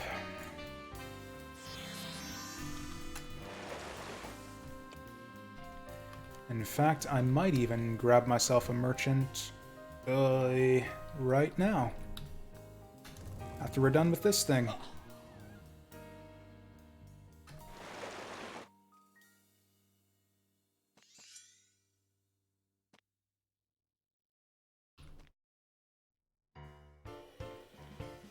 Oh yeah, running away is not a winning strategy here. I think I'm gonna die. See ya. Hey, critical cast. We are critically teleporting away from here.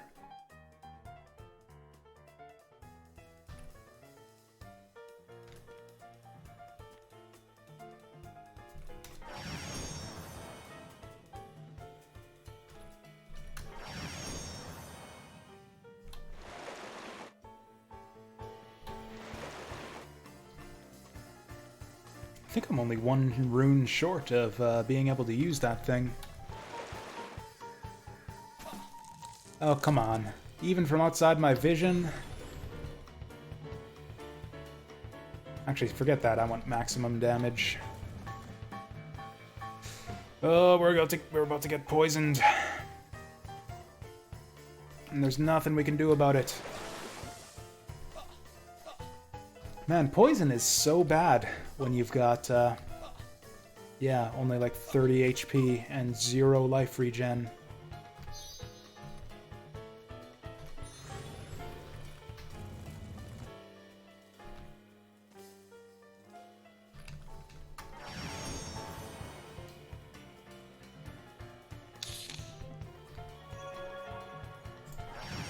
These tiny little mana potions aren't really gonna cut it anymore. Yeah, this is, I think this is Vampire Killer from Castlevania. Probably just about time for food.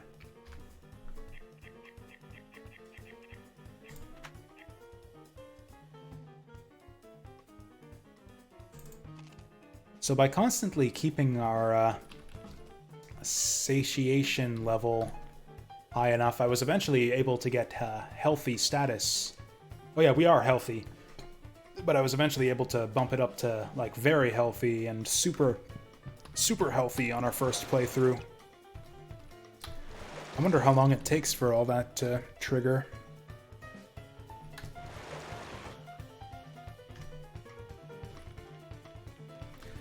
I want to go find that cat that forced me to run away last time. Oh yeah, I was gonna summon the shop too. There we go.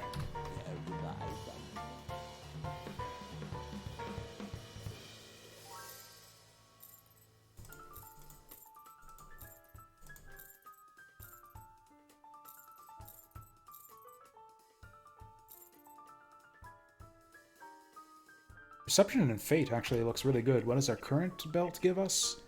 XP gain. That's a tough call. It's only 1% XP gain though, so I think I'm going to go with the new belt. Although I'm curious what the shopkeeper thinks.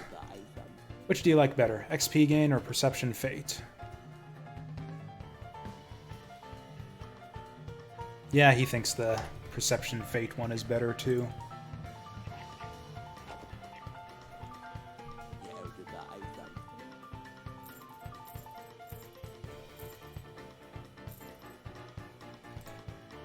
So yeah, our priorities have completely shifted here. We're looking for spell books rather than equipment. Falling Boulder, that's a new one. Nothing super exciting here.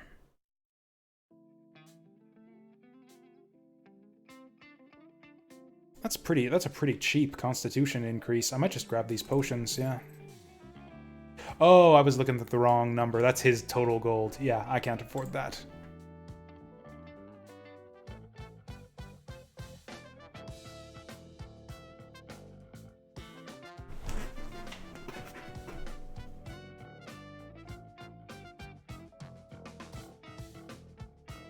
Oh yeah, so I've been watching a little bit of Twitch lately while I'm at work.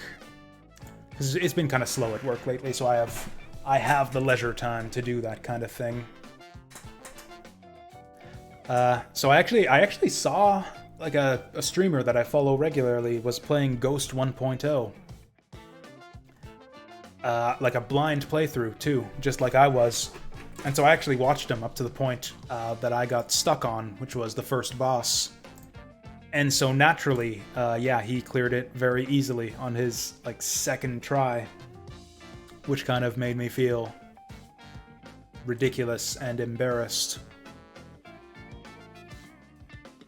Because I was stuck on that boss for like fucking 2 hours before I eventually gave up and called it quits. Now, mind you, he got a lot luckier than I did. He had the perfect equipment set up to deal with that particular boss. He had like this massive piercing laser that would just do tons of damage every time the boss exposed his weak points, whereas I could never get... And he had a shotgun too, which was like a big burst of damage. Because that's what you need for the first boss in Ghost 1.0 is burst damage, because he reveals his weak point for such little time. That's a lot of damage. Cannot be dodged. 5 range. I'm gonna take that.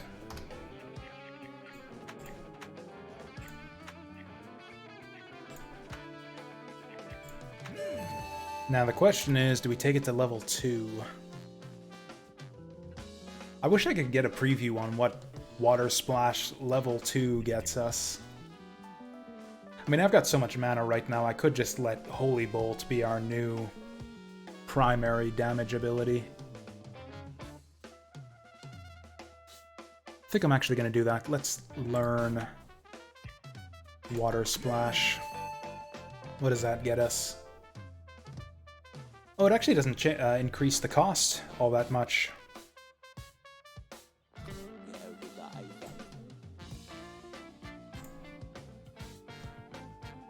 I'm gonna take that Falling Boulder scroll, but I'm not gonna learn it just yet.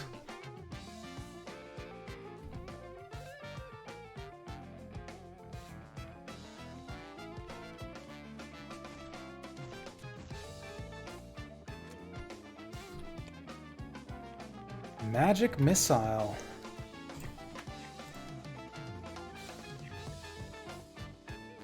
$20 mana. Several magic missiles. Random minions. There we go. That's our AoE. So if we're surrounded by enemies, we magic missile. Perfect. Hotbar's getting a bit crowded all of a sudden.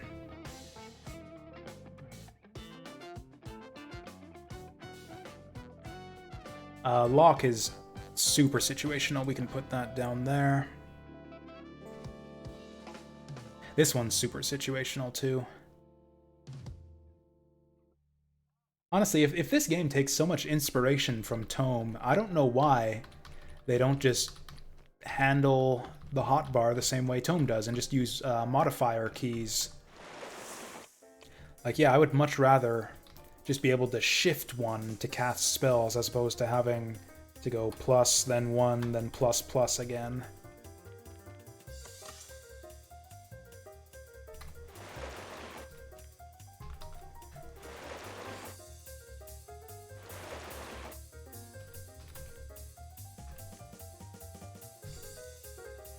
Feels a bit ridiculous how water spray is still my primary means of attack. Just like thematically.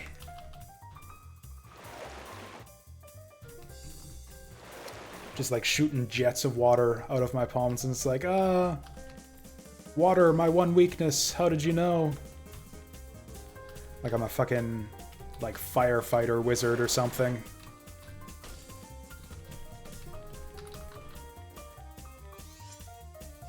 Oh, there's the guy. Okay, I thought it would be stupid enough. I thought he might be stupid enough to just stay on the other side of that wall there. That didn't hurt him very much. I'm terrified of this guy. I think he's gonna one-shot me. Yeah, let's just do this again.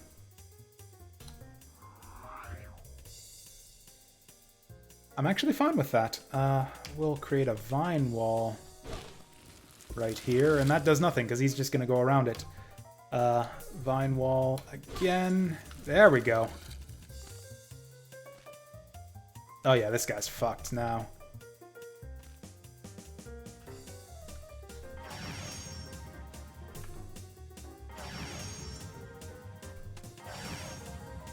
And now I've got a safe little hidey hole to rest up and recover my mana.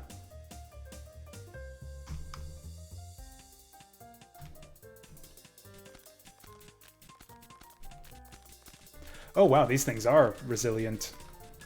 I kind of regret doing this now. Did that say Potion of Intelligence? Oh, the temporary intelligence. Yeah, that's less good. Perception Poison Res versus Spell Power Nature Res. Yeah, I'm gonna stick with the Spell Power.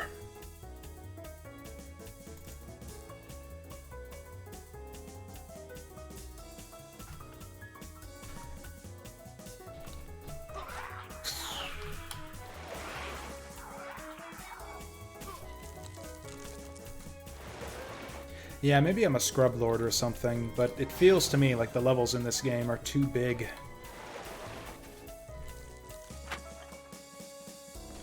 Like, I don't know, we've been going for a couple hours now, and it feels like I've not accomplished very much. Could be that I just need to play faster. Could try playing with that that timer option next time around.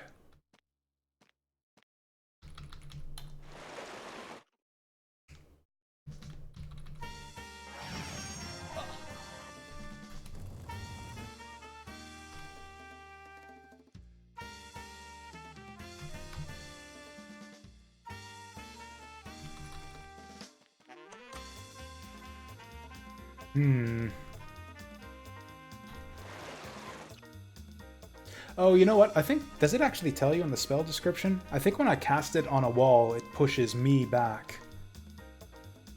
Which is kind of cool.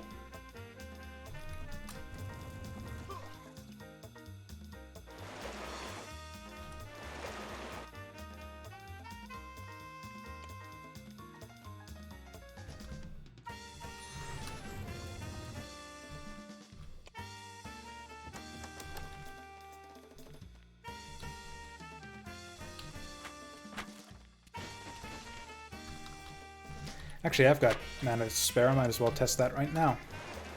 Yeah, if you cast it on a wall, it pushes you back.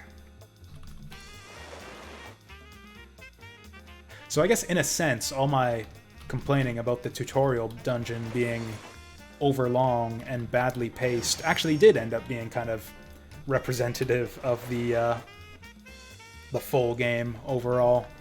Yeah, I would say that all of those things kind of apply to what we've seen so far out of the main campaign.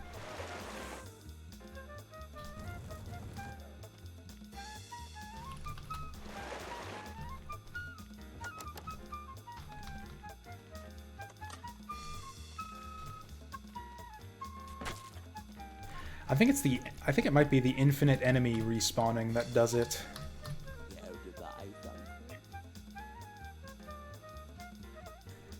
Yeah, if there were fewer enemies in general, we would be getting through this much faster.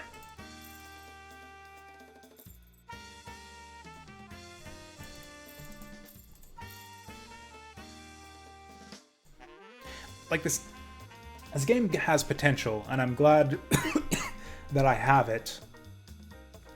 But I think I might wait for like some more patches or like a major update before I dig too much more deeply into this.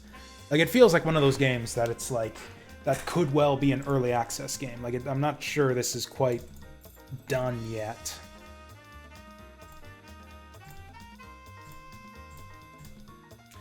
Like, the pacing seems off, there's a lack of enemy variety, the classes feel super unbalanced.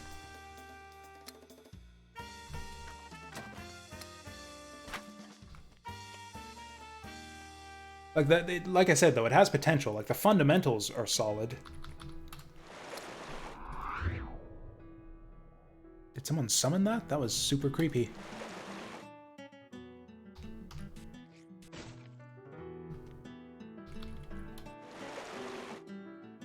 Ooh, that didn't do much damage.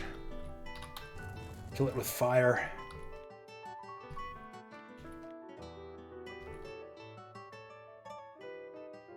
I wish I could bend the... I have this problem in Tome too, where I wish I could bend the line that it draws for me a little bit more.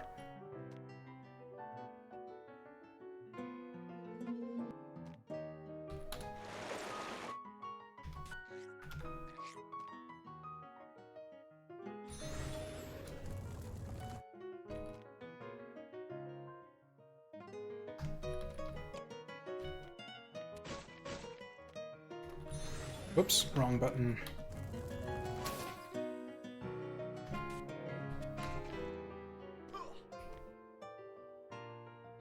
That's the thing too, is I didn't pay money for this game. Once again, this was a press copy from the developers, which I guess is still super exciting for me, that's the first time that's happened for me. But, like, yeah, I wouldn't exactly be unhappy if I had paid money for this game. Like, what is it? Like 20 bucks, I think, for Rogue Empire? If I had paid full price for... If that's the price and I had paid that much for it, I would have been dissatisfied for the time being. But it still has potential, I would say.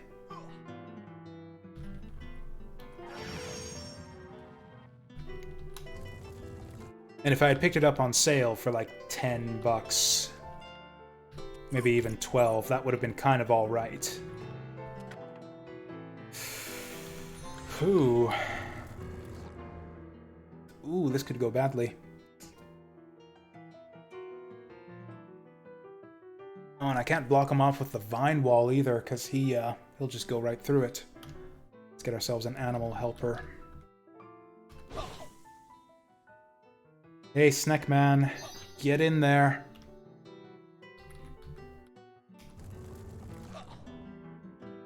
Oh, cool, now he's got another friend. Yeah, I'll just leave Snack to deal with that there for a second while he didn't last long. Yeah, I don't know why I'm running into unexplored territory where there are almost certainly more enemies. There we go.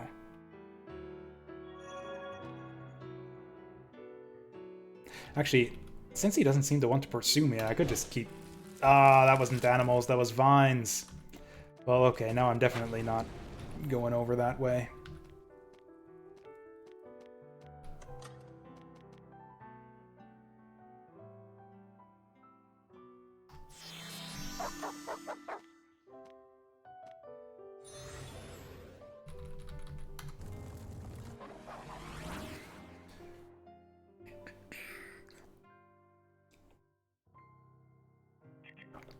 Been a while since we've seen one of those purple stat cards. I'm gonna go spell power. We're not doing enough damage lately.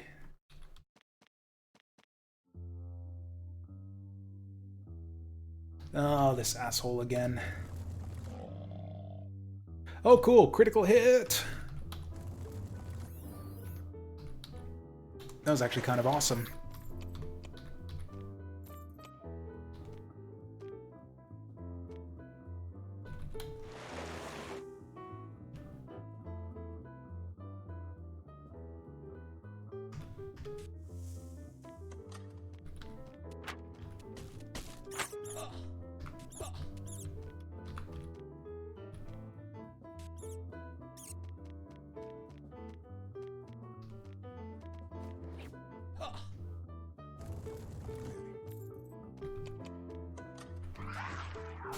Ooh.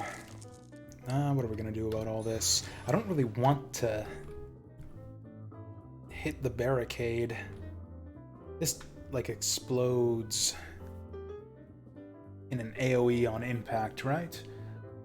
Bolt does extra damage, damage range, and undead modifiers. Caster's spell power.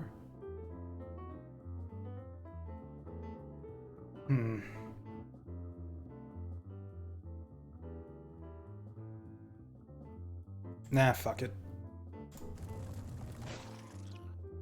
I should not have fucked it there.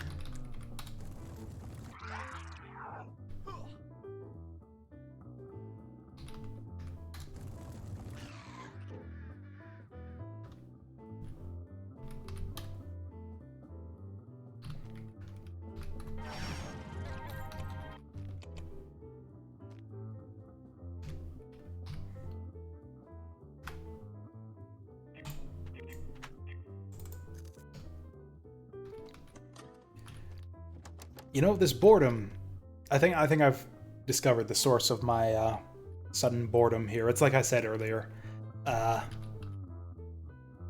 It's because we're playing on the easy mode now. Yeah, I was having more fun with this game back when we were on hard mode. Which is kind of tricky, because hard mode was a bit too hard. Like, I feel like this game needs, like, some kind of intermediate mode. Oh, actually, let's do it like this. Okay. I didn't think that was going to work. It said that the path was blocked off. Like, the sparkly trail was in red, but it worked anyways. Hey, you, get over here. Thank you. Was that the... No, that's the enemy one in front of me.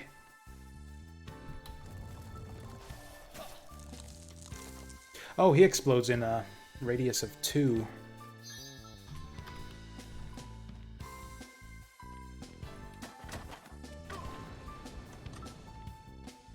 Although, okay, there so many things. The reason pacing wasn't a problem on hard mode is because I would always just die before the game had time to get boring. If I could have a run go far enough for me to get to this point, I would probably be bored too, even if this were on hard mode. Like I've been saying, how it feels like we're going slowly and not accomplishing much, and that would It would have taken us twice as long to get here, probably, on hard mode. Yeah, I think I'm going with my initial... with my gut assessment that I made earlier, where this game's kind of just not quite there yet. Needs, like, a major patch or two. Oh, I guess I don't have to fight that guy. Yeah, we can just move on.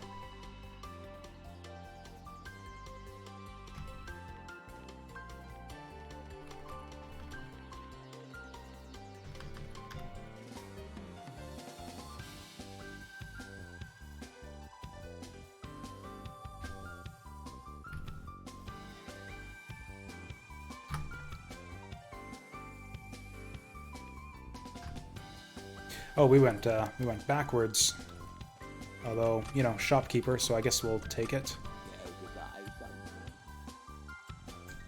Oh, this is the magical crap I sold off to him earlier. Do I have a magical bracelet? Fire resistance XP gain? Yeah, that's better than that other thing I've got.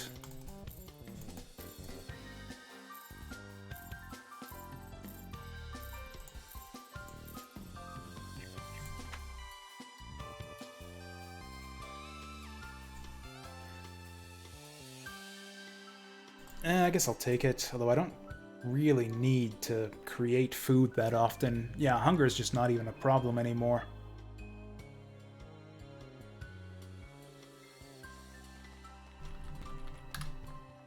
So we actually want the upstairs here. Whoops. Shit.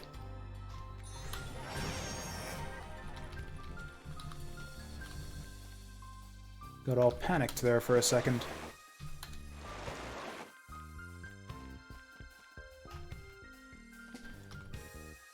Oh, did I put vines on top of the stairs? That wasn't a smart thing to do. Fuck it, this is worth burning some mana. Let's burn this shit down. Oh! Everything's on fire. That wasn't even the right one. The stairs are over here.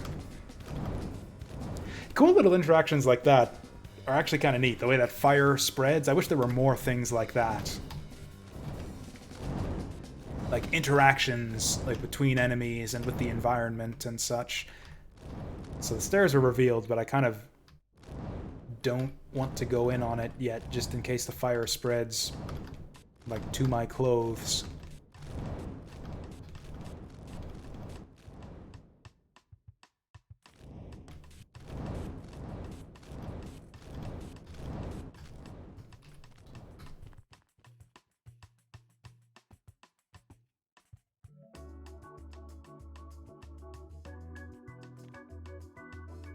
Is this where we're going? Hunting the nature... Okay, I couldn't read that in time. Last time I went to a side dungeon, we just died immediately. But we're on normal mode this time, so it should be good. Oh no, that's the barrier. We can't get through the barrier. It's a barrier. As you explore the woods, you realize you should be near the... That's scrolling way too slow. Are we going in? Oh, I gotta keep a closer eye on the clock, too. I gotta go to my game thing. Not for a while. It's like maybe an hour or so I gotta leave.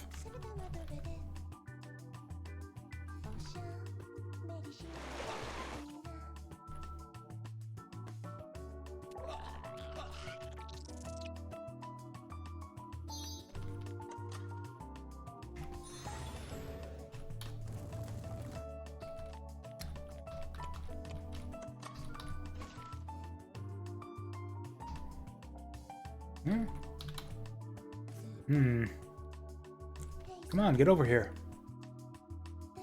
Fine, I'll just summon animals on you. Oh wow, this wolf is pathetic. Oh, you just...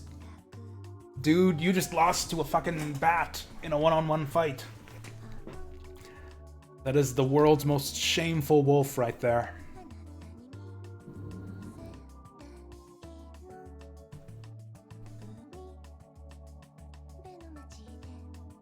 Okay, does this thing explode in an AoE? No, it doesn't.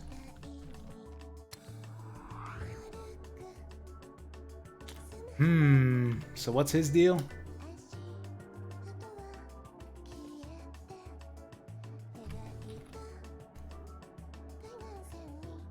Health regeneration. That's not going to do him any good if I just take him out in one hit.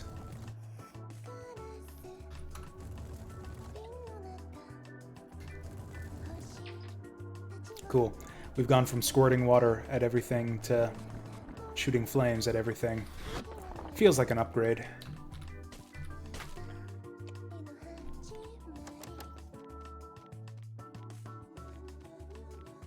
Oh yeah, so apart from getting embarrassed by other streamers being better at Ghost 1.0 than I am, I also watched, what was it last night? Oh yeah, speaking of retro gaming, I saw someone playing EVO: The Search for Eden last night. And I was like, for the first time ever, I was just overwhelmed with the urge to suddenly start backseating, because he clearly had not read the manual and didn't know how to play the game. Which is fair enough. I actually had the same problem the first time, because there's a basic in-game tutorial where they teach you how to bite and how to evolve and stuff, but they don't teach you some of the other controls that are helpful to know about, like how to feed and how to tackle enemies.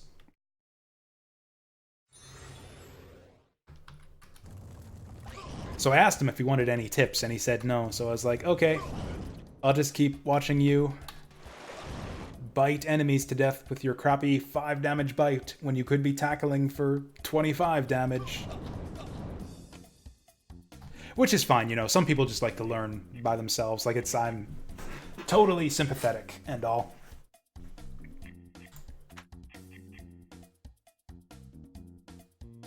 It was just kind of amusing because that's the first time that it had happened to me. Just being overwhelmed with the urge to backseat someone. I know how it feels now to see someone not know how to play a game and to want to put them on the right track.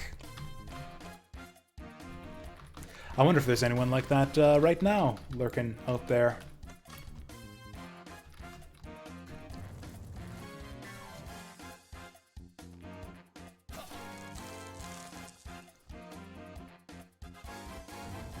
I don't know, it feels to me like people are getting better about backseating these days on Twitch.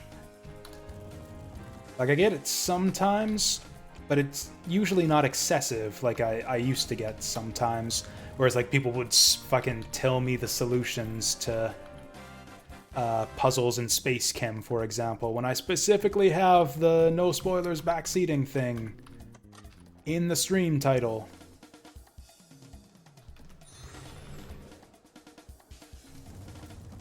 Whereas, yeah, these days, when I do get backseated, it's like for basic mechanical stuff, like earlier in the stream when the gentleman helpfully told me how to learn spells, which is like a basic game mechanic that you kind of want to know about. Like, you're not really playing the game fully and properly if you don't know how to learn spells from scrolls and books and that kind of thing. So it's like kind of helpful backseating, and that's what I've been noticing lately, is that's the kind of advice I tend to get from people.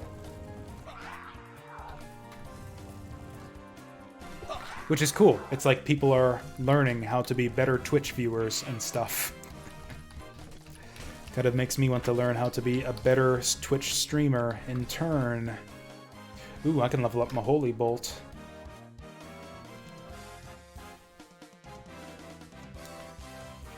It's getting to the point where it feels like I really need some higher mana regeneration.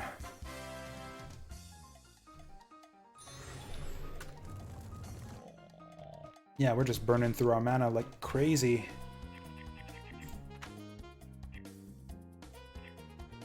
Like, why do I want to level up? Teleport to random location. It feels like it kind of does everything that it needs to already. I don't want to increase the cost.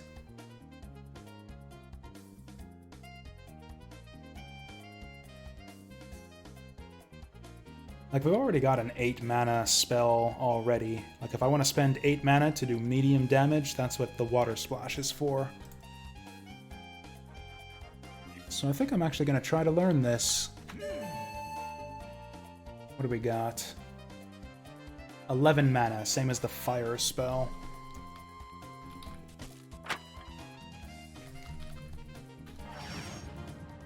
Yeah, that's pretty good. That seems like an upgrade.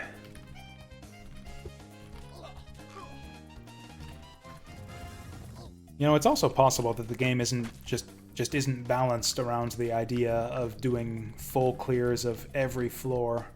Oops. Maybe I should just dive for the exit every time I see it from now on. Feels like we're missing out by doing that. Like, maybe there was good treasure on this floor, but not really. Given the way it's kind of seems to be balanced like a mystery dungeon game. Like, the quality of loot. The quality of loot drops doesn't seem to be getting any better as we progress through the game.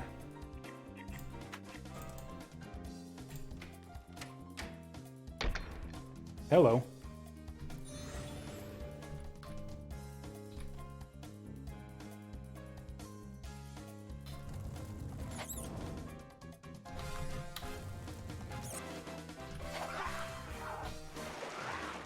I'm getting kind of sick of these champion monsters that don't even frickin' drop anything.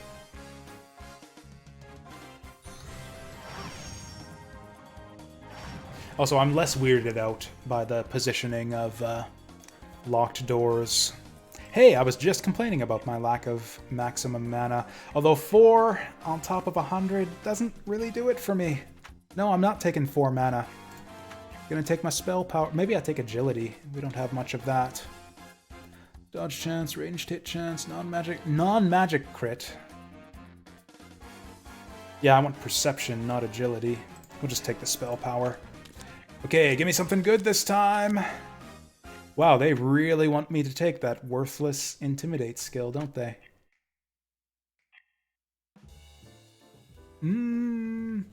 This would have been better earlier on. Yes, this is worth it now. That's the maximum mana that I was just saying I was looking for.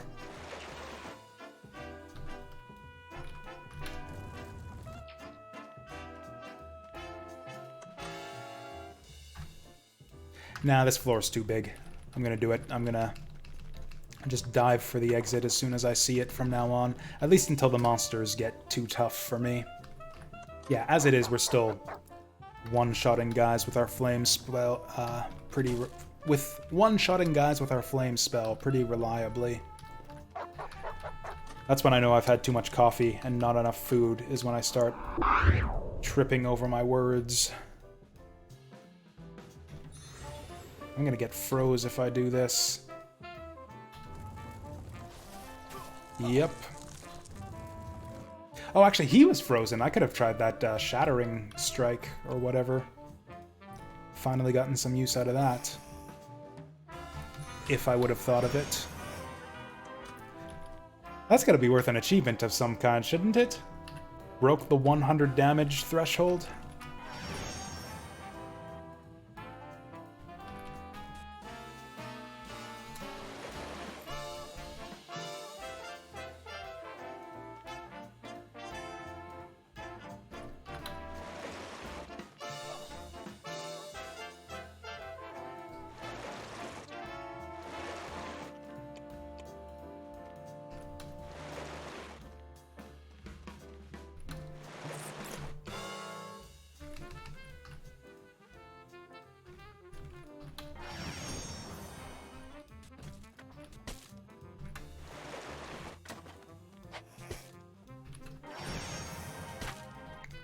Yeah, give me more of these undead, please.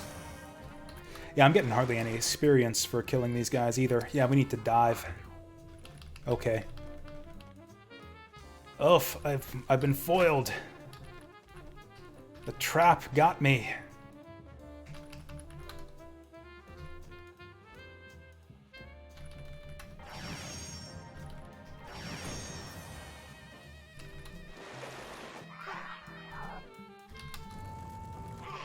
Oh shit, I'm broke.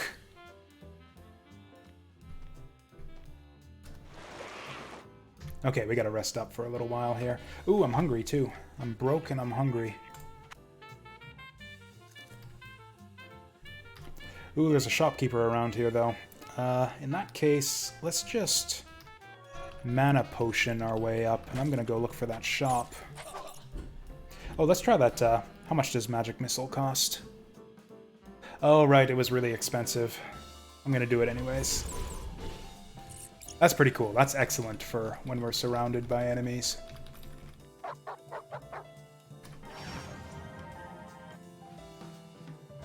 You know what? I don't want to get poisoned, so we're gonna teleport the fuck away. I wish I had not done that. Yeah, we might just have to teleport again right here. Better luck next time! There we go, that's more like it. Yeah, we're probably gonna end up missing the shop, but... yeah, that works. I am content with this outcome. Maybe, hopefully.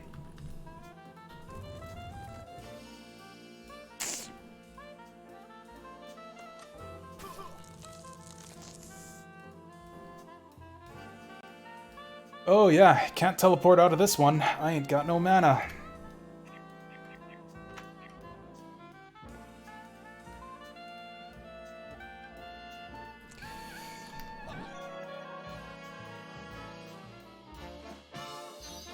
Might as well just potion up until I get unfrozen here. Oh, do I get to drink potions for free?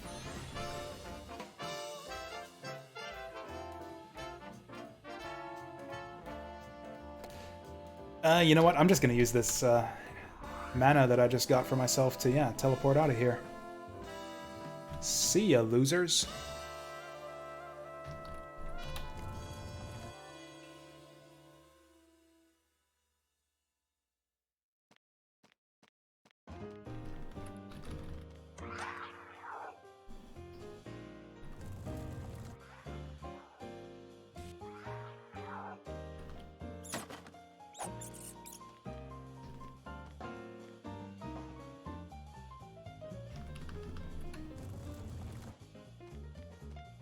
What the hell is my crit rate? It seems like I'm getting a lot of crits lately. 16.5, that's not half bad.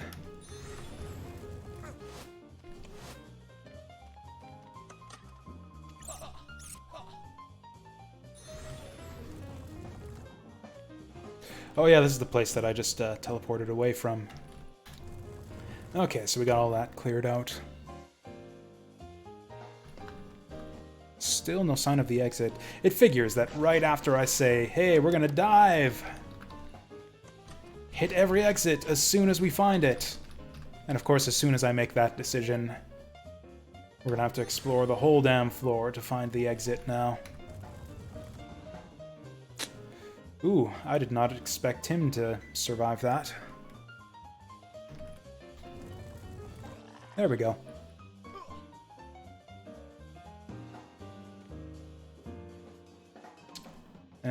Yeah, I think we make our stand here.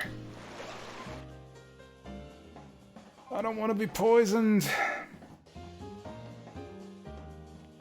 Can I run away from this guy? No.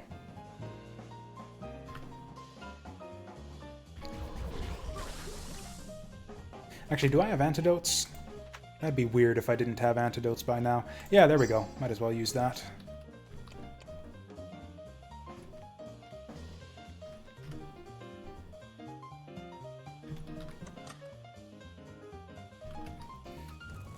Okay, so there's the exit, but it says there's a shop around here, and I do also want to shop. Yeah, we've cleared out this whole floor, so it should be relatively safe. Oops, to just go hunting for a shop right now. I mean, you know, relatively safe. Let's not get too complacent. That spell has good range, too.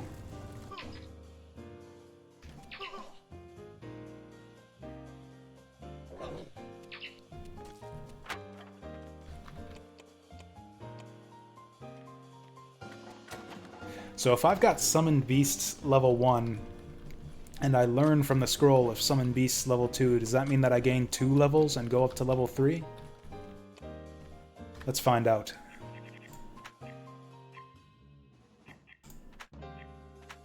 Summon Beasts 2. Learn.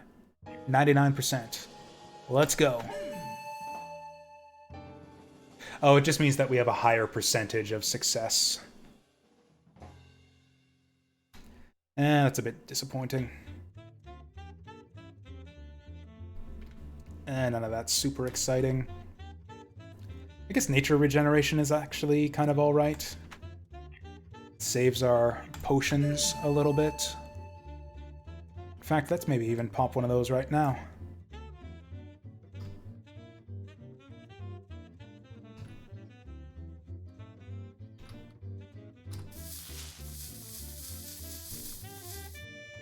I don't like the animation on that. It looks like I'm being, like, severely poisoned or something.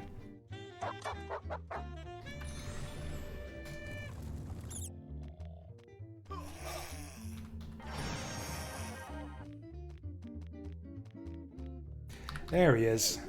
Always in the last place you look.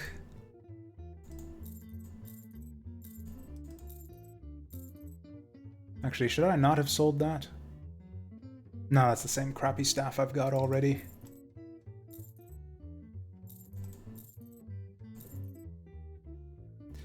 Oh, hey, how did I miss that? Yeah, that's good. We want that.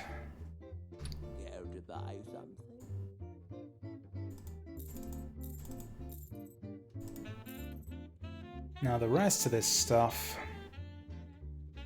Let's see what he has to buy. Raise Undead, that sounds like fun. Got plenty of Shattering Bolt already, got plenty of Trap. Oh, hey, there we go. That's worth... I don't have a magic staff right now, right? Yeah, that's definitely worth taking.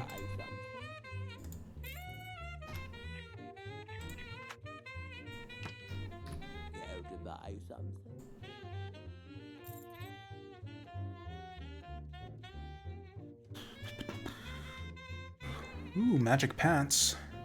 XP gain, that doesn't really seem worth it.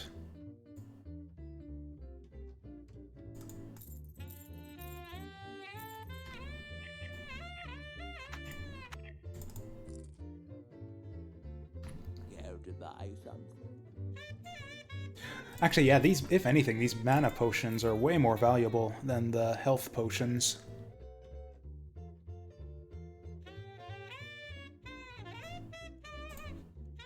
Still nowhere near being able to afford that. You know what? I'm gonna re-roll this shop. Ooh. Holy Bolt is pretty strong already, but we could make it even stronger. Just give ourselves one big nuke. If we ever need some big burst damage. I'm gonna take it. Grab that apple too.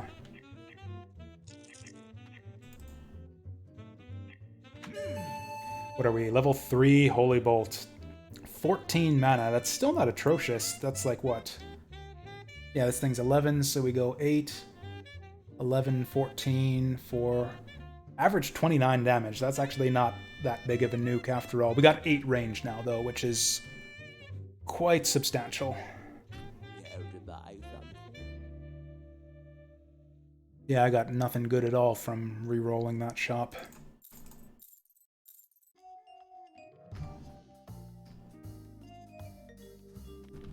Yeah, let's just hit the exit. I did end up exploring this whole floor after all.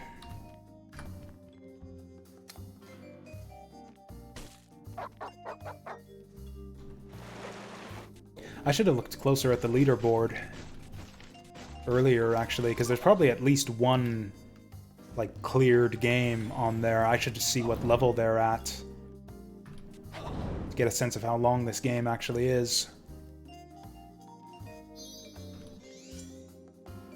Ooh, boy.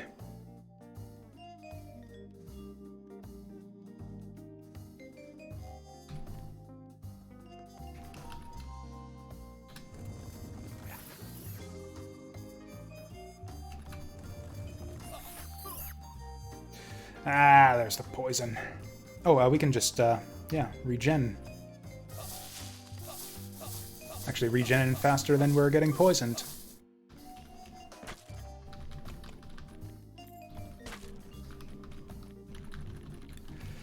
Okay, rush for the exit.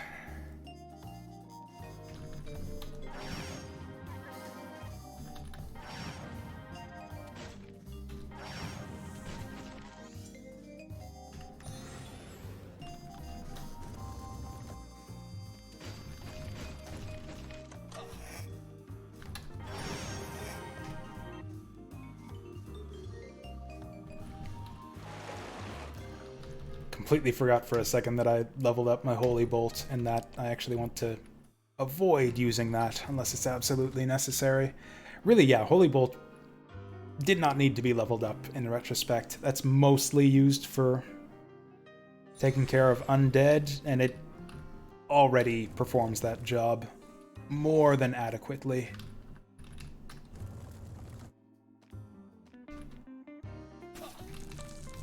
Getting real sick of this guy's shit.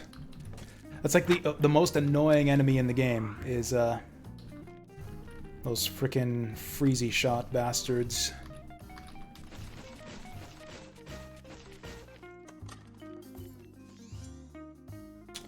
That's a big snack.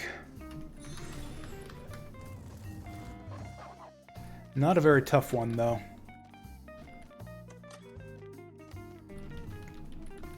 See if we can't find another way in there. No, we can't. Oh, yeah, it's a good thing I didn't waste a key on that.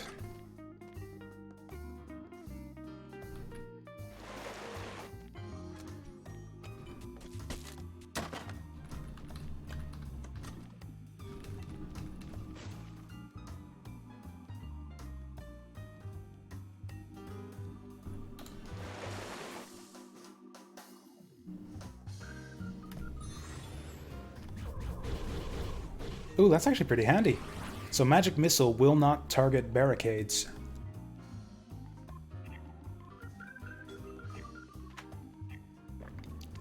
I think I'm gonna try to jack up our perception here.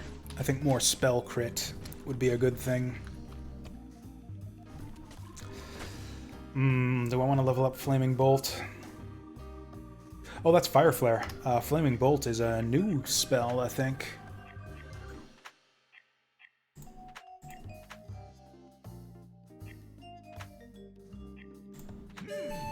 Yep, yet another new spell. 23 damage versus 23 damage.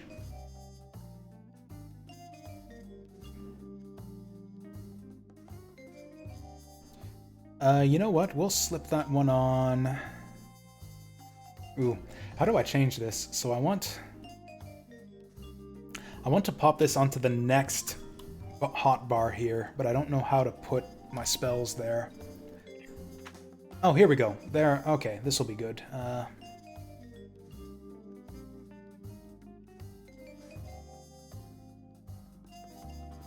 Or will it? How do we do this?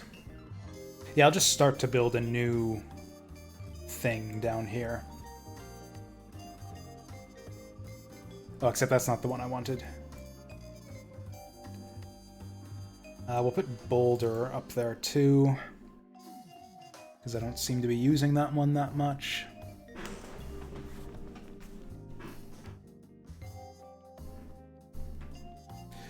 That's good enough, so now I've got him there if I want him.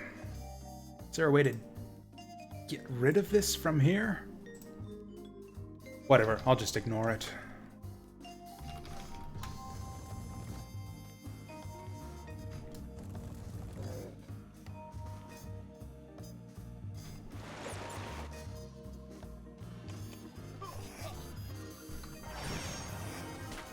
Ooh, doing 200 damage now.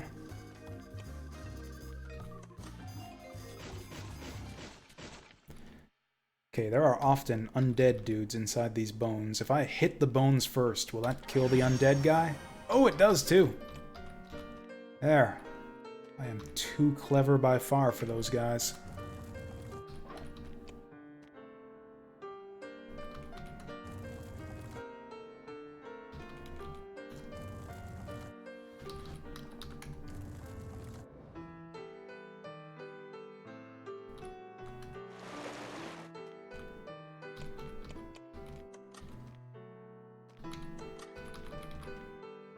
This appears to be the exit.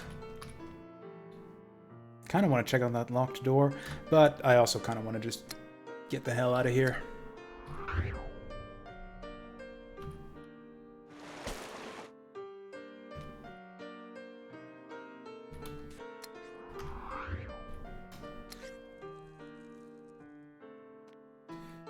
Well, we got the... kind of want to get through there. Let's try, see if we have a silver key. Oh yeah, we got silver keys to spare.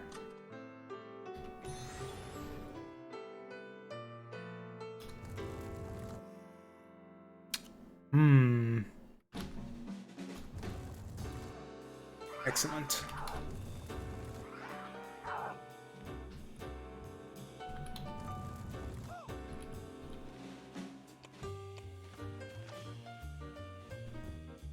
I don't know why I'm not just going for the exit like I said I would. We got no reason in the world to be messing around with these guys.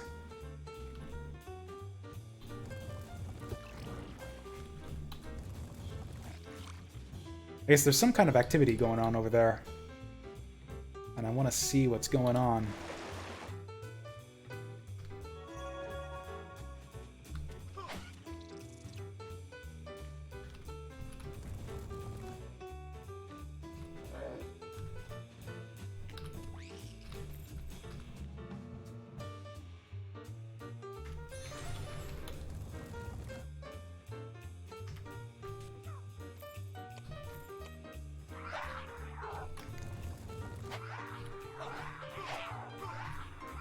Yeah, it says there is a shopkeeper on this floor, so...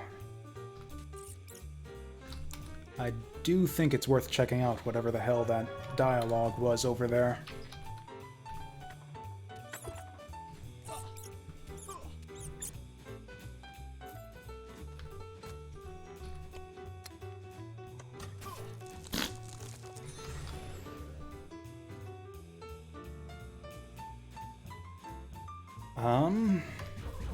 There we go, that's a good way to shoot around corners, too. Yeah, if this shopkeeper isn't anywhere close, then I might just, yeah, take the exit.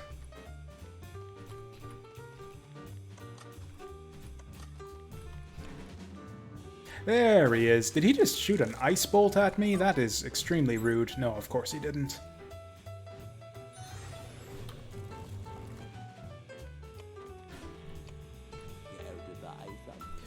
Okay, what do we got? Lightning Shock, that's a new one. I think I'll take it. Summon Beasts. Yeah, I'd like to level that up. Get some cheap food is always good.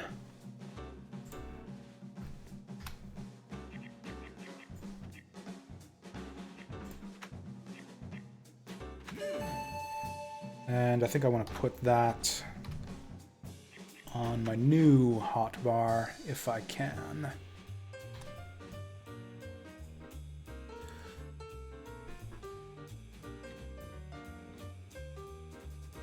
Magic is a bit underwhelming, I gotta say. Like, most of these spells are just, yeah, shoots in a straight line, pierces enemies. Or I guess this one causes them to lose energy, too, which is, eh. Also, I might as well eat these apples before I forget.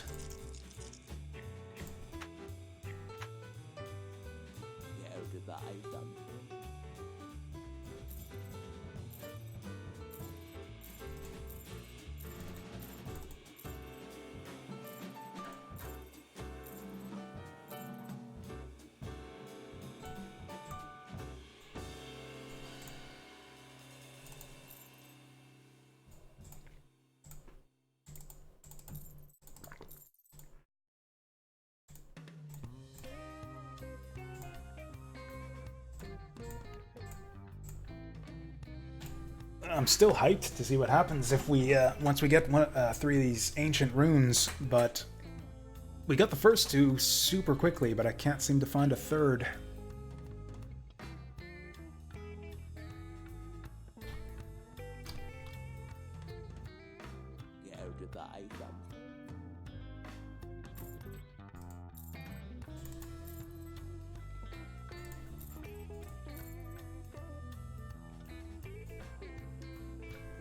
Okay, we can head on out of here now. Rest up first. Oi!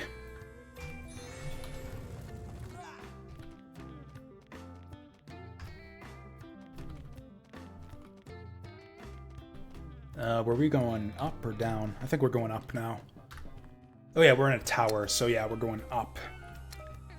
No shop this time, so I'm just gonna take that exit. Okay, is elemental resistance a thing? Like, if I hit this fire guy with the fire, is that gonna make a difference on the damage dealt? Okay, good. He's immune. Ooh. This is a bit dicey then. Magic missile! Oh, he was almost dead anyways. I thought that would take, like, the full magic missile to take him out there.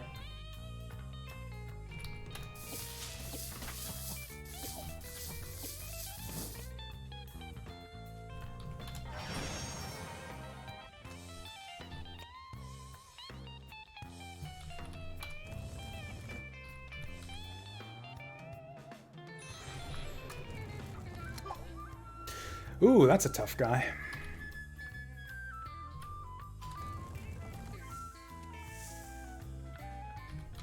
Did not think that he would survive a full flame jet. Actually, no, it was just a low damage roll, is most likely. Oh, hey, we haven't seen these guys, not since the beginner campaign.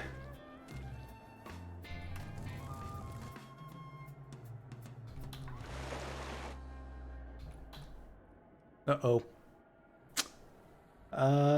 Man, I'm tempted by that health potion, but yeah, I think we're just gonna peace out right here. Uh-oh.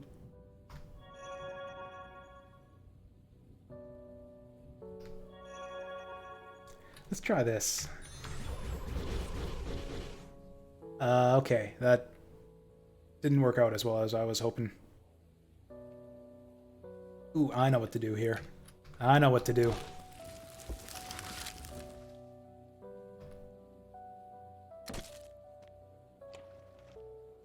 Okay. That's fine. Apparently he's just gonna leave me alone.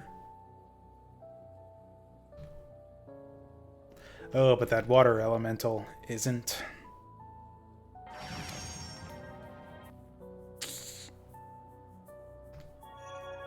Actually, maybe he will. Okay, we can do this. Slowly but surely we can do this.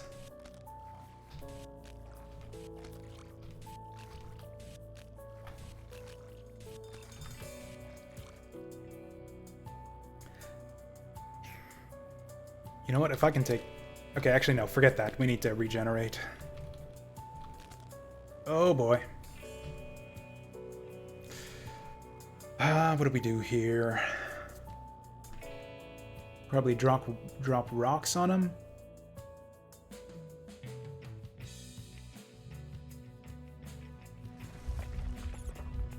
Yeah, that's a plan.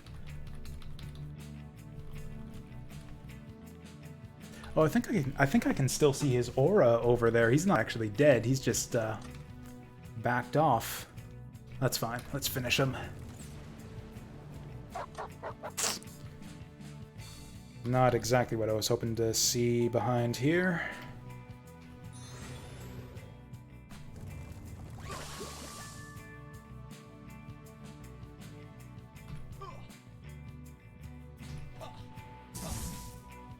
Oy. I don't know why I popped out behind these doors, actually. How about this? Lock this door again, please. Hey, there we go. Yeah, let's rest up. If we can. F5.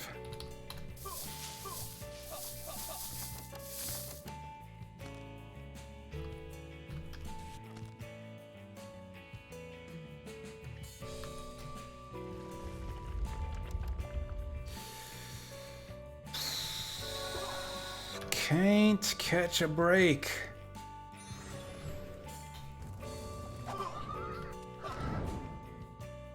Oh, the fire's spreading. No, don't light my vines on fire. Actually, I'm gonna catch on fire if I'm not careful here. How do we do this? Probably just sit and regen mana? Nope. Sitting is no longer an option.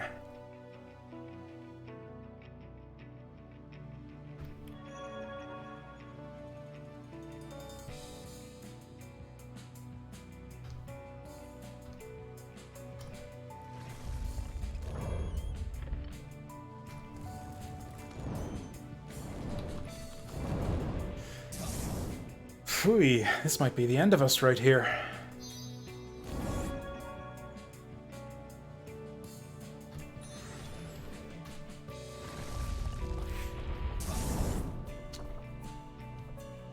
Well, I said I wanted to see new enemies, and yeah, we sure haven't seen anything like this guy before.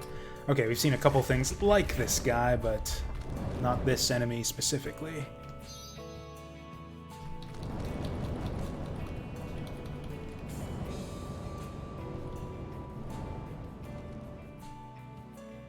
Oh hey, they actually survived the fire. They're not exactly blocking off the hallway for us, though. Probably time to eat. Yeah.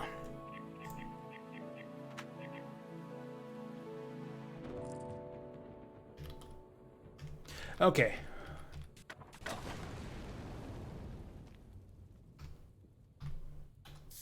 Okay. Oh, we got a critical health regeneration. I kind of regret upgrading all these spells as much as I did.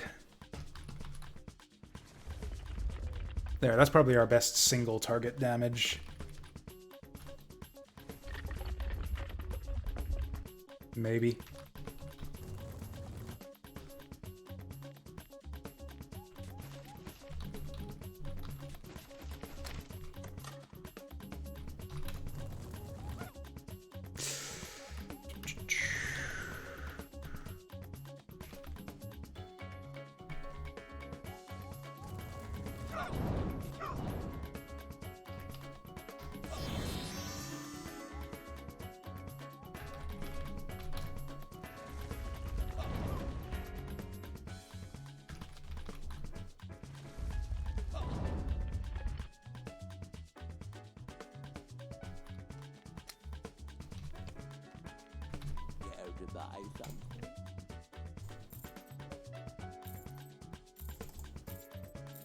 I don't have much to sell this time around.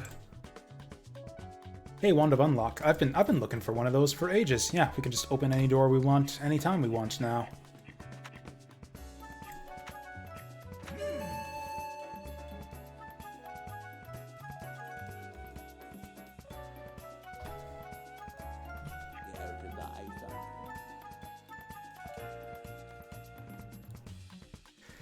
Do I want to upgrade my water splash again? Probably not, considering the mana problems we're having lately. Clear path. I don't think I need that.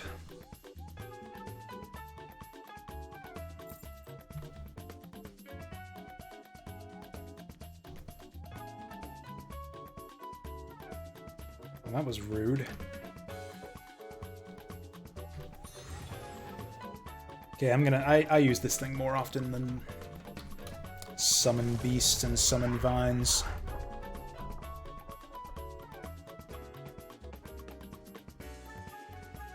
Oh, you know what? I might want to jack up summon beast even more, though.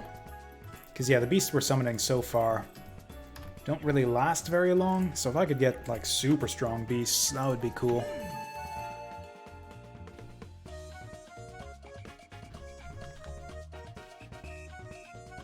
Oops. Yeah, we'll be fine. Oops. There we go. Only 40 damage, what the hell?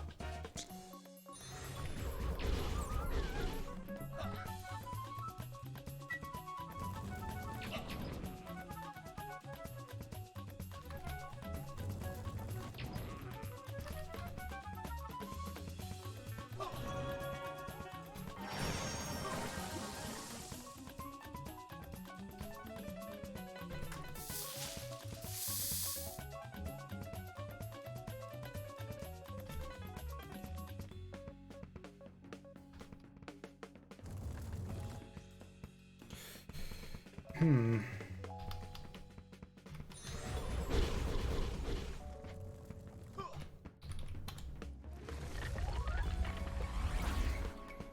level ups are still coming. The enemies feel dangerous more than they used to, but we're still leveling up very slowly.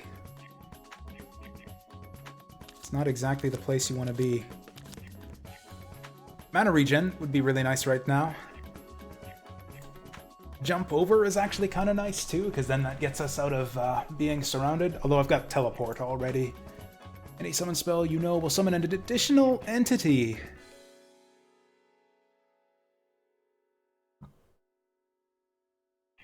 So this is, I think that regeneration is actually the most useful for us right now, but we don't see a purple card.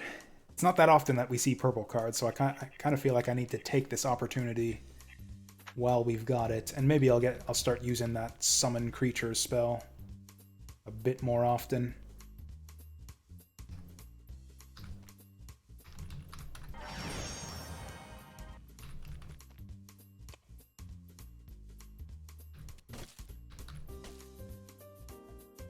Like, yeah, let's give it a shot. I don't know if spell power affects it at all, but yeah. So that gets us 2 whatevers. Okay, this is kind of going alright so far. Fuck him up! Yeah, that went rather nicely. They don't seem intelligent. Yeah, they're not going to follow me around, but, you know, they've got my back covered. If anything comes up from the rear, yeah, they've got it covered. Actually, yeah, we could even lure, yeah, make like a little killing floor here. Oh, wow, he actually survived that.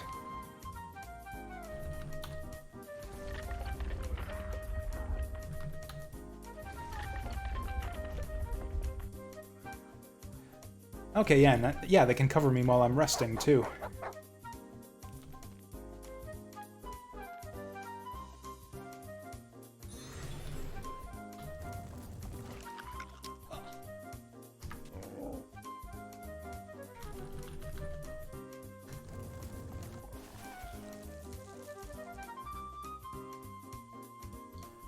I don't know if there's anything else out there, so I'll send my creatures to have a look.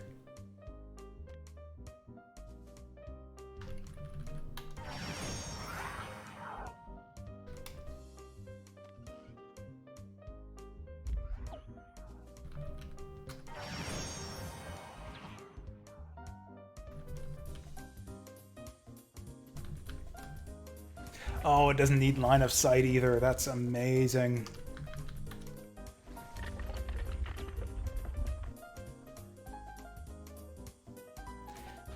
Okay, I'll send him some backup.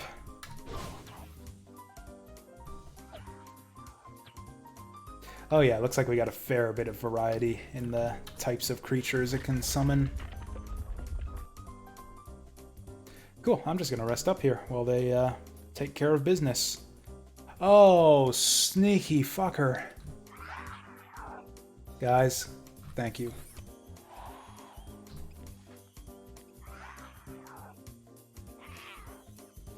Oh, what a couple of bros.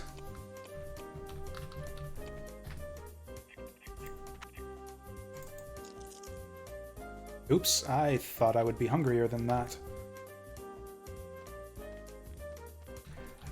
Okay, now's about the time. I was hoping to at least clear this dungeon, but yeah, I've pretty much got to get going right away. It's honestly getting to the point where I'm getting a little bit bored. We got a couple new tools to play with now, but the enemies are still the same as they've ever been. I think I might be done with this game for the time being. Now, I'll see this run through to the end. I'll give it a shot to change things up.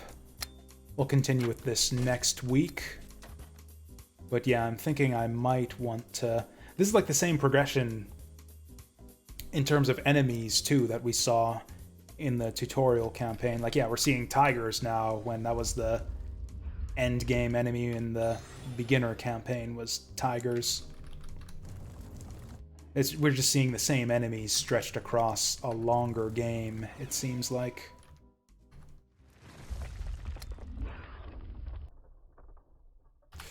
I'm almost out of mana potions.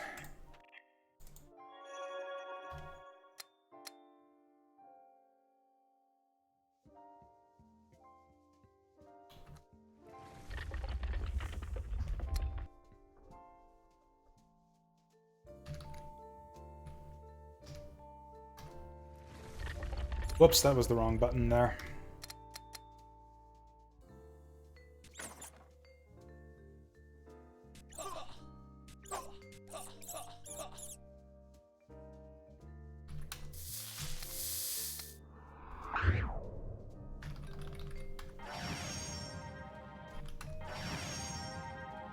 Okay, we're doing a lot less damage with the Holy Bolt all of a sudden.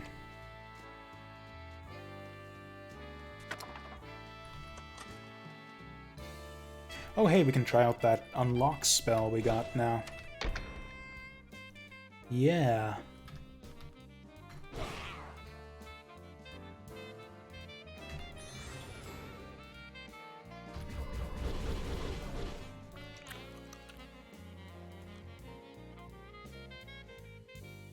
Okay, what's the actual damage we do with this? So this is average 46 for 12 mana.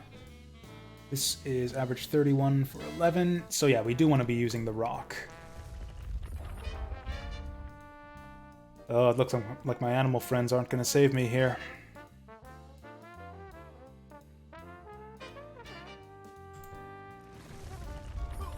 Yeah, our spell damage seems to have fallen off dramatically all of a sudden.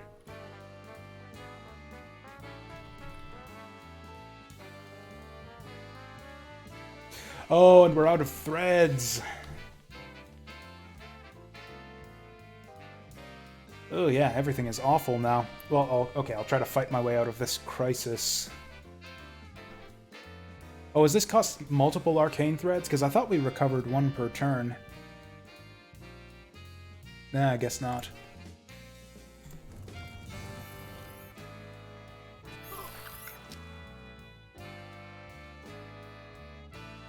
He's healing. That seems like it should be against the rules. Okay, got him. Okay, cool. I'm in my happy place. We're gonna lock the door behind us. I'm gonna rest up.